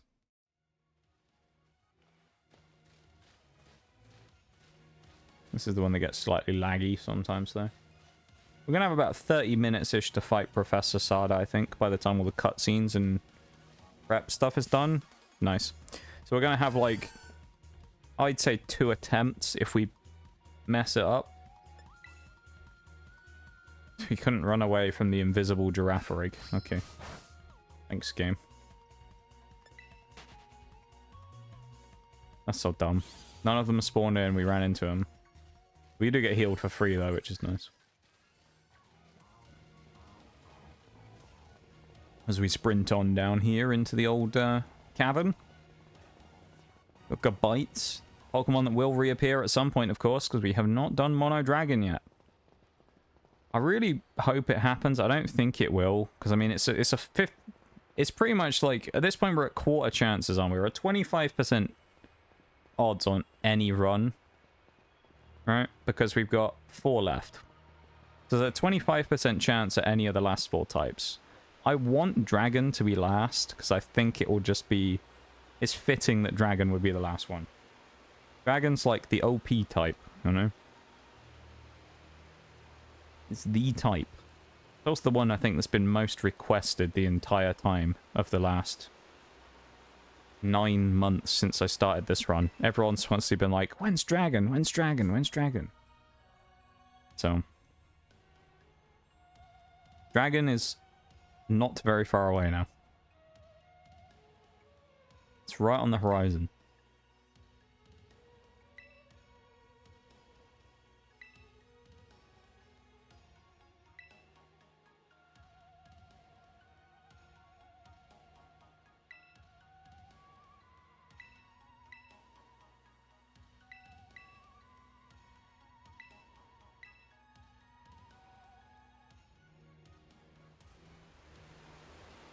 Right, let's keep running. Maybe I'll have slightly less than 30 minutes, actually. Scream Tail, though. These good bites and that have blocked the road.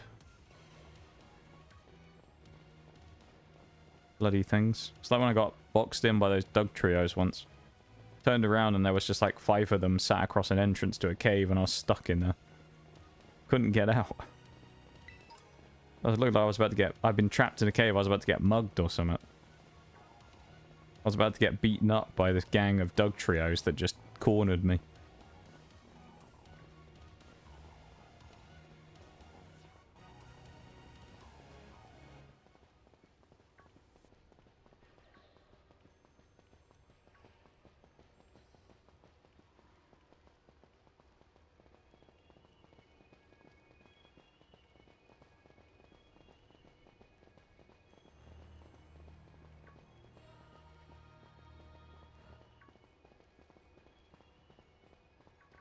Young Gibbs down there. More young Gibbs, more Zvyluses as well. Or one Zvylus anyway. There's another one. Zvyluses counts now. There is a multiple of them. Never found a shiny in Area 0. I feel like one day we'll find one. It's also, I believe, been 2 full runs through the Monotype now that we haven't found a shiny. So... The last one, in fairness, the last ones we found, though, we found 3 inside of, like, the first 3 gyms. So it's kind of understandable that we, you know, haven't found any for a while. Because it's probably a little OP that we managed to find 3 within the first, like, 5 hours of the game or something when we played.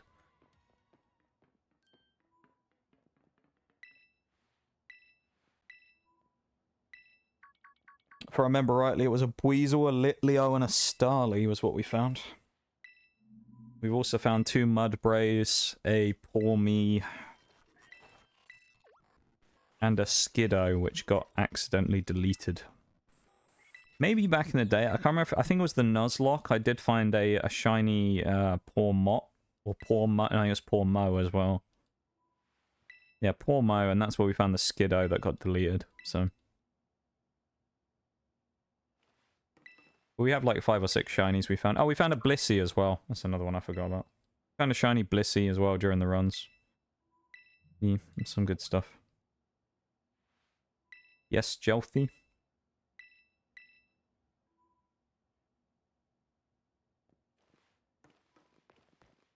The hammer. The bonk hammer. I don't want to curse myself, but I haven't had to use the bonk hammer yet today. Hasn't been any bots or anything in here. Been kind of wild. It's the first stream for ages that we haven't had a cheap or best viewers bot pop in. Kind of wild. Or someone asking me to trade.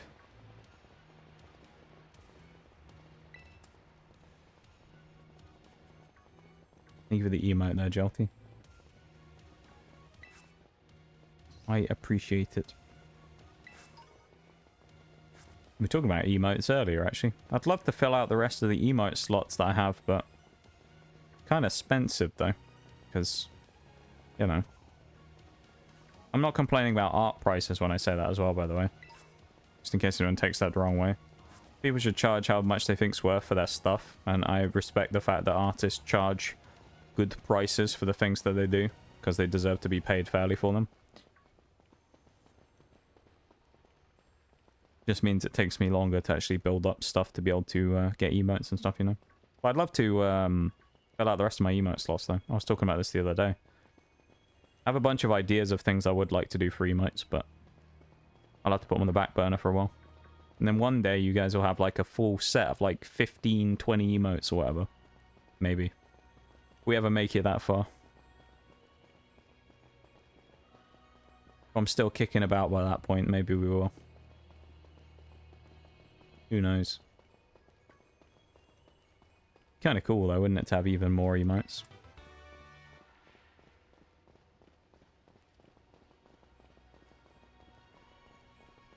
It's right on 30 minutes now, isn't it?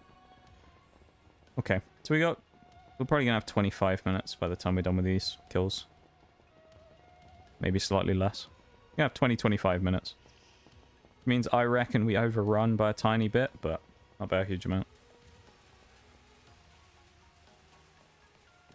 Got a little bit of a headache as well. It's all going wrong for me. I've got a headache now as well. Everything's going wrong. It's all going against me.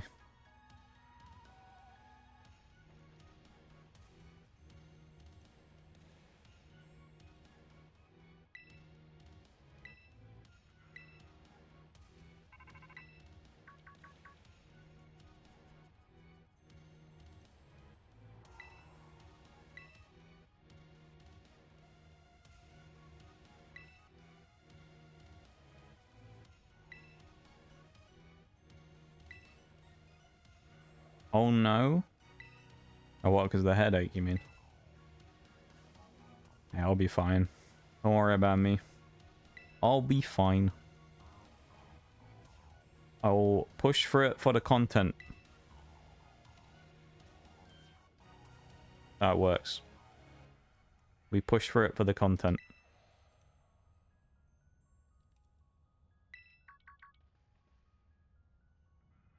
I'll be right there.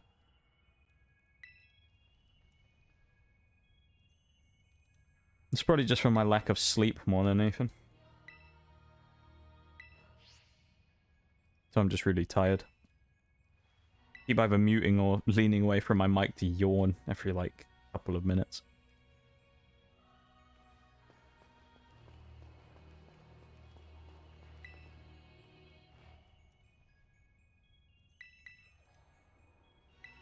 I'll be okay, though.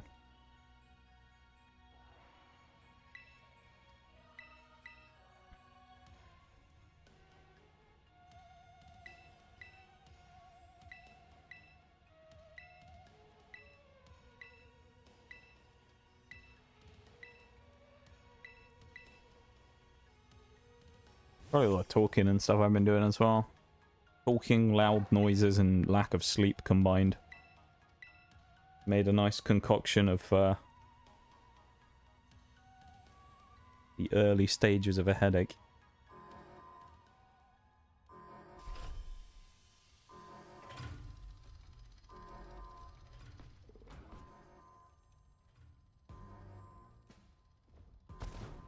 So Koraidon for the secondary fight after we win the run. Still sad that we lost the flawless, but still got 4 chances of running flawless, so I don't know what the best chance actually is. I mean, realistically, the best chance of going flawless for the entire run is probably Dragon, just because of the power that we pack for that whole run. It will all come down to, though, level caps, really, more than anything. This Dragon's either going to be really good or crap, depending on what the level caps work out at for evolution levels for various things. I'm trying to think about, like, Gibble. If I can get Gibble to Gabite before we fight Miss Magius, that would be so good. That'd be insane if we had that.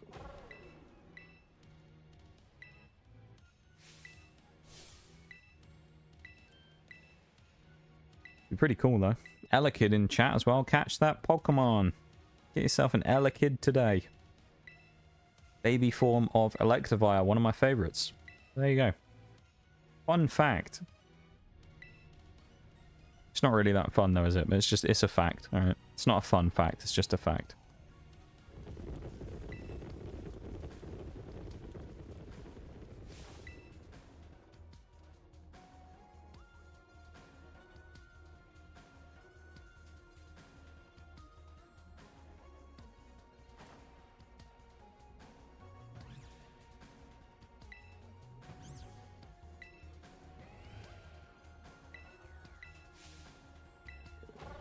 Let's win these 3 fights.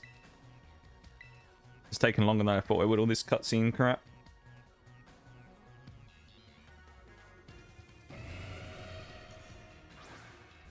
Be interesting to see how much Honchkrow can do to Brute Bonnet as well with the Life Orb.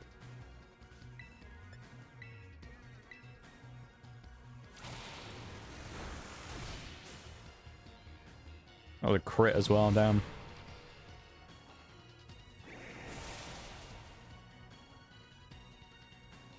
I'm really scared we're not going to kill Slitherwing in one hit. Double crit coming out there as well. Rapid spin. Damn, we actually died. No one got the Elekid. Damn. Poor Elekid. Forever alone. Poor little guy. He's forever alone.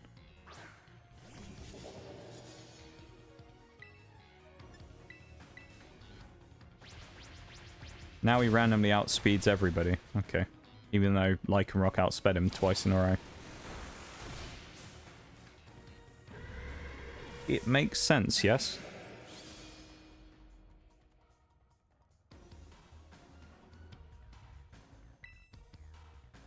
Yeah, Brute Bonnet and Slitherwing are really the ones I'm...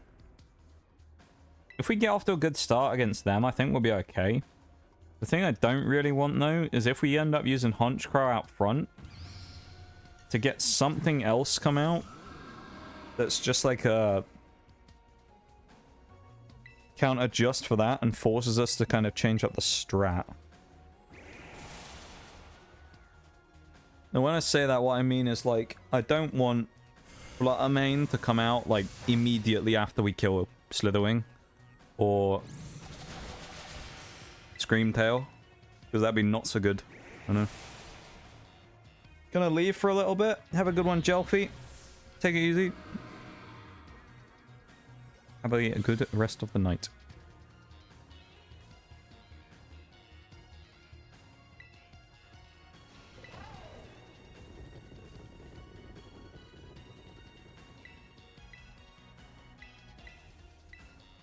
We have to fight Fluttermane as well here, I think, don't we? I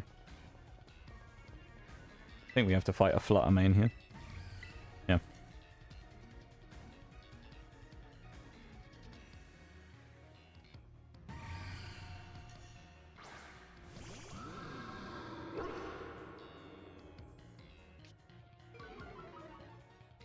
Intimidate's useless on Fluttermane anyway, because it's a thingy Pokemon. Actually, I want to see how much Night Slash does, just out of interest. It should be neutral, because it's Ghost Fairy, so...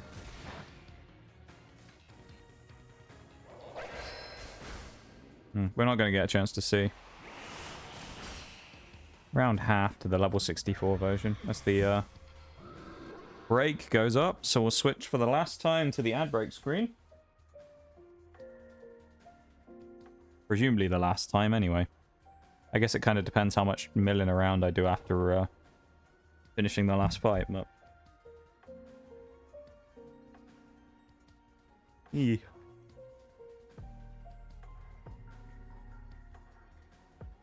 I'll just chill here for a minute and wait, and then we'll finish off the last part of the run.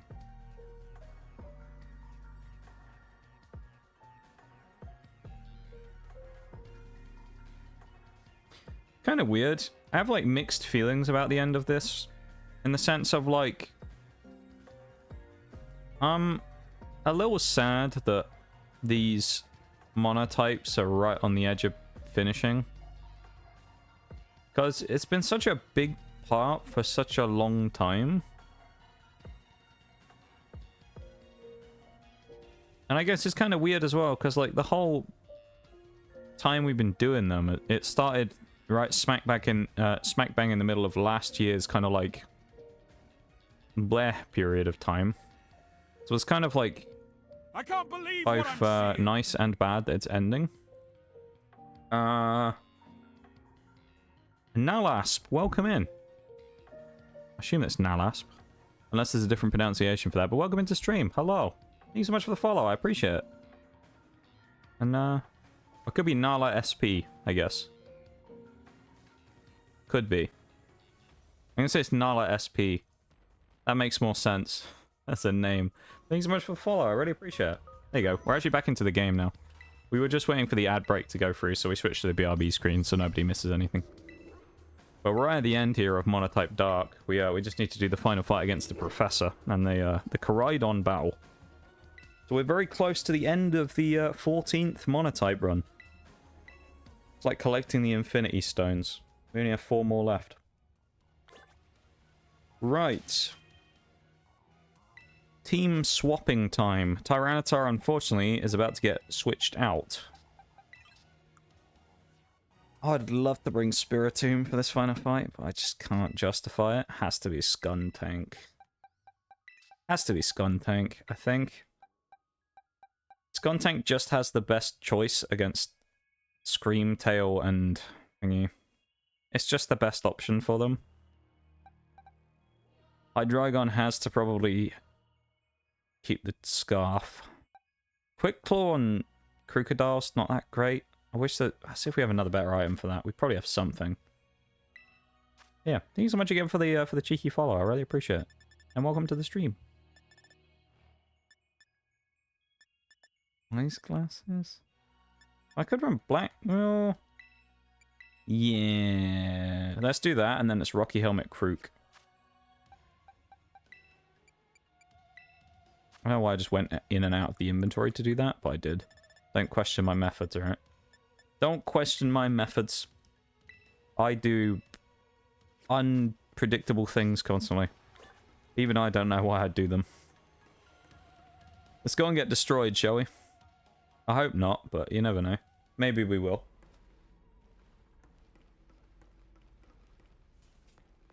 I I don't know how to describe it. This isn't a fight that fills me with dread. It's not like one of those ones where I'm like, oh, we're definitely at a huge disadvantage here, you know? Like, it's... Dark's not bad against her team. As I said earlier, we have an advantage over about 4 Mons. You could argue that Fluttermane and Screamtail are quite big parts of the team, actually, and that the ones that we are better against are kind of usually the more background Pokemon, except Roaring Moon. We'll see. Roaring Moon in our team that we have here has a number of counters. Hydreigon's the best one. We one-shot it. We will one-shot it with Hydreigon's Draco Meteor, I'm sure. I'm not really too concerned about not, so... It'll all come down to just whether we outspeed, which I'm, in theory, with Scarf, I don't see us losing the speed battle with it. We've got 17.5 minutes until midnight. I think we can do it in that time. We're probably going to have to do it first or second try, but I think we can do it. This is the first run for a while, though, that I can think of. There isn't a lot of, like, stratting involved, specifically. It's not a lot of, like, protect, leftovers, leech seed status kind of run. More of, like, this is more of a power big hitters kind of run. A lot of Pokemon that are individually quite strong, good at dealing big damage, rather than, like, strategy. Nothing that's too crazy, but everything has to kind of work as part of a machine, you know? But instead of, like, having big Pokemon can deal big damage, the rest of the runs, usually a lot of them are, like, each Pokemon is kind of a gear in the machine, and all of them need to work to make the machine move. Right? If they don't, usually it ends up, you know, clunking out on us. Which is what we don't want to happen here. But this one, as like a heavy hitter's big, you know, big Pokemon, big attacks, nukes everything on the other team kind of run, doesn't really matter so much. There's no real synergy between the team. Versus, like, before we had, you know, certain runs where there were Pokemon that had big synergy. Poison is the best example I can think of. Grass had some, but Poison, I think, is the best, most... What's the... I don't know, is there a word to explain synergy? Synergical run? That doesn't sound right, does it? It had the most synergy, basically, is what I'm trying to say. That run had the most synergy about every other run we did, and Poison, like... Poison was perfect because something would use Toxic, which would set up someone's Venoshock, and then that would boost our Toxapex, who was able to come in and wall the Pokemon, but then got Merciless as its ability, so it critted every time on Poison, and then it could set up its own stuff, and it, like, would set someone else up, and... It was just like one of those where everything just kind of like folded over into the next Pokemon and they all worked together. This run's just like smash and grab, big heavy hits. That's it. Not really a lot to it. Let's see. When the chips are down, we only have one option. We have to win. We dropped 2 fights in this run so far. Let's not drop a third. Let's make it a clean, I think, 20, 23, 24, and 2. Which is not bad. Out of the boss fights, that is, keep in mind. That's the way I kind of, like, score them. I wish now, actually, what I'd done is ranked every... I'd put, like, a little note next to each one to find... I can't do it. I mean, I could go back in the VODs and figure it out, but it'd take a long time. But what I want to do is find out how many losses did we take in each run, and figure out by that logic which one was like the best, which one was the most successful. Was there any that managed to do it without, you know, with only one fight and as a loss or anything like that, you know? I'm sure there are a couple that that did it with the one. Ghost was really successful, I remember that much. Ghost was really successful and we didn't even use Gengar. We had no Gengar on the team. So, yeah, kind of wild. Kind of wild. Here we go, though. All comes down to this. We've heard this music before. We know what happens. Are you ready? Let's do it.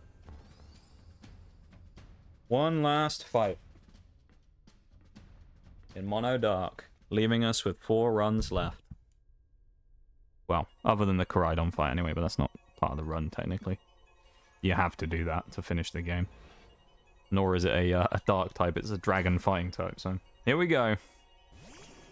Roll the dice. We're going to need some good RNG in this one, as we take on the first Pokemon, Honchkrow versus Slitherwing. Most likely, I think it goes... Well, it's Brick Break or Lunge, I think, or it's... Oh, not Brick Break. Low Sweep or Lunge, as it's 2 moves here that it's probably going to go for. I'm going to say it's going to Lunge me. It's going to try and knock my attack down. Leech Life. That did a lot of damage. It doesn't heal off it, which is nice. If it gets a chance to attack me again, it will, though. So we need to kill him one here, really. We'll get it to such a low level we can kill it on the next turn. Honchkrow with a big hit, knocking him out. That's good. No stat drop as well. That's kind of nice. That's a relatively solid start, though. We'll take that.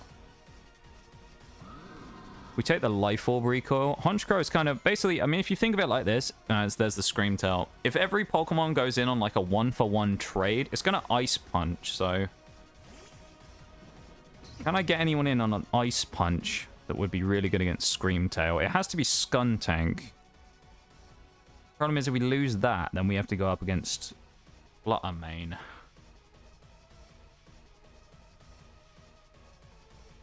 I think we switch to Phobos here and we keep Honchkrow alive. Even if it's just as a sack later on. Sack being, of course, a sacrifice. We might need it as a sack, you never know. Just to bring someone else in. Okay. Right. We are Black Sludge, which is nice. I think this thing is probably just going to start using Drain Punch. Play rough. Does a lot of damage. We get the Toxic up, though. It starts it on the timer. That's good. Not only does it do that, keep in mind, we have Venoshock as one of our moves. Meaning, this thing is going to start taking tick damage from poison, and it's going to now take double damage from Venoshock. 120 base power poison type move. This thing is going to get hit hard now. Problem is, we're going to... It's a crit. That's really not what we wanted.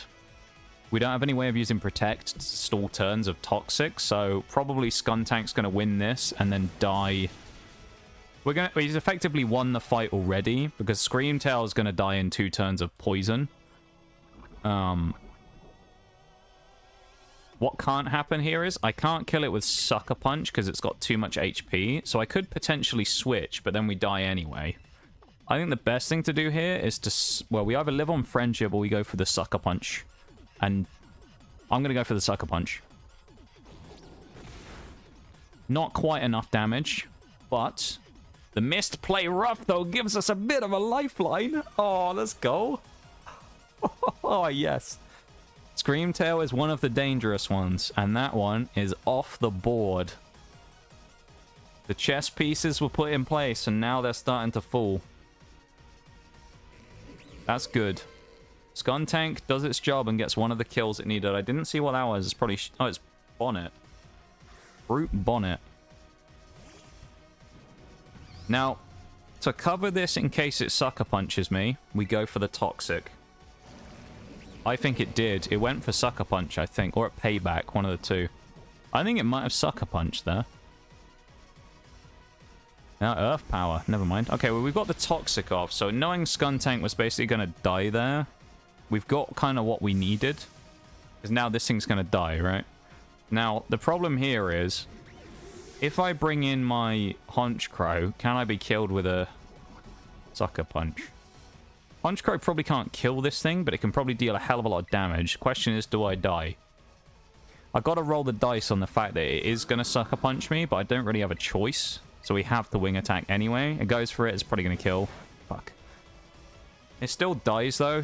It's a crit as well. I don't think that changed anything. I suspect we still die, but Honchkrow goes down. It takes the trade of the Poison Chip.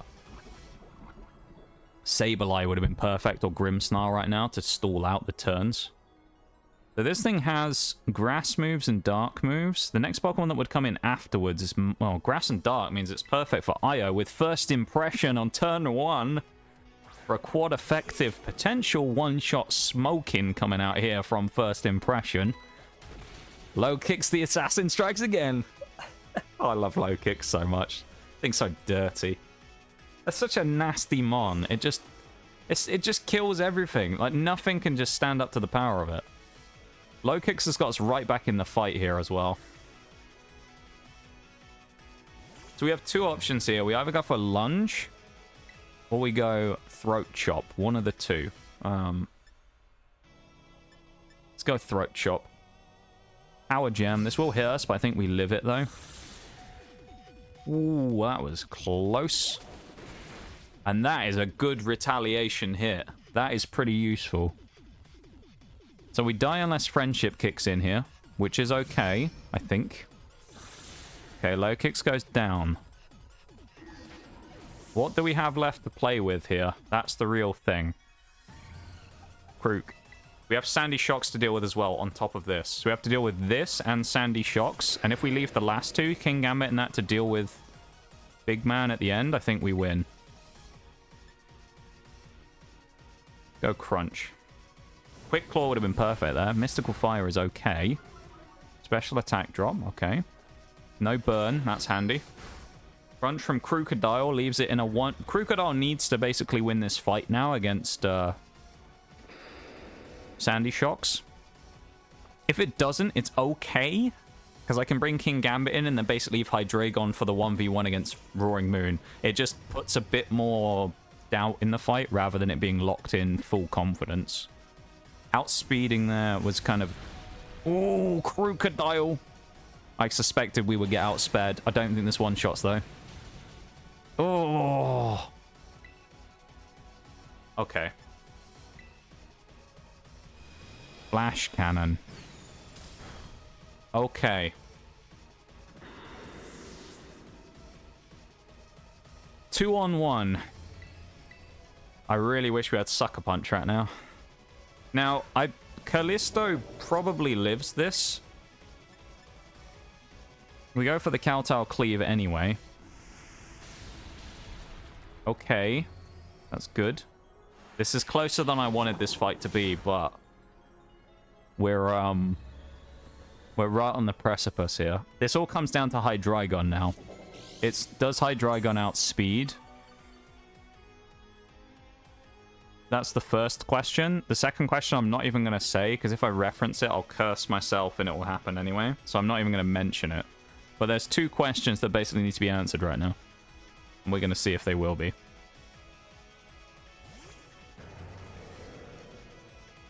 This thing, I mean, best case scenario is this thing goes stupidly for a Stone Edge or something. I don't think it will, though. Its attack is boosted. Low kick. Goes for the Earthquake. 1v1. Here we go. I mean, this is kind of what we set up for. I was talking about the trade game earlier. Level 66 versus level 67. It can't use Earthquake, so it's going to prompt it to use Dragon Claw anyway. And we have one shot at this. Draco Meteor. And it lands! Hydreigon takes the one shot, as expected. It was really a question of whether we outsped and whether we missed. But when we needed it, I told him, I was saying earlier, and I've been talking throughout the whole run about Hydreigon being potentially the star of the show. And when we needed it, it stepped up. Good stuff from Hydreigon. I'm very happy with that. Very happy. Well, everybody, Monotype Dark is finished. The end of run 14. 4 to go. We'll do all the wind down stuff as we technically haven't finished yet, I guess, because we still have to beat Koraidon, but it's impossible to lose that fight, so we'll spam through that and then we'll go take our picture and things. But I mean, I said before I didn't really want Skuntank necessarily in the final team because it wasn't that crazy good, but it really did its job in that fight big time.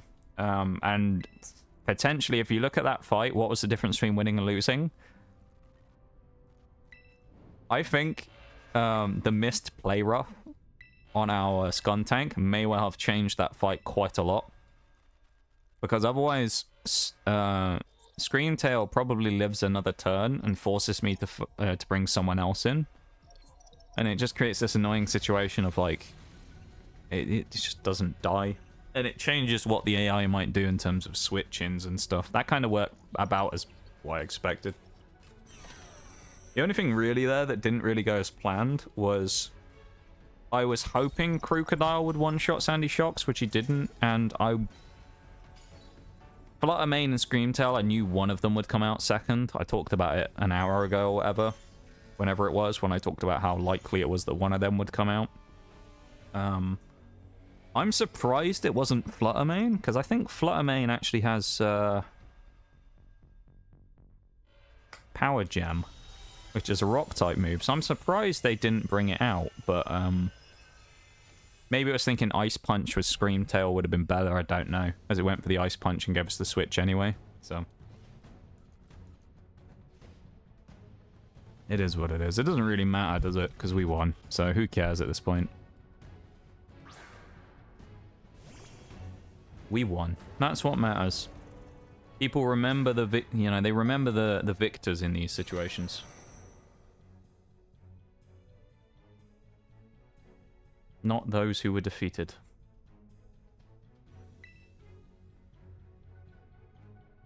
We are going to overrun slightly, but the run's effectively over, so... It's not like we're going to be here for the next hour doing this, you know? That will be our final Dark team. Lokix deserved to be there. Probably out of all the Pokemon we had here. I mean, Pawniard's been with us a while. Lokix really put in a huge amount of work today in this run. Really went wild, so good shit from Lokix.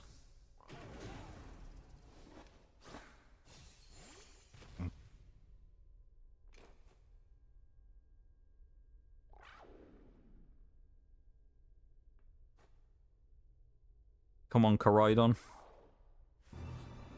Bring about the light from within the darkness.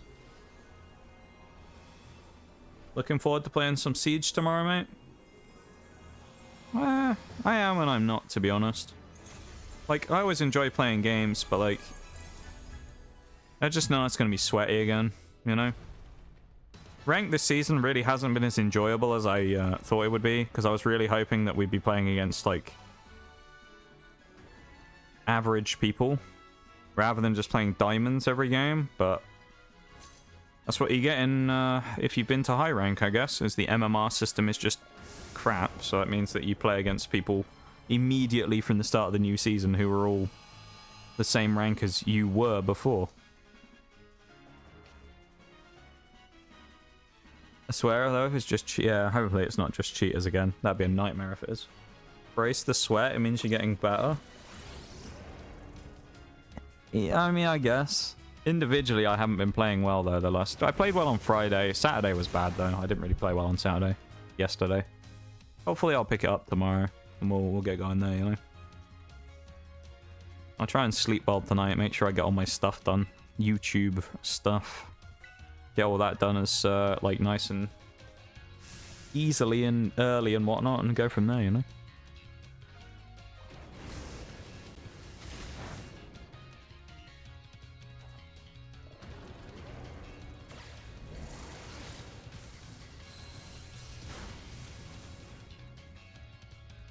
You are right, though, I suppose. If we're playing against people like that constantly, then it means we are getting better at the game. Or at least we're in a higher tier now of playing against people. You're not wrong.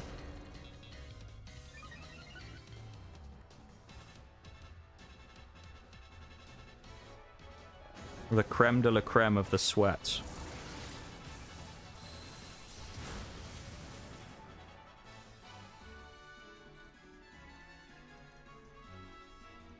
That's how I look at it. That's fair, yeah. I can understand that viewpoint, that's fair.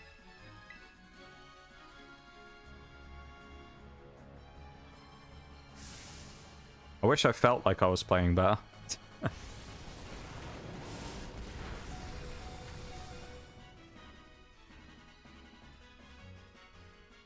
Wow, we won with the power, or we survived with the power of friendship. How cool.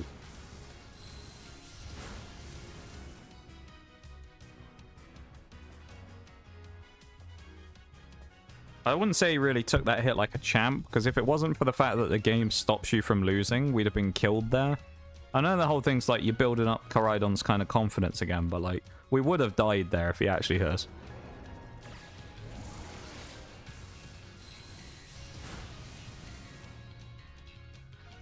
I think it gives you the confidence to start playing better, I think. Maybe. I think the thing is, probably the last couple of days where I haven't felt like I've played that well, I've just not started well in any games, you know? It's been hard for me to start properly in the games we've played. I feel like every game I've been playing recently has been like, I drop 2 easy deaths at the start of the match, and then I'm like, right, wake up, and then get going. And a lot of it's just dying on spots that are like bread and butter for me. Should be easy.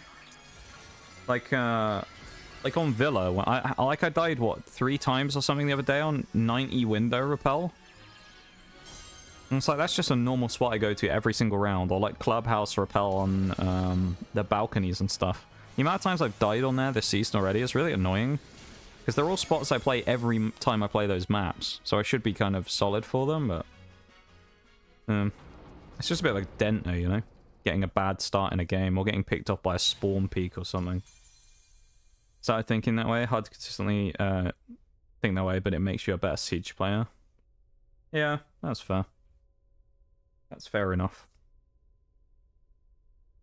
I mean, definitely we're...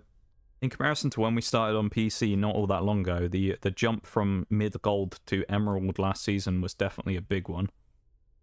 But then I feel like the previous seasons where we've been stuck in gold, we probably just weren't playing enough to actually warrant getting promoted that high. And when we did play, we probably were just kind of getting a bit unlucky in some cases. We were kind of trapped in gold prison. Gold Elo prison.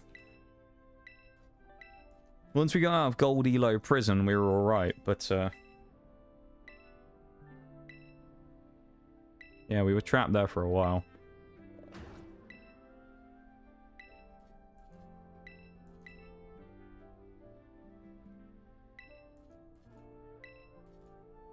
All that we need to do now as well for the rest of this Pokemon run is go and take the picture. And then re-roll for a new type. I would do a prediction or whatever, but I'm just not going to bother. I'll ask you guys in chat what you think it'll be. I'm not going to do like a poll or anything.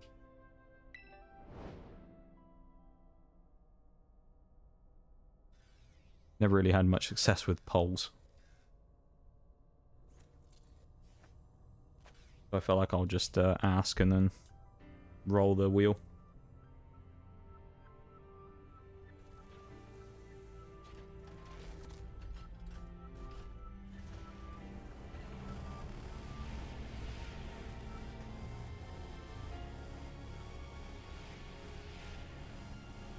Although I can't take confidence in my gameplay on Siege, I will say that that X-Defiant session we did yesterday was pretty solid for me. I went crazy on that yesterday. I don't know what it was, I was just, couldn't miss a shot. Shame I couldn't do that in Siege for most of the games we played, but... 2 different shooters and 2 different styles, I guess, so...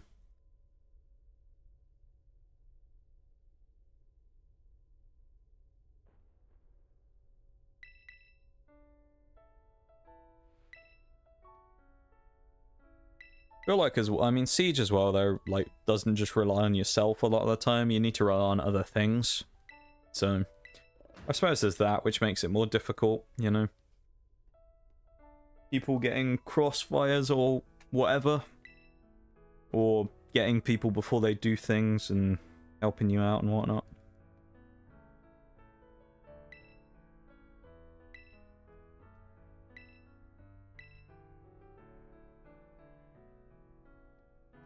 I feel like our team play has been kind of a little off recently. With our stack. The last, like, couple of days we've played.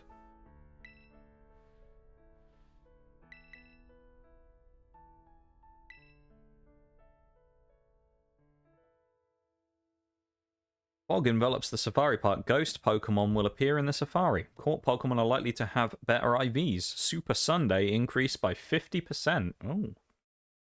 Obviously, like a special buff just for today then as well. on Pokemon community game. That's kind of cool, isn't it?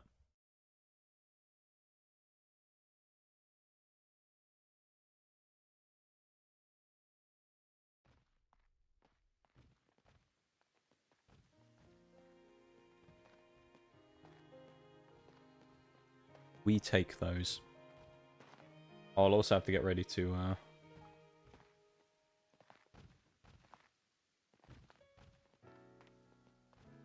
mute this as well, because of course the music will come on in a minute and it'll stop us from it'll DMCA us if I don't mute it. More vocal about what we're doing and what we should do, being the experienced players. Probably, yeah. You're probably right.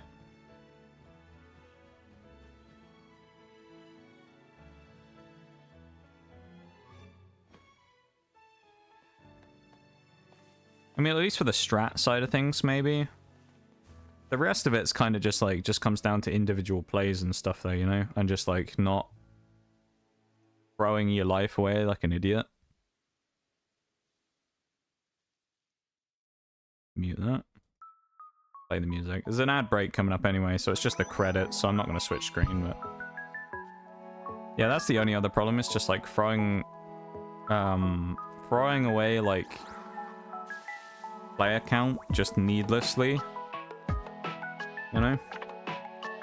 Like if you have a 4-on-2 advantage, there's no point just randomly swinging everything, because you're just going to end up dying and giving them a 1v1.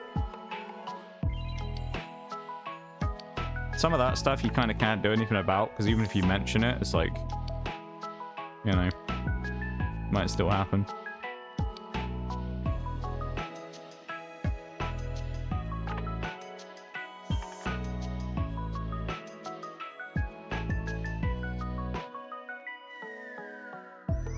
Yeah, I mean, like, individual plays are fine, but, like, if there's... I kind of...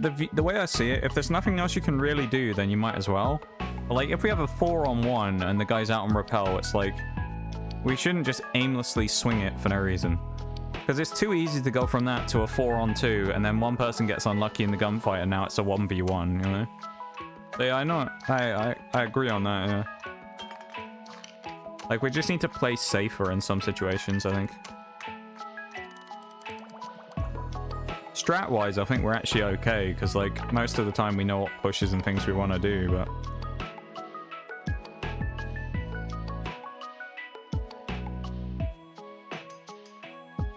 Yeah.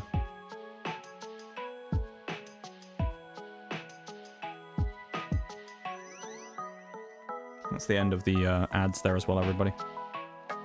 End of the break. We just have to wait now for the thing to go through.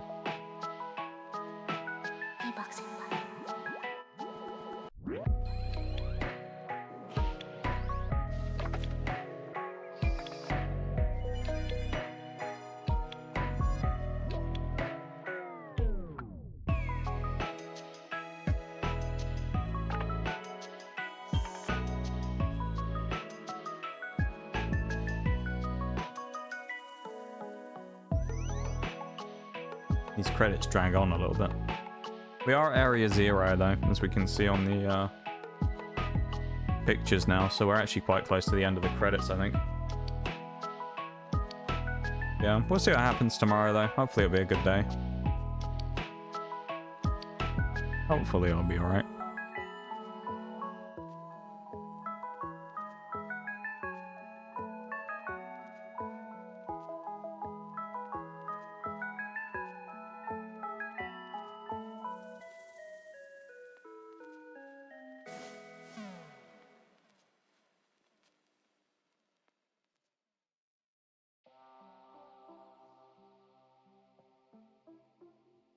Enjoying the lo-fi.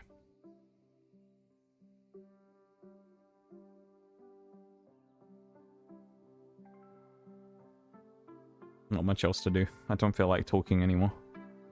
I'm done talking for the day.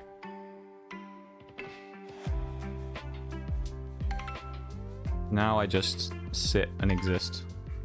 Dissociate. That's what I'm going to do for the rest of the day.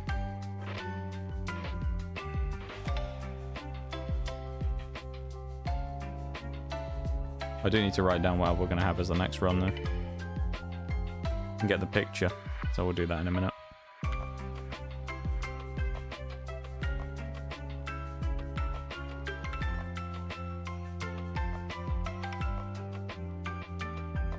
Run number 15, eh?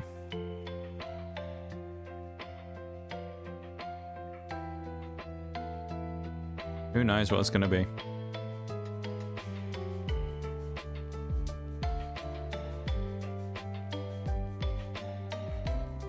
Well, I think this is 1 in 4. It's not that hard to predict anymore, is it? Not very hard to predict, which I guess is good.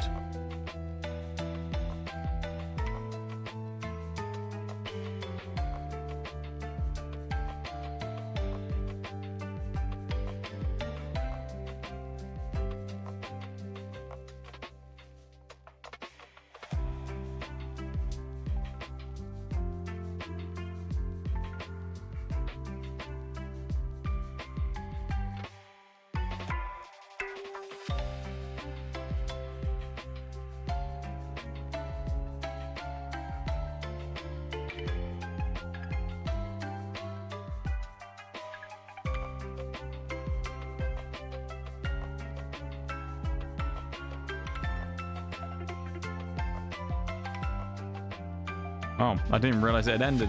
I was too busy just staring off.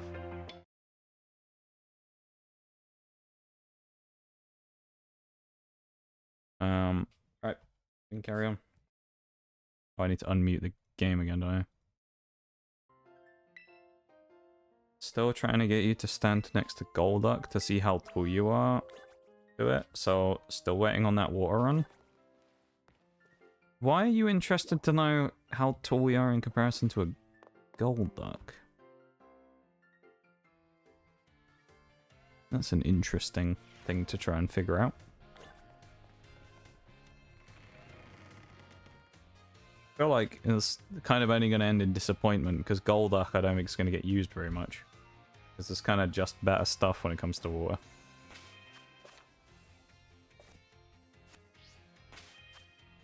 Alright.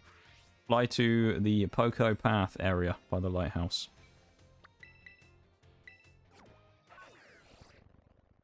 Favorite, and its spikes are counted in its height.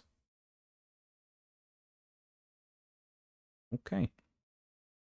Fair enough. Might be, I think you must be the only person I've ever found who has Golduck as their favorite Pokemon. It's a good niche choice. Always nice when you get a niche choice of someone's favorite, rather than just like Charizard or Gengar, which are just really common. It's not really. Got jumped by a Scatterbug. Stupid Scatterbug. Leave me alone.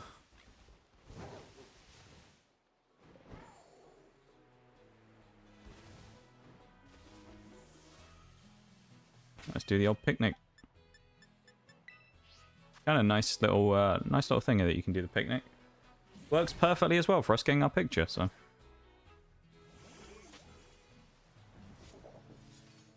We have a lot of big Pokemon here. Everyone's sort of in the picture there. Oh, there we go. That's a great picture I've just got right there. I'm going to post it in Discord as I do. I'm going to do that now. I always put it in stream chat, so.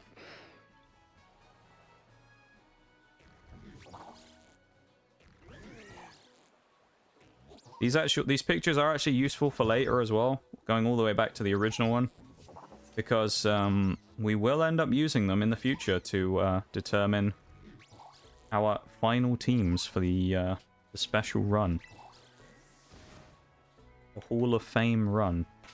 But what you're probably wondering is, what is the next run going to be? So, let's go back to the lab, and let's go and find out what our next run's going to be, shall we? Head back here real quick, drop another save just in case. And let's find out, shall we? What will Mono 15 be? What do we think?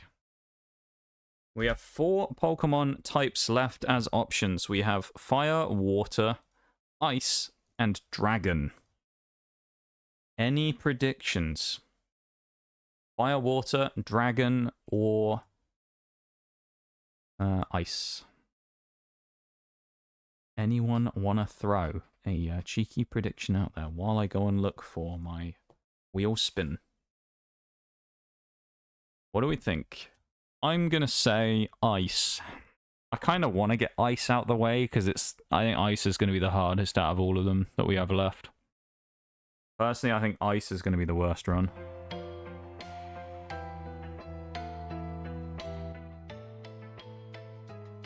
I'll leave that stewing for a second. I'm not going to wait all that long because I don't feel like it, quite frankly.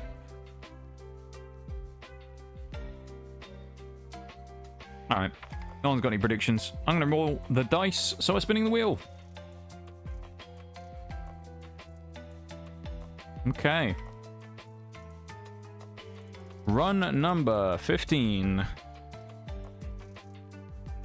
is Monotype Water. Still have Fire, Ice, and Dragon as the final 3.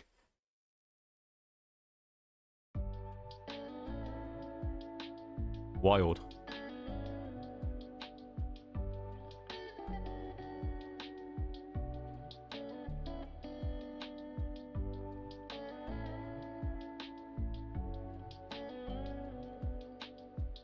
The only thing with this one that's going to be kind of annoying is so many water types that there's going to be a lot of Pokemon to get.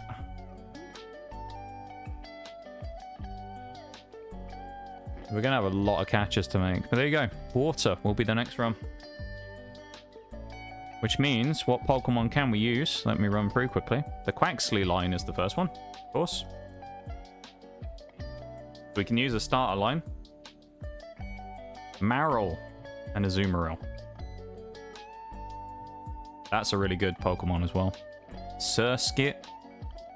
I can't evolve it. Weasel.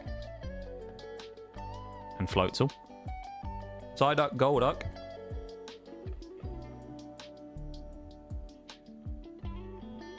Tootle and Dreadnought. We've used them before in Mono Rock. Pelipper and Wingull. Good mons there as well. Gives us a potential rain setter as well if we get Drizzle. The Gold Gyarados is back again. Been a long time. Gyarados was in the OG run. Same with Pelipper. A couple of flying types here. That's really nice. Frank the Arrokuda is back as well. Old Frank. Basculin. Whiscash. And Barboach. Vaporeon. Probably not going to get used, honestly. Tauros Water is an option as well. Wiglet.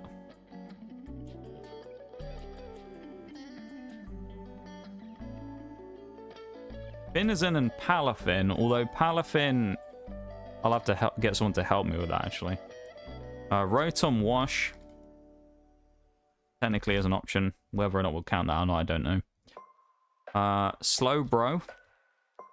And Slowking.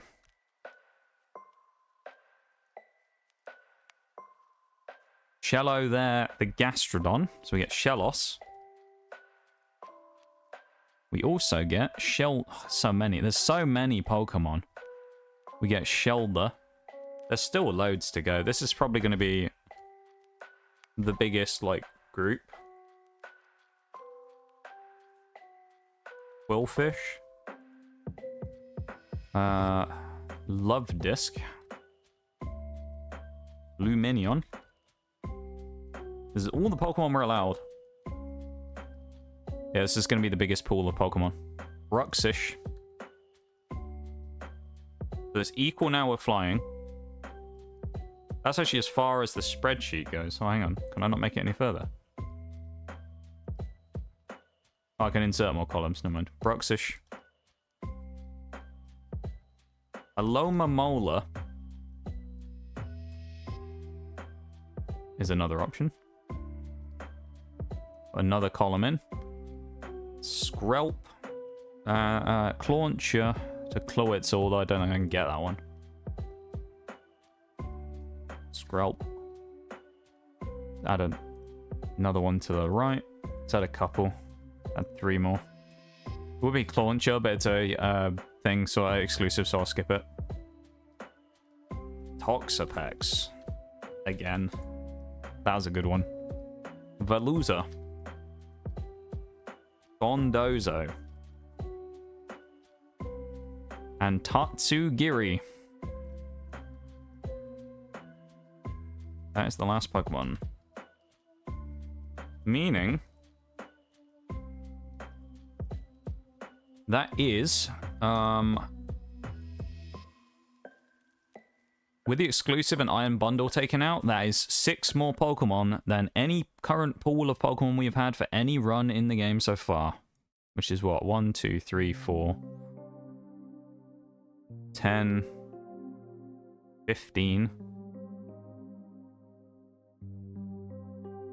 hang on.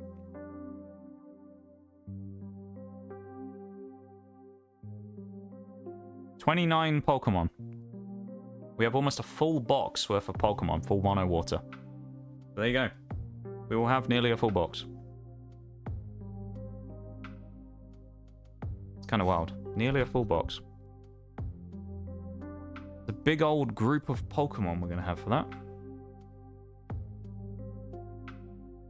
Something to look forward to in the coming weeks. Yeah. That was, I mean, that was a decent run. Mono Dark. Nothing, nothing crazy, you know? Or anything like that. Oh yeah, fair enough. We'll take it. We'll take it indeed. Can't complain, really. The Dark run was a good run, although it isn't really necessarily going to be remembered all that fondly. In the sense of it's not really one that I can be like, yeah, there was a really clutch, cool moment. It's been okay, you know. It's been alright. It's just not really been all that good. But it's been fine. Nothing really wrong with the run. It's been fairly solid. And I don't really have any complaints with it. So, yeah, it's fairly alright, I'd say. Not the best, not the worst.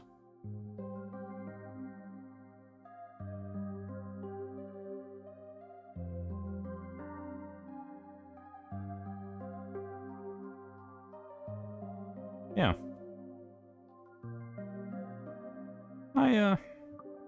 I'm looking forward to these last couple. Ice, not so much, but the rest of them I think will be okay.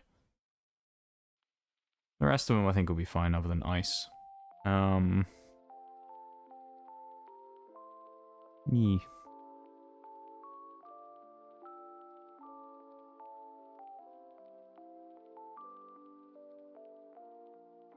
Decent day today, though. I mean, we finished what we wanted to. That's the main thing. We finished what we started. And, that's all I was really looking for, was to kind of finish the run. To get to the end. So, we did do it. We finished the run. And, yeah, I guess we were successful by that logic in our endeavor. So... can't really, like, complain all that much, you know? Just wasn't that exciting of a run, you know? It was kind of, I don't know, it felt a little predictable, that run. There wasn't really too much going on. We knew Hydreigon was going to be a big hitter in the end, and it kind of just turned out to be. There wasn't really anything else too crazy going on the rest of it. Yeah.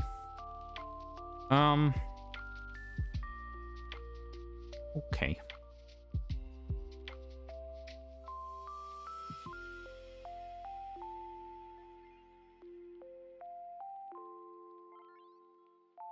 What to do now, I suppose. All I've got to figure out, innit?